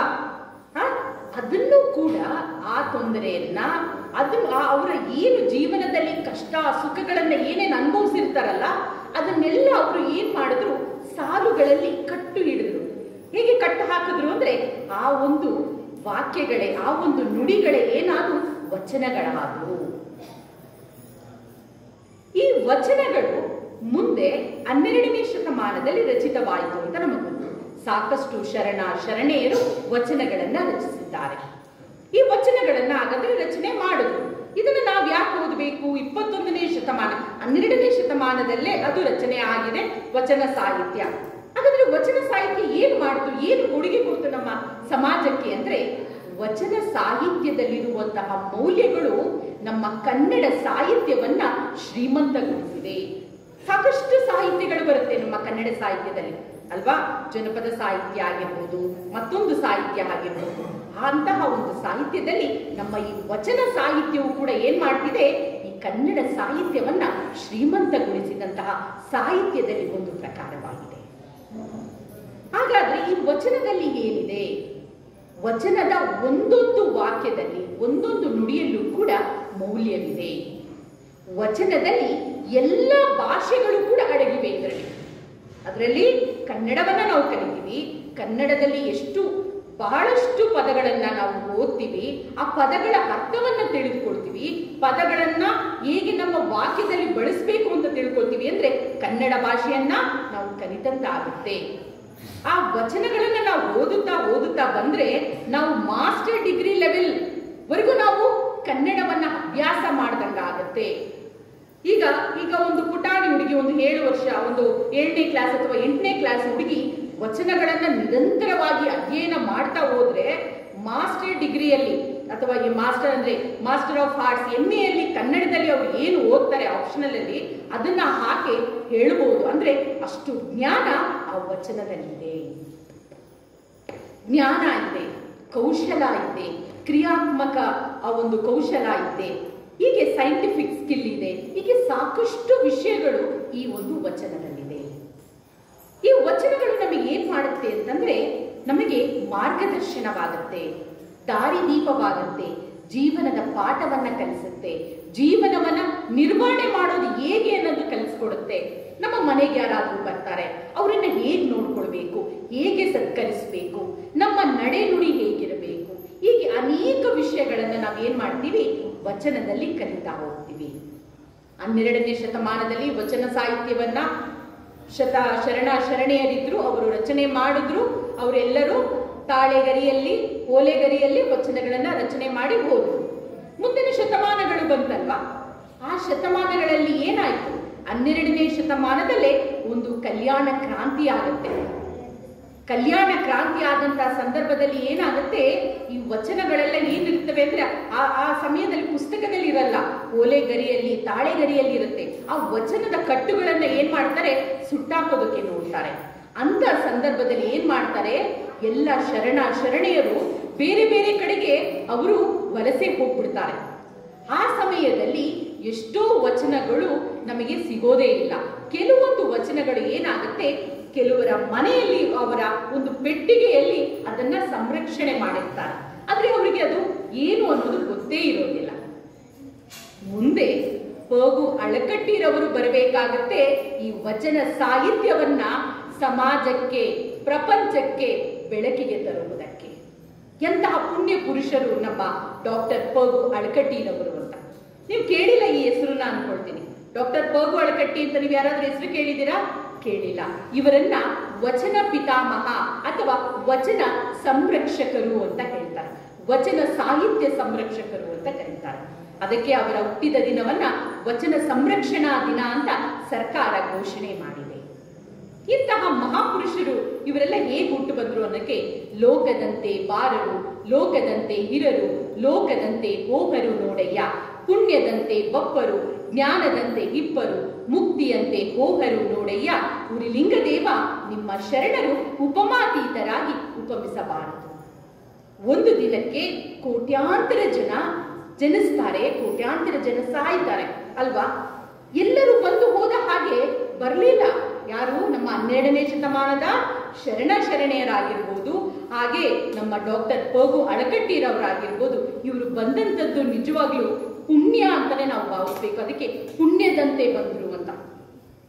ಇದ್ದಂತ ಸಮಯದಲ್ಲಿ ಏನ್ ಮಾಡಿದ್ರು, ತಮ್ಮ ಮನೆಯ ಜೀವನವನ್ನ ನಿರ್ವಹಣೆ ಮಾಡೋದಲ್ಲ, ಈ ಸಮಾಜಕ್ಕೆ ಒಂದು ಕೊಡುಗೆಯನ್ನ ಕೊಡಬೇಕು ಅಂತ ಪರಿಶ್ರಮವನ್ನ ಪಟ್ಟವರು ನಮ್ಮ ಡಾಕ್ಟರ್ ಪಗು ಅಳಕಟ್ಟಿರವರು.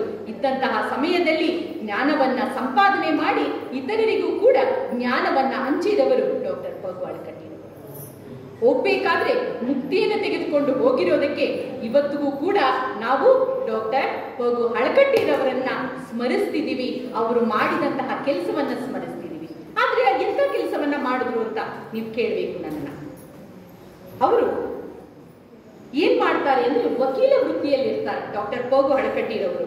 ಅವ್ರು ಏನ್ ಮಾಡ್ತಾರೆ, ಪ್ರತಿಯೊಬ್ಬರ ಮನೆಯಲ್ಲಿ ನಾನು ಹೇಳಿದ್ನಲ್ಲ, ಪೆಟ್ಟಿಗೆಯಲ್ಲಿ, ತಾಳೆಗರಿಯಲ್ಲಿ, ಓಲೆಗರಿಯಲ್ಲಿ ಈ ವಚನಗಳಿರುತ್ತೆ.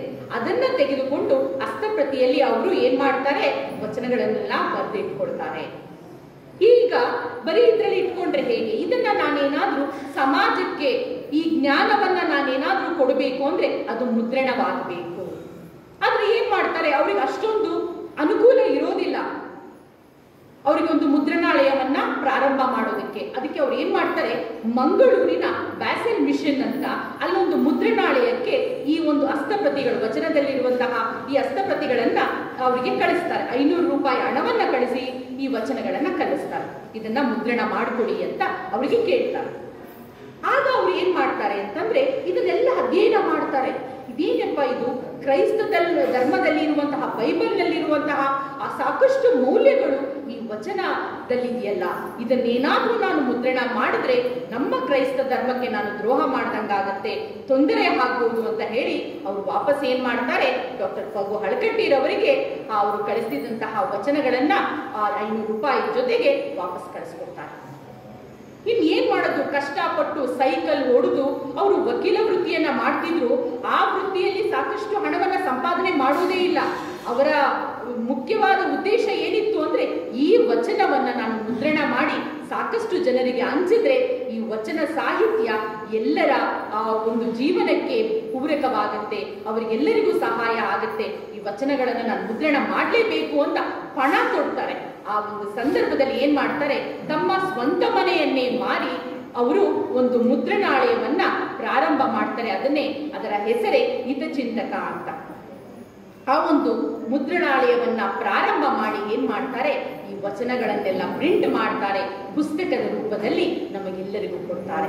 ಇವತ್ತು ಪುಸ್ತಕದ ರೂಪದಲ್ಲಿ ಇವತ್ತು ಸರ್ಕಾರ ವಚನ ಸಂಪುಟವನ್ನ ತೆಗೆದುಕೊಂಡು ಬಂದಿದೆ. ಸಾಕಷ್ಟು ಸಂಘ ಸಂಸ್ಥೆಗಳು ಕೂಡ ವಚನಗಳೆಲ್ಲ ಪುಸ್ತಕದ ರೂಪದಲ್ಲಿ ತೆಗೆದುಕೊಂಡು ಬರ್ತಾ ಇದ್ದಾರೆ. ಇವೆಲ್ಲದಕ್ಕೂ ಕಾರಣ ಏನು ಅಂದ್ರೆ, ಇದಕ್ಕೆಲ್ಲ ನಮಗೆ ಒಂದು ಬೆಳಕಿಗೆ ತಂದವರು ಯಾರು ಅಂದ್ರೆ ಡಾಕ್ಟರ್ ಪಗು ಹಳಕಟ್ಟಿರವರು. ಅವರನ್ನ ನಾವು ಯಾವತ್ತೂ ಸ್ಮರಿಸಲೇಬೇಕು. ಅವರನ್ನ ನಾವೇನಂತ ಕರಿತೀವಿ, ವಚನ ಪಿತಾಮಹ ಅಂತ ನಾವು ಅವ್ರನ್ನ ಕರಿತೀವಿ. ಇವತ್ತು ನಾವು ಬಸವಾದಿ ಪ್ರಮಥರನ್ನ ಹೇಗೆ ಸ್ಮರಿಸ್ತೀವೋ ಹಾಗೆ ನಾವು ಡಾಕ್ಟರ್ ಪಗು ಹಳಕಟ್ಟಿರವರನ್ನ ಕೂಡ ನಾವು ಸ್ಮರಿಸಬೇಕು ಅಂತ ಹೇಳ್ತಾ, ಇವಾಗ ನಾವೆಲ್ಲರೂ ABCD ಅಂತ ಓದಿದೀವಿ ಅಲ್ವಾ? ABCD ಎಷ್ಟು ಲೆಟರ್ಸ್ ಇದೆ? A to Z. ಫಸ್ಟ್ ನೀವು LKG ನರ್ಸರಿಗೆ ಹೋದಷ್ಟು ನಿಮ್ಗೆ ಏನ್ ಕಲ್ಸ್ಕೊಡ್ತಾರೆ? ABCD ಕಲ್ಸ್ಕೊಟ್ಬಿಡ್ತಾರೆ. ಇವಾಗ ಹಾಗೆ ಕನ್ನಡದಲ್ಲಿ ಏನ್ ಕಲ್ಸ್ಕೊಡ್ತಾರೆ? ಅಹಾಯಿ ಕಲ್ಸ್ಕೊಡ್ತಾರೆ ಅಲ್ವಾ? ಆ ಅಂದ್ರೆ ಏನಂತ ಹೇಳ್ತೀರಿ? ಹಾಗೇನ್ ಹೇಳ್ತೀರಿ? ಒಂದು ಪದ ಹೇಳಿ ಅಂದ್ರೆ ಅರ, ಅರಸ ಏನಾದ್ರೂ ಹೇಳ್ತೀರಿ. ಆ ಅಂದ್ರೆ ಆನೆ ಅಂತ ಹೇಳ್ತೀರಿ. ಈ ಅಂದ್ರೆ ಇಲಿ ಅಂತ ಹೇಳ್ತೀರಿ ಅಲ್ವಾ? ಹಾಗೆ ನಮ್ಮ ವಚನ ಸಾಹಿತ್ಯದಲ್ಲಿ ಕೂಡ ನಾವು ಒಬ್ಬೊಬ್ರು ವಚನಕಾರರ ಹೆಸರನ್ನ ಕಲಿಬಹುದಲ್ವಾ? ಕನ್ನಡದ ವರ್ಣಮಾಲೆಯಲ್ಲಿ ಎಷ್ಟು ಅಕ್ಷರಗಳಿದೆ? 49 ಅಕ್ಷರಗಳಿವೆ. ಆದ್ರೆ ಅಷ್ಟು ಅಕ್ಷರದಲ್ಲಿ ನಮಗೆ ವಚನಕಾರರ ಹೆಸರು ಸಿಗೋದಿಲ್ಲ. ಆದ್ರೆ ಕೆಲವೊಂದು ಸಾಕಷ್ಟು ಒಂದು ಅಕ್ಷರಗಳಲ್ಲಿ ನಮಗೆ ಏನ್ ಸಿಗುತ್ತೆ? ವಚನಕಾರರ ಹೆಸರು ಸಿಗುತ್ತೆ. ಆ ಒಂದು ಹೆಸರನ್ನ ನಾವಿವತ್ತು ಕಲಿಯೋಣ. ನನ್ನ ಜೊತೆ ನೀವೆಲ್ಲರೂ ಹೇಳ್ತೀರಾ?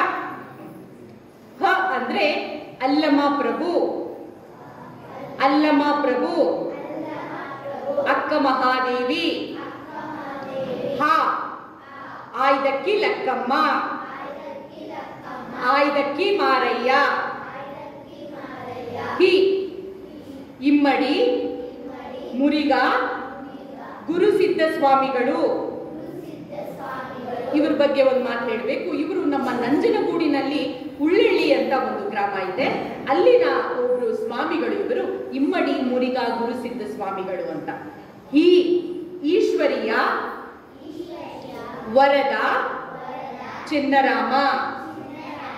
ಹೂ ಉರಿಲಿಂಗ ದೇವ, ಉರಿಲಿಂಗ ಪೆದ್ದಿ. ಹೂ ಇದಕ್ಕೆ ಶರಣರ ವಚನ ಇದೆ, ಆದ್ರೆ ಶರಣರ ಹೆಸರು ಇಲ್ಲ. ಊರು ಕೆಟ್ಟು ಸೂರೆಯಾಡುವಲ್ಲಿ ಹಾರಿಗಾರು ಇಲ್ಲ ಅನ್ನೋ ಮೋಳಿಗೆ ಮಾರಯ್ಯನವರ ವಚನವನ್ನ ನಾವು ಕಲಿಬಹುದು. ಇನ್ನು ರು ಓಂ ನಮಃ ಶಿವಾಯ ಎಂಬುವ ಋಷಿ. ಇದೊಂದು ವಚನ ಇದೆ. ಇದು ಉರಿಲಿಂಗ ಪೆದ್ದಿ ಅವರ ವಚನ. ಇನ್ನು ಎ ಎಲೆಗಾರ ಕಾಮಣ್ಣ, ಏ ಏಕಾಂತ ರಾಮಿ ತಂದೆ, ಹೈ ಐಗಟ್ಟದೂರ ರಾಮೇಶ್ವರಲಿಂಗ. ಇದು ಶರಣ ಮೆರೆಮಿಂಡಯ್ಯನವರ ವಚನಗಳ ಅಂಕಿತ ನಾಮ. ಓ ಒಕ್ಕಲಿಗ ಮುದ್ದಣ್ಣ. ಓ ಓಂ ನಮಃ ಶಿವಾಯ. ಇದು ಷಡಕ್ಷರಿ ಮಂತ್ರ. ಗೊತ್ತಾಯ್ತಾ? ಹೌ ಔದುಂಬರದ ಕುಸುಮದಲ್ಲಿ ಪಾದರಿ ಫಲವಾಗಿ ಅನ್ನೋ ಒಂದು ವಚನ ಇದೆ. ಇದು ಮೋಳಿಗೆ ಮಾರಯ್ಯನವರ ವಚನ. ಈ ವಚನವನ್ನ ಔ ಎಂಬ ಪದ ಅಕ್ಷರದಿಂದ ನಾವು ಕಲಿಬಹುದು. ಇನ್ನು ಅಂಬಿಗರ ಚೌಡಯ್ಯ, ಅಂಗ ಸೋಂಕಿನ ಲಿಂಗ ತಂದೆ. ಹಹ ಅಹ ಎಂಬುದು ಷಣ್ಮುಖಿ. ಷಣ್ಮುಖಿ ಅನ್ನೋದು ಈ ಯೋಗ ಮುದ್ರೆ. ಇದು ಯೋಗ ಮತ್ತು ಧ್ಯಾನದಲ್ಲಿ ಬಳಸುವಂತಹ ಮುದ್ರೆ. ಹೀಗೆ ನಾವು ಕಾಯಿಂದ ಪ್ರಾರಂಭವಾದ್ರೆ ನಾವು ಳವರೆಗೂ ಕೂಡ ಸಾಕಷ್ಟು ವಚನಕಾರರ ಹೆಸರುಗಳನ್ನ ತಿಳಿದುಕೋಬಹುದು. ಇದೇ ರೀತಿ ನೀವು ಕಲಿತಾ ಹೋದ್ರೆ ಸಾಕಷ್ಟು ವಚನಕಾರರು ಯಾರ್ಯಾರಿದ್ದಾರೆ ಅಂತ ನೀವು ತಿಳಿದುಕೊಳ್ಬಹುದು. ಇನ್ನು ನಾನು ಇನ್ನೊಂದು 2 ವಚನಗಳನ್ನ ಹೇಳಿ ನನ್ನ ಮಾತನ್ನ ಮುಗಿಸ್ತೇನೆ. ಇವಾಗ ನೀವೆಲ್ಲರೂ ಬೆಳಗ್ಗೆ ಎದ್ದೇಳ್ತೀರಲ್ವಾ? ಎದ್ದಷ್ಟೇ ಬೆಳಗ್ಗೆ ಎದ್ದೇಳಿದಷ್ಟೇ ನೀವು ಒಂದು 2 ವಚನವನ್ನ ಹೇಳಬೇಕು. ಹೇಳ್ತೀರಲ್ವಾ? ಎನ್ನ ವಾಮಕ್ಷೇಮ ನಿಮ್ಮದಯ್ಯ. ಇಲ್ಲಿ ಇರುವಂತವ್ರು ಎಲ್ಲರೂ ಹೇಳಿದ್ರೆ ಬಹಳ ಒಳ್ಳೆಯದು, ಬಹಳ ಒಳ್ಳೆಯ ವಚನ. ಬೆಳಗ್ಗೆ ಎದ್ದಷ್ಟೇ ನಿಮ್ಮ ದಿನವನ್ನ ಈ ರೀತಿ ಪ್ರಾರಂಭ ಮಾಡಿದ್ರೆ ಬಹಳ ಚೆನ್ನಾಗಿರುತ್ತೆ. ವಚನದಿಂದವೇ ನಾವು ಪ್ರಾರಂಭ ಮಾಡ್ದಂಗಾಗುತ್ತೆ ದಿನವನ್ನ. ಎನ್ನ ವಾಮಕ್ಷೇಮ ನಿಮ್ಮದಯ್ಯ, ಎನ್ನ ಹಾನಿ ವೃದ್ಧಿ ನಿಮ್ಮದಯ್ಯ, ಎನ್ನ ಮಾನಾಪಮಾನವು ನಿಮ್ಮದಯ್ಯ, ಬಳ್ಳಿಗೆ ಕಾಯಿ ತಿಮ್ಮಿತ್ತೆ ಕೂಡಲ ಸಂಗಮ ದೇವ. ಹೇಳ್ತೀರಾ? ಇನ್ನೊಂದೇ ಒಂದು ವಚನ. ತಂದೆ ನೀನು, ತಾಯಿ ನೀನು, ಬಂಧು ನೀನು, ಬಳಗ ನೀನು, ನೀನಲ್ಲದೆ ಮತ್ತಾರು ಇಲ್ಲಯ್ಯ ಕೂಡಲ ಸಂಗಮ ದೇವ. ಹಾಲಲ್ಲದ್ದು ನೀರಲ್ಲದ್ದು. ಬೆಳಗ್ಗೆ ಹಾಸಿಗೆಯಿಂದ ಎದ್ದಷ್ಟು ಯಾವ ವಚನ ಹೇಳ್ಬೇಕು? ಎನ್ನ ವಾಮಕ್ಷೇಮ ನಿಮ್ಮದಯ್ಯ. ಇವತ್ತು ವಚನ ಪಾಠಶಾಲೆಯಲ್ಲಿ ಇದು ಪೋಸ್ಟರ್ ಹಾಕಿದೀವಿ ಸರ್, ನಿಮ್ಮ ಗುರುಗಳಿಗೆ ಕೊಟ್ಟಿದ್ದೀವಿ. ಅವ್ರು ಏನ್ ಮಾಡ್ತಾರೆ, ಇಲ್ಲೆಲ್ಲ ಕಡೆ ಪೋಸ್ಟರ್ಗಳನ್ನ ಹಾಕ್ತಾರೆ. ನೀವೇನ್ ಮಾಡ್ಬೇಕು, ಅದನ್ನ ಕಲಿಬೇಕು, ಆ ವಚನಗಳನ್ನ ಕಲಿಬೇಕು. ಕಲಿತೀರಾ? ಮುಂದೆ ನಾನು ಇನ್ನೊಂದು ದಿವಸ ಇಲ್ಲಿ ನಾನು ಮತ್ತೆ ಸರ್ ಇಬ್ರು ಬಂದು ನಾವು ನಿಮಗೆ ಸಾಕಷ್ಟು ವಚನಗಳನ್ನ ಹೇಳ್ಕೊಡ್ತೀವಿ. ವಚನಗಳ ತಾತ್ಪರ್ಯವ ಹೇಗೆ, ಅದರ ತಾತ್ಪರ್ಯವನ್ನು ಕೂಡ ನಿಮಗೆ ತಿಳಿಸ್ಕೊಡ್ತೀವಿ. ಹಾಗೆ ವಚನಗಳನ್ನ ರಾಗವಾಗಿ ಆಡುವುದನ್ನ ಹೇಳ್ಕೊಡ್ತೀವಿ, ವಚನ ನೃತ್ಯ ಮಾಡುವುದನ್ನ ಹೇಳ್ಕೊಡ್ತೀವಿ, ವಚನಕಾರರ ಕೆಲವೊಂದು ಸಂಭಾಷಣೆಯನ್ನ ಹೇಳ್ಕೊಡ್ತೀವಿ, ನಾಟಕವನ್ನ ಮಾಡ್ಬೋದು. ಹೀಗೆ ಸಾಕಷ್ಟು ನಾವು ಬೇರೆ ಬೇರೆ ಒಂದು ರೀತಿಯಲ್ಲಿ ವಚನಗಳನ್ನ ನಾವು ಹಪ್ಪಿಕೊಳ್ಳಬಹುದು, ಒಪ್ಪಿಕೊಳ್ಳಬಹುದು. ನಾವೆಲ್ಲರೂ ವಚನವನ್ನ ಉಳಿಸಬೇಕು, ಬೆಳೆಸಬೇಕು. ಅದು ಯಾರ ಹೊಣೆ? ನಮ್ಮ ಹೊಣೆ, ನಮ್ಮ ಕರ್ತವ್ಯ. ನೀವೆಲ್ಲರೂ ವಚನಗಳನ್ನ ಕಲಿತೀರಲ್ವಾ? ವಚನಗಳನ್ನ ಕಲಿತ್ರೆ ನೀವೆಲ್ಲರೂ ಬಹಳ ದೊಡ್ಡ ಜ್ಞಾನಿಗಳಾಗ್ತೀರಿ. 12ನೇ ಶತಮಾನದಲ್ಲಿದ್ದಂತಹ ವಚನಕಾರರು ಎಷ್ಟು ಜ್ಞಾನಿಗಳು ಅಂತಂದ್ರೆ ಅವರನ್ನ ನಾವಿವತ್ತು PhD ಮಾಡಿದ್ರು ಕೂಡ ಅವರನ್ನ ನಾವು ಮೀರಿಸೋದಕ್ಕೆ ಸಾಧ್ಯ ಆಗಲ್ಲ. ಅದರಿಂದಾಗಿ ನೀವು ಕೂಡ ಚಿಕ್ಕ ವಯಸ್ಸಿನಿಂದನೇ ನೀವು ವಚನಗಳನ್ನ ಅಧ್ಯಯನ ಮಾಡ್ತಾ ಹೋದ್ರೆ ನಿಮ್ಮ ಬುದ್ಧಿಶಕ್ತಿ ಕೂಡ ಹೆಚ್ಚಾಗುತ್ತೆ. ಹೆಚ್ಚು ಹೆಚ್ಚು ಜ್ಞಾನವನ್ನ ಪಡೆದುಕೊಳ್ತೀರಿ, ಕೌಶಲವನ್ನ ಪಡೆದುಕೊಳ್ತೀರಿ, ಮತ್ತೆ ಜೀವನದಲ್ಲಿ ಯಶಸ್ಸು ನಿಮ್ಮದಾಗುತ್ತೆ. ಇದು ಆಗ್ಬೇಕಾದ್ರೆ ನೀವೇನ್ ಮಾಡ್ಬೇಕು? ನೀವೆಲ್ಲರೂ ವಚನಗಳನ್ನ ಓದಬೇಕು. ಬರೀ ಓದಿದ್ರೆ ಸಾಕಾ?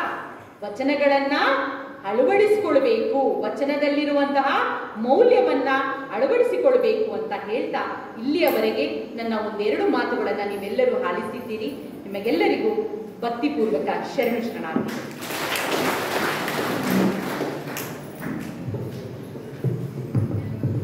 ವಚನ ಪಾಠಶಾಲೆಯ ಕುರಿತು ವಚನದ ಬಗ್ಗೆ ಸುದೀರ್ಘವಾಗಿ ಉಪನ್ಯಾಸ ನೀಡಿದಂಥ ರೂಪಾ ಕುಮಾರಸ್ವಾಮಿ ಅವರಿಗೆ ಹಾಗೂ ವಚನ ಕುಮಾರಸ್ವಾಮಿ ಅವರಿಗೆ ಇಬ್ಬರಿಗೂ ಸಹ ಗೌರವ ಸಮರ್ಪಣೆ ನಮ್ಮ ಪೂಜ್ಯ ಶ್ರೀಗಳಿಂದ.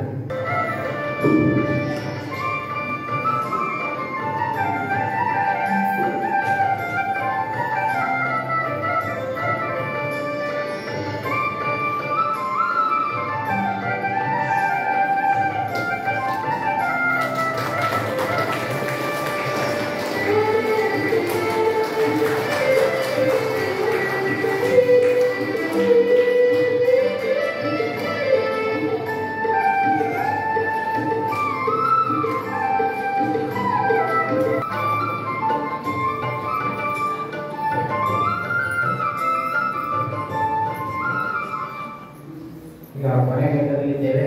ನಮ್ಮ ಶ್ರೀಮಠದ ಪೂಜ್ಯ ಜಗಶ್ರೀಗಳವರು ಒಂದೆರಡು ನಿಮಿಷಗಳ ಕಾಲ ಮಾತನಾಡಬೇಕು ಅಂತ ಆಶ್ರಯಿಸಬೇಕು ಅಂತ ಹೇಳಿ ಕೊಡ್ತಾ ಇದ್ದೀವಿ.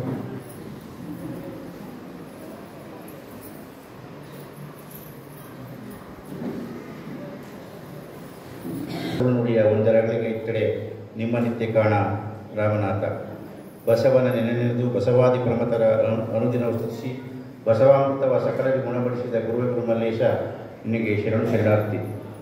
ಬಸವಾದಿ ಶರಣರನ್ನು ಹೃನ್ಮಯದಲ್ಲಿ ಧ್ಯಾನಿಸುತ್ತಾ ಎನ್ನ ಪರಮಾರಾಧ್ಯ ಆರಾಧ್ಯ ದೈವ ಶ್ರೀ ಮಲ್ಲಿರಂಜನ ಗುರುಮಲ್ಲೇಶ್ವರನ್ನು ಕೂಡ ಸ್ಮರಿಸುತ್ತಾ ಎನ್ನ ಪರಮಪೂಜ್ಯ ನಿರಂಜನ ಪರಮಸ್ವರೂಪಿ ಶ್ರೀ ಮಹಂತ ಸ್ವಾಮಿಗಳನ್ನು ಶರಣಾರ್ಥಿಗಳನ್ನು ಸಮರ್ಪಿಸಿ ಹಾಗೂ ಈಗಾಗಲೇ ಕಾರ್ಯಕ್ರಮನ ಉದ್ಘಾಟನೆ ದಿವ್ಯಸಮ್ಮುಖವನ್ನು ತೆರಳಿರ್ತಕ್ಕಂತಹ ಗಣಪುರ ಮಠಾಧ್ಯಕ್ಷರಾದಂತಹ ಪರಶುಮೂರ್ತಿ ಸ್ವಾಮಿಗಳ ಶರಣಾರ್ಥಿಗಳನ್ನು ಸಮರ್ಪಿ ಹಾಗೂ ಇಲ್ಲಿ ನೆರೆದಿರ್ತಕ್ಕಂತಹ ಹರಗುರು ಶರಣಮೂರ್ತಿಗಳನ್ನು ಶರಣಾರ್ಥಿಗಳನ್ನು ಸಮರ್ಪಿಸಿ ಈಗಾಗಲೇ ನಮ್ಮದು ಶ್ರಾವಣ ಮಾಸ ಕಾರ್ಯಕ್ರಮದ 25ನೇ ವರ್ಷದ ಕಾರ್ಯಕ್ರಮ ಇವತ್ತು ನಡೀತಾ ಇರ್ತಕ್ಕಂಥದ್ದು.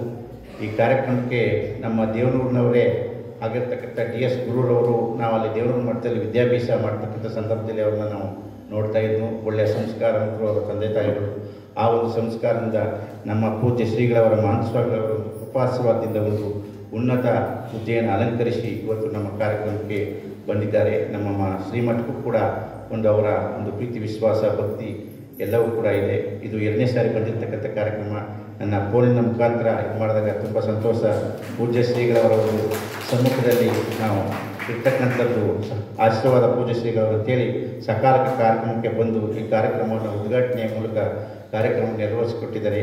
ಅವರು ಕೂಡ ವಂದನೆಗಳನ್ನು ಸಲ್ಲಿಸ್ತಾ ಇನ್ನೊಂದು ವಿಶೇಷ ಅಂದರೆ ವಚನ ಕುಮಾರಸ್ವಾಮಿ ಅವರು ಸುಮಾರು 2-3 ಸಾರಿ ಈ ಕಾರ್ಯಕ್ರಮಗಳನ್ನು ಇಲ್ಲಿ ಉದ್ಘಾಟನೆ ಕಾರ್ಯಕ್ರಮ ನೆರವೇರಿಸಿಕೊಟ್ಟಿದ್ದಾರೆ.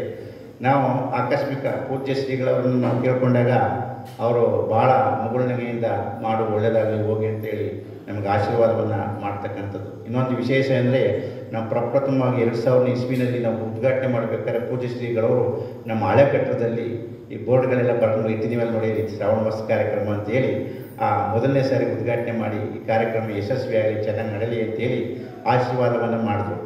ನಾವು ಪೂಜ್ಯ ಶ್ರೀಗಳವರನ್ನು ಎಲ್ಲ ಕಾರ್ಯಕ್ರಮಗಳನ್ನು ಭಿನ್ನ ಹಾಕಿದಾಗ ಆಗಲಿ ಒಳ್ಳೆಯದಾಗಲಿ ಮಾಡು ಅಂತೇಳಿ ಅವರ ಒಂದು ಮನಸ್ಪೂರ್ವಕವಾಗಿ ಆಶೀರ್ವಾದವನ್ನು ನೀಡ್ತಾರೆ.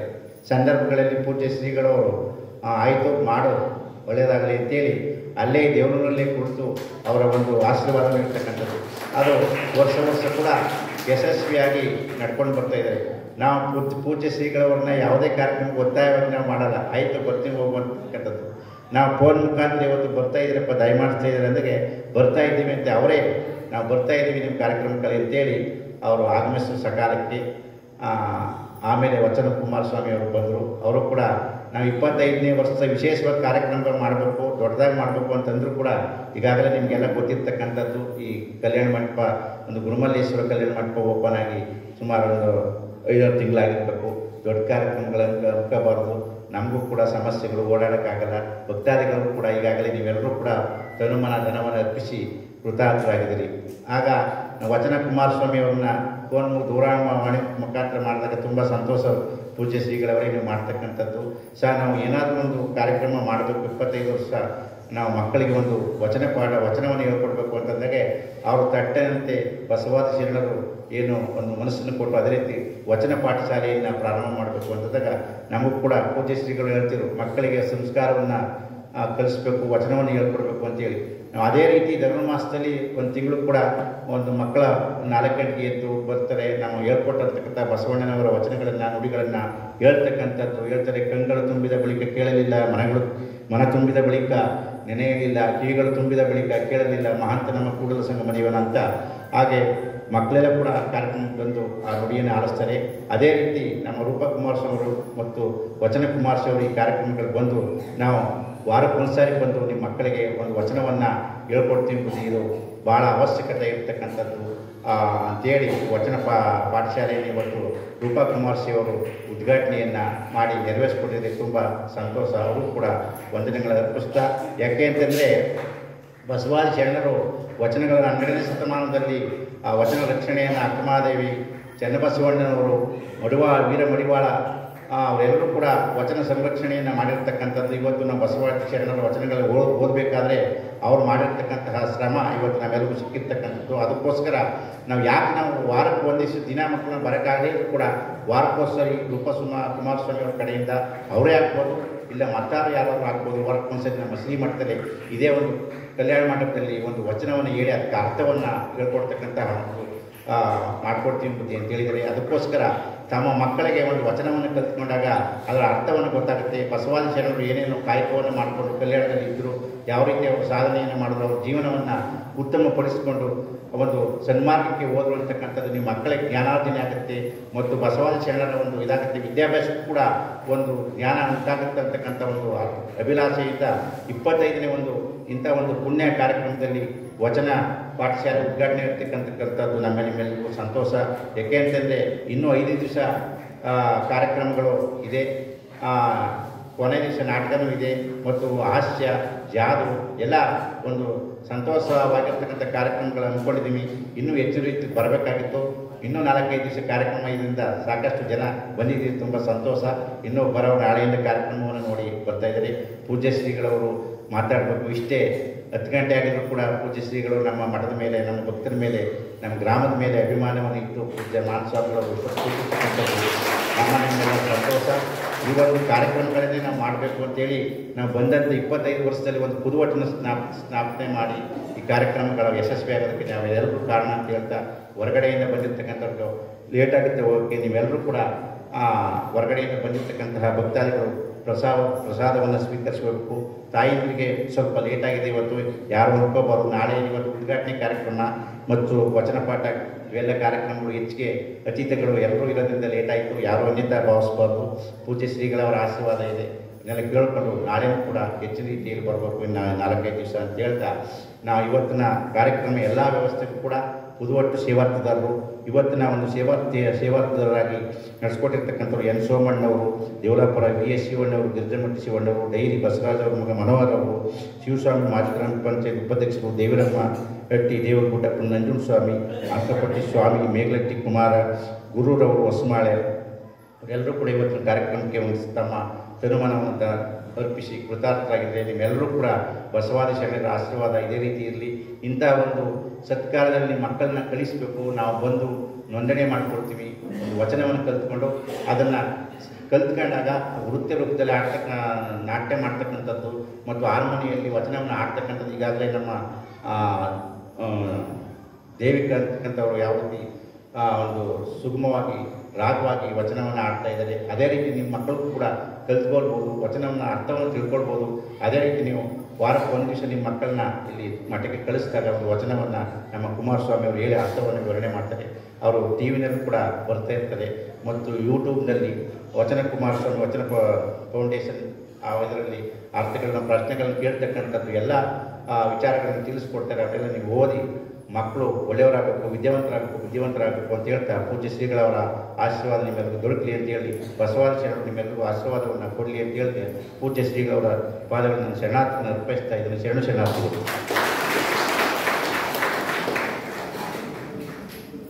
ಪೂಜ್ಯ ಶ್ರೀಗಳವರಿಗೆ ಧನ್ಯವಾದಗಳು. ಈಗ ದಿವ್ಯ ಸಾನ್ನಿಧ್ಯವನ್ನು ವಹಿಸಿರ್ತಕ್ಕಂಥ ದೇವನೂರು ಮಠದ ಪೀಠಾಧ್ಯಕ್ಷರಾದ ಮಹಂತ ಸ್ವಾಮಿಗಳವರು ಆಶೀರ್ವಾದ ನೀಡಬೇಕು ಅಂತ ಹೇಳಿ ಅವರಲ್ಲಿ ವಿನಯಪೂರ್ವಕವಾಗಿ ತಮ್ಮೆಲ್ಲರ ಪರವಾಗಿ ಪ್ರಾರ್ಥಿಸ್ಕೊಳ್ತಾ ಇದ್ದೇನೆ. ಸರ್ವೇಶ ಭಕ್ತಜನ ಭಾಗ್ಯ ಶುಭೋದಯ ವೀರಶೈವ ನಿರ್ಣಯ ಪರಮಾವತಾರ ಶರಣಾಗತ ರಕ್ಷಕ ಚಿದ್ಘನ ಪ್ರಭಾಮಯ ಜಗದಾದಿದೇಶಿಕ ಪುರಾತನ ಪುಂಗವ ಶಾಂಭವ ಪುರಾಶ್ರಯ ಜಯ ಸೋಮನಾಥ ಜಯ ದೇವ ಜಯ ರಥಂ ಶಿವಾಭವ. ಈಗಾಗಲೇ ಶ್ರಾವಣ ಮಾಸದ ಪ್ರಯುಕ್ತ ದೇವಲಾಪುರ ಗುರುಮಲ್ಲೇಶ್ವರ ಶಾಖಾ ಮಠವಾದ ಮಠದಲ್ಲಿ ನೆರವೇರಿಸಿ ಈ ಒಂದು ಕಾರ್ಯಕ್ರಮದಲ್ಲಿ ಇಷ್ಟೊತ್ತು ಕೂಡ ನಮ್ಮ DS ಗುರು ಅವರು ಹಾಗೂ ಕುಮಾರಸ್ವಾಮಿಯವರು, ಶ್ರೀಮತಿ ಕುಮಾರಸ್ವಾಮಿಯವರು ಎಲ್ಲರೂ ಕೂಡ ಸಾಕಷ್ಟು ವಿಚಾರಗಳನ್ನು ತಿಳಿಸಿಕೊಟ್ಟಿದ್ದಾರೆ. ಅದನ್ನು ಈ ಶ್ರಾವಣ ಮಾಸದಲ್ಲಿ ತಿಂಗಳಾನುಗಟ್ಟಲೆ ಪ್ರವಚನ ಮಾಡ್ತಾರೆ. ಅದೆಲ್ಲ ಹಿಂದೆ ಮಠದಲ್ಲೂ ಕೂಡ ನಾವು ದೇವನೂರಿನಲ್ಲೂ 1-2-3 ವರ್ಷ ಮಾಡ್ತು. ಅದು ಅಲ್ಲಿ ಅವಕಾಶ ಸರಿಯಾಗಿ ಆಗಲಿಲ್ಲ. ಯಾಕಂದರೆ ಪೂಜೆ ಟೈಮು ಮತ್ತು ಪ್ರಸಾದ ಟೈಮು ಮತ್ತು ಇದೆಲ್ಲ ಮುಗಿಸಿ ಮಾಡೋವರೆಗೆ ತುಂಬ ಲೇಟ್ ಆಗೋಯ್ತಿತ್ತು. ಈಗ 10 ಗಂಟೆ ಆಯ್ತಲ್ಲ, 11 ಗಂಟೆನೂ ಆಯ್ತಿತ್ತು. ಹಾಗಾಗಿ ಅದು ಸರಿ ಬರಲಿಲ್ಲ. ಆದರೂ ಒಂದು ಪುರಾಣ ಪುಸ್ತಕ ಆರ್ಜರುಗಳ ವಚನ ಉಂಟು, ಉದ್ಧರಿಸುವಡೆ ಮಗೆ ಶಿವನ ಮಂತ್ರ ಉಂಟಲ್ಲ ಅಂತೇಳಿ, ಒದ್ದಲೇಕೆ ನರರ ಆಸೆ ಮಾಳ್ಕೆ ನಕ್ಕಟ ಅಂತ ಹೇಳ್ತಾರೆ. ಆಗ ನಾವು ಯಾವಾಗಲೂ ಗುರುಗಳ ಒಂದು ಆಶೀರ್ವಾದ, ಗುರು ಭಕ್ತರಾಗಿ, ಗುರುವಿಗಾಗಿ, ಗುರುಲಿಂಗ ಜಂಗಮಕ್ಕಾಗಿ ಏನು ಬಸವಾದಿ ಶರಣರು ನಡೆದು ಬಂದರೋ ಆ ದಾರಿಯಲ್ಲಿ ಎಲ್ಲರೂ ನಡೆದಾಗ ಎಲ್ಲ ಒಳ್ಳೆಯದಾಗುತ್ತೆ. ನಾವೇನು ಬಯಸ್ತೀವಿ ಅದೆಲ್ಲ ಸಿದ್ಧಿಯಾಗುತ್ತೆ. ಅಂದರೆ ನಂಬಿಕೆ ಬೇಕು. ನಂಬರು ನಚ್ಚರು ಬರಿದೆ ಕರೆಯುವರು, ನಂಬರೇ ಈ ಲೋಕದ ಮನುಜರು, ನಂಬಿ ಕರೆದರೆ ಓಯನೇ ಶಿವನು ಅಂತ ಹೇಳ್ತಾರೆ. ಆಗ ನಮ್ಮಲ್ಲಿ ನಂಬಿಕೆ ಬರಬೇಕು. ಮತ್ತು ನಾವು ನಮ್ಮ ಆತ್ಮ ಸಂಸ್ಕಾರವನ್ನು, ಆತ್ಮ ಉದ್ಧಾರವನ್ನು ನಾವೇ ಮಾಡ್ಕೋಬೇಕೇ ಹೊರತು ಅದು ಬೇರೆಯಿಂದ ಮಾಡೋದಕ್ಕೆ ಸಾಧ್ಯವಿಲ್ಲ. ಸತ್ಸಂಗ, ನಿಸ್ಸಂಗ ಎಲ್ಲ ಬೇಕು. ಆದರೂ ಕೂಡ ಅದನ್ನು ನಾವು ಕೇಳ್ಬಿಟ್ಟು ಆ ಕಿವಿಲಿ ಕೇಳಿ ಬಿಟ್ಬಿಟ್ರೆ ಅದರಲ್ಲೇನು ಪ್ರಯೋಜನ ಆಗೋದಿಲ್ಲ. ಆದ್ದರಿಂದ ಸಂಘ ಬೇಕು. ಸಂಘ ಇಲ್ಲದೆ ಮೊಳಕೆ ದೋರೋದು, ಸಂಘವಿಲ್ಲದೆ ಬೆಂಕಿ ಹತ್ತೋದು ಅಂತೇಳಿ ಹೇಳ್ತಾರೆ. ಹಾಗೆ ಸಂಘ ಬೇಕು. ಒಳ್ಳೆ ಸಂಘ, ಸತ್ಸಂಗ ಮಾಡಬೇಕು ಅಂಥೇಳಿ ಎಲ್ಲ ಒಳ್ಳೆ ವಿಚಾರಗಳನ್ನು ಎಲ್ಲ ನಡೆಸ್ಕೊಟ್ಟಿದ್ದಾರೆ. ಮತ್ತು ಜೊತೆಗೆ ಈಗ ವಚನ ಪಾಠಶಾಲೆ ಅಂತೇಳಿ ಅದನ್ನು ಕೂಡ ಪ್ರಾರಂಭ ಮಾಡಿದರೆ ಸ್ವಾಮಿಗಳು ಒಳ್ಳೆಯ ವಿಚಾರಗಳನ್ನು ತಿಳ್ಕೊಂಡು, ಮತ್ತು ಇಂದ್ರಿಯ ಅವ್ರ ತಂದೆನೂ ಕೂಡ ಅಷ್ಟೇ ಒಳ್ಳೆಯ ಪುರಾಣ ಪುಸ್ತಕ ಇತ್ಯಾದಿಗಳನ್ನು ಓದ್ತಿದ್ರು ಮತ್ತು ಅದನ್ನೆಲ್ಲ ಅರ್ಥ ಮಾಡ್ತಿದ್ರು. ಭಾಳ ಆಸಕ್ತಿ ಉಳ್ಳವರು ಆಗಿದ್ದರು. ಆ ಒಂದು ಸಂಸ್ಕಾರ ಮತ್ತು ಗುರುಗಳ ಒಂದು ಗುರುಮಲ್ಲೇಶನ ಜಾಗದ ಒಂದು ಮಹತ್ವ ಸೇವೆ ಮಾಡಿದವರು. ಆದ್ದರಿಂದ ಆ ಎಲ್ಲ ಸಂಸ್ಕಾರನೂ ಕೂಡಿ ಅದು ಇವತ್ತು ಏನು ಗುರುಮಲ್ಲೇಶ್ವರು ಬಸವಾದಿ ಶರಣರು ಸಮಾನತೆಯನ್ನು ತರಬೇಕು ಅಂತ ಹೇಳಿದ್ರು, ಗುರುಮುಟ್ಟಿ ಗುರುವಾಗಿ ಅಂಥೇಳಿ ಗುರುವಿನ ಒಂದು ಅನುಗ್ರಹದಿಂದ ಏನು ಗುರು ಶಿಷ್ಯ ಸಂಬಂಧ, ತಂದೆ ತಾಯಿಗಳ ಮಕ್ಕಳ ಸಂಬಂಧ ಆ ರೀತಿಯಾಗಿ ನಡೆದು ಬಂದಿರೋದು ಗುರುಮಲ್ಲೇಶನಿದು. ಗುರುಮಲ್ಲೇಶ್ವರಿಗೆ ಹೆಚ್ಚಿನ ಅವ್ರು ಯಾವಾಗಲೂ ಪೂಜೆ ಮಾಡಿಸ್ಕೊಂಡವರು ಅಲ್ಲ, ಅಥವಾ ಇನ್ನೊಂದು ಇದು ಮಾಡಿದವರು ಅಲ್ಲ. ಅವ್ರು ಯಾವಾಗಲೂ ಕೂಡ ಬೇರೆಯವ್ರು ತೋರಿಸ್ಕೊಂಡು ಗುರುಲಿಂಗ ಜಂಗಮಕ್ಕೆ ತೋರಿಸ್ಕೊಂಡು ಅವರು ದೊಡ್ಡವರಾದವರು. ಬಸವಣ್ಣವ್ರು ಹೇಳಿದಾಗೆ ಕೀಳಾಗಲಲ್ಲದೆ ಮೇಲಾಗಲಲ್ಲೇನು, ಮೇಲಾಗಿ ನರಕದಲ್ಲಿ ಓಲಾಡಲಾರೇನು ಅಂತ ಹೇಳ್ತಾರೆ. ಆದ್ದರಿಂದ ಮೇಲಾಗದೆ ಏನು ದೊಡ್ಡದಲ್ಲ, ಕೀಳಾಗಬೇಕು. ಎಲ್ಲ ಮರ ಹತ್ತಿಸ್ಬಿಡ್ತಾರೆ ತೆಂಗಿನ ಮರನ, ಆಗ ಹೋಗಿ ಸಕ್ಸಸ್ ಆದ್ರೇನು ಸರಿ, ಇಲ್ಲ ಅಂದರೆ ಅದ್ಬಿದ್ದು ಕೈಕಾಲೆಲ್ಲ ಮುರ್ಕೋಬೇಕಾಗ್ತದೆ. ಆದ್ದರಿಂದ ನಾವು ಕೀಳಾಗೆ ಹೋಗಬೇಕು. ಭಕ್ತಿ ಪ್ರಿಯ ನಮ್ಮ ಕೂಡಲ ಸಂಗಮ ದೇವ ಆಯಿತಾ. ಭಕ್ತಿಯೇ ಮುಕ್ತಿಗೆ ಕಾರಣ. ಆದ್ದರಿಂದ ಎಲ್ಲರೂ ಭಕ್ತಿವಂತರಾಗಬೇಕು. ಗುರುಮಲ್ಲೇಶ್ವರು ಭಸ್ಮೋದರ್ಶರು ಲಿಂಗ ಪೂಜೆ ಮಾಡಲು ನಿಮ್ಮ ಮಕ್ಕಳಿಗೆ ಗುರುಮಲ್ಲಯ್ಯ ಅಂತ ಹೆಸರು ಕರೆಯಲು ಅಂತೇಳಿ ಹೇಳ್ತಿರಂತೆ. ಈಗ ಆ ಒಂದು ಸಂಸ್ಕಾರ, ಆ ಒಂದು ಇದು ಬೆಳಿಬೇಕು. ಹಾಗಾದರೆ ಅದು ಹಿಂದೆ ಇದು ಭಸ್ಮೋದರ್ಶ ಸಾಕು ಆಯಿತಾ. ಗುರು ಬಸವ ಅಂದರೆ ಸಾಕು, ಅದೇ ಬಸವನೇ ಮಹಾಮಂತ್ರ. ಆ ಒಂದು ಬಸವಾದಿ ಶರಣರ ಒಂದು ಸನ್ಮಾರ್ಗದಲ್ಲಿ ನಡಿಬೇಕು ಅಂಥೇಳಿ ಇಷ್ಟೊತ್ತು ಹೇಳಿದ ಎಲ್ಲ ಪ್ರವಚನಗಳನ್ನು ಮಾಡಿದ್ದಾರೆ. ಮತ್ತು ಗುರು ಅವರು ಸಾಕಷ್ಟು ವಿಜ್ಞಾನ ಬಗ್ಗೆ ಮತ್ತು ವಿಜ್ಞಾನ ಮತ್ತು ಎಲ್ಲದೂ ಇದೆ. ವಿಜ್ಞಾನ ಒಂದಲ್ಲುಂಟು ಒಂದಲ್ಲಿ ಇಲ್ಲ ಅಂತಲ್ಲ, ಆದರೆ ಅದನ್ನು ಅರ್ಥಕೊಂಡು ನಡೆದಾಗ ಅದೇ ಎಲ್ಲ ವಿಜ್ಞಾನ. ಈಗ ಹಿಂದೆ ಗುರುಮಲ್ಲೇಶ್ವರ ಲಿಂಗೈಕ್ಯರಾದಾಗ 15 ಶಿವಯೋಗಿಗಳು ದಕ್ಷಿಣ ದೇಶದ ರತ್ನ ಆರೋಗ್ಯ ಅಂತೇಳಿ ಚಪ್ಪಲ ಹೊಡೆದಂತೆ. ಅಂದರೆ ಆವಾಗ ಏನು ಪುನಃ ಕೇಳೋಗಿಲ್ಲ ಅವರು. ಅವ್ರು ಕೇಳಿದಾಗ ಎಷ್ಟೋ ದಿವಸ ಮೇಲೆ ಗುರುಮಲ್ಲೇಶ್ವರ ಲಿಂಗೈಕ್ಯರಾದರು ಅಂತೇಳಿ ವಚನ ಈಗ ಬಂದಂತೆ ಸುದ್ದಿ ಜನಗಳಿಂದ. ಹಾಗೆ ಅವರು ಕಾಂಡು ಈಗ ಹೇಳಿದ್ರಲ್ಲಿ ಎತ್ತಣ ಮಾಮರ ಎತ್ತಣಕ್ಕೆ ಹೋಗಿಲ್ಲ, ಎತ್ತಣಿಂದ ಎತ್ತಣ ಸಂಬಂಧ ಅಂತೇಳಿ. ಹಾಗೆ ಅವ್ರು ಎಲ್ಲೇ ಇರಲಿ ಏನೇ ಇರಲಿ ಆ ಒಂದು ಸಂಬಂಧ ಆ ಒಂದು ಮೂಲ ಇದ್ದೇ ಇರ್ತದೆ. ಆದ್ದರಿಂದ ಅಂಥ ಒಂದು ಭಕ್ತಿ ವಿಶ್ವಾಸವನ್ನು ಬೆಳೆಸ್ಕೊಂಡು ಮಕ್ಕಳಿಗೂ ಕೂಡ ಅದು ಮುಂದಿನ ಒಂದು ಮಾರ್ಗವನ್ನು ತೋರಿಸ್ಬೇಕು. ಬರೀ ಹಣ ಸಂಪಾದನೆ ಮಾಡಿ ಮನ ಸಂಪಾದನೆ ಮಾಡಿ ಜಮೀನು ಸಂಪಾದನೆ ಮಾಡಿ ಬಿಡ್ತಾರೆ, ಏನೂ ಆಗಲ್ಲ, ಅದರಲ್ಲಿ ಏನು ಪ್ರಯೋಜನ ಇಲ್ಲ. ಆದ್ದರಿಂದ ಸಂಸ್ಕಾರನೂ ಆಗಬೇಕು. ನಾವೇನು ಎತ್ತ ನಮ್ಮ ಧರ್ಮ ಏನು, ನಾವು ಯಾವ ರೀತಿಯಾಗಿರಬೇಕು, ನಾವು ಗುರುಲಿಂಗ ಜಂಗಮಲ್ಲಿ ಗುರು ಹಿರಿಯರಲ್ಲಿ ಯಾವ ರೀತಿ ನಡ್ಕೋಬೇಕು, ನಚ್ಚಾರಗಳನ್ನು ಸಾಕಷ್ಟು ಬೋಧನೆ ಮಾಡಬೇಕು. ಅದು ಒಂದಿನ ಮಾಡೋದಲ್ಲ, ಅದು ಮನೆಯಲ್ಲಿ ಮನೆಯ ದೇವಾಲಯ ಅಂತೇಳಿ ಮನಲ್ಲೇ ಮನೆಯಲ್ಲೇ ಅದನ್ನು ಪಾಠಶಾಲೆ ತಾಯಿ ಮೊದಲನೇ ಗುರು ಅಂತೇಳಿ ಏನು ಹೇಳ್ತಾರೆ. ಹಾಗೆ ಅದು ಮನೆಯಲ್ಲೇ ಪ್ರವರ್ತನೆ ಆಗಬೇಕು ಅಂತ ಹೇಳಿ ತಮ್ಮೆಲ್ಲರೂ ಬಸವಾದಿ ಶರಣರ ಗುರುಮಲ್ಲೇಶ್ವರರ ಆಶೀರ್ವಾದ ಜಡೆ ಸ್ವಾಮಿಗಳು ಇನ್ನೂ ಹೆಚ್ಚಿನ ರೀತಿಯಲ್ಲಿ ಈ ಕಾರ್ಯಕ್ರಮವನ್ನು ಪ್ರತಿ ವರ್ಷ ನೆರವೇರಿಸಿ ಭಾಳ ಒಳ್ಳೆಯ ಕೆಲಸ ಮಾಡ್ತಾಯಿದ್ದಾರೆ. ಅದೇ ರೀತಿಯಾಗಿ ಎಲ್ಲ ಮಠಗಳಲ್ಲೂ ಕೂಡ 300 ಮಠಗಳವ ಅಂತ ಹೇಳ್ತೀನಿ ನಾವು. 300 ಮಠದಲ್ಲೂ ಆ ರೀತಿ ನಡೆದಾಗ ಎಷ್ಟು ಜನಗಳಿಗೆ ಅದು ಅನುಕೂಲ ಆಗುತ್ತೆ, ಎಷ್ಟು ಊರುಗಳಿಗೆ ಅದು ಉದ್ಧಾರ ಆಗುತ್ತೆ. ಆದರೂ ಕೂಡ ಅದು ಆಗಬೇಕು ಅಂಥೇಳಿ ಅಂಥ ಒಂದು ಶಕ್ತಿಯನ್ನು ಎಲ್ಲ ಗುರುಮಲ್ಲೇಶ್ವರ ಬಸವಾದಿ ಪ್ರಮುಖರು ಕೊಡಲಿ ಅಂತೇಳಿ ಆಶಿಸಿ ಒಂದೆರಡು ಮಾತುಗಳನ್ನು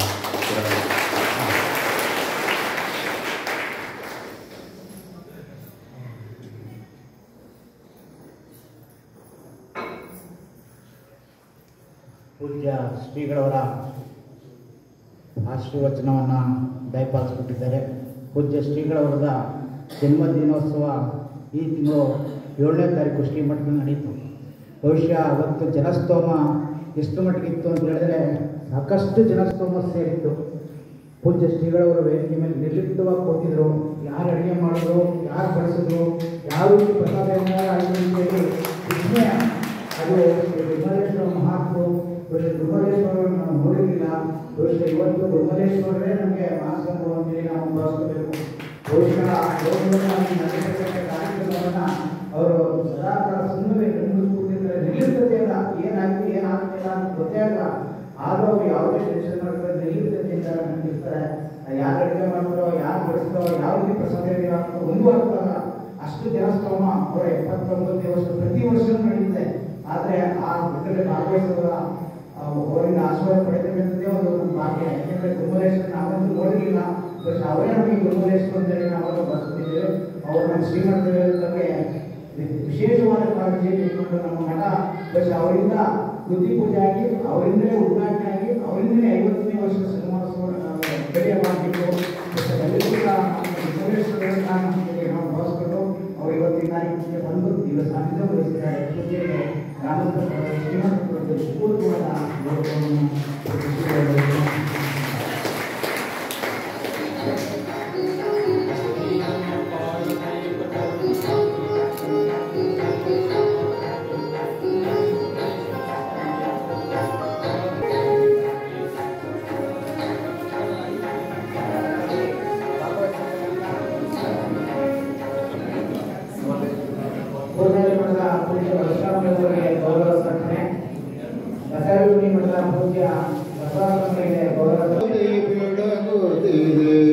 ಮಾತು ಮಾನಂಗಳಿಂದ ತತ್ತ ಮೀರಿದ ಸಾಧಿಸದ ನೀರು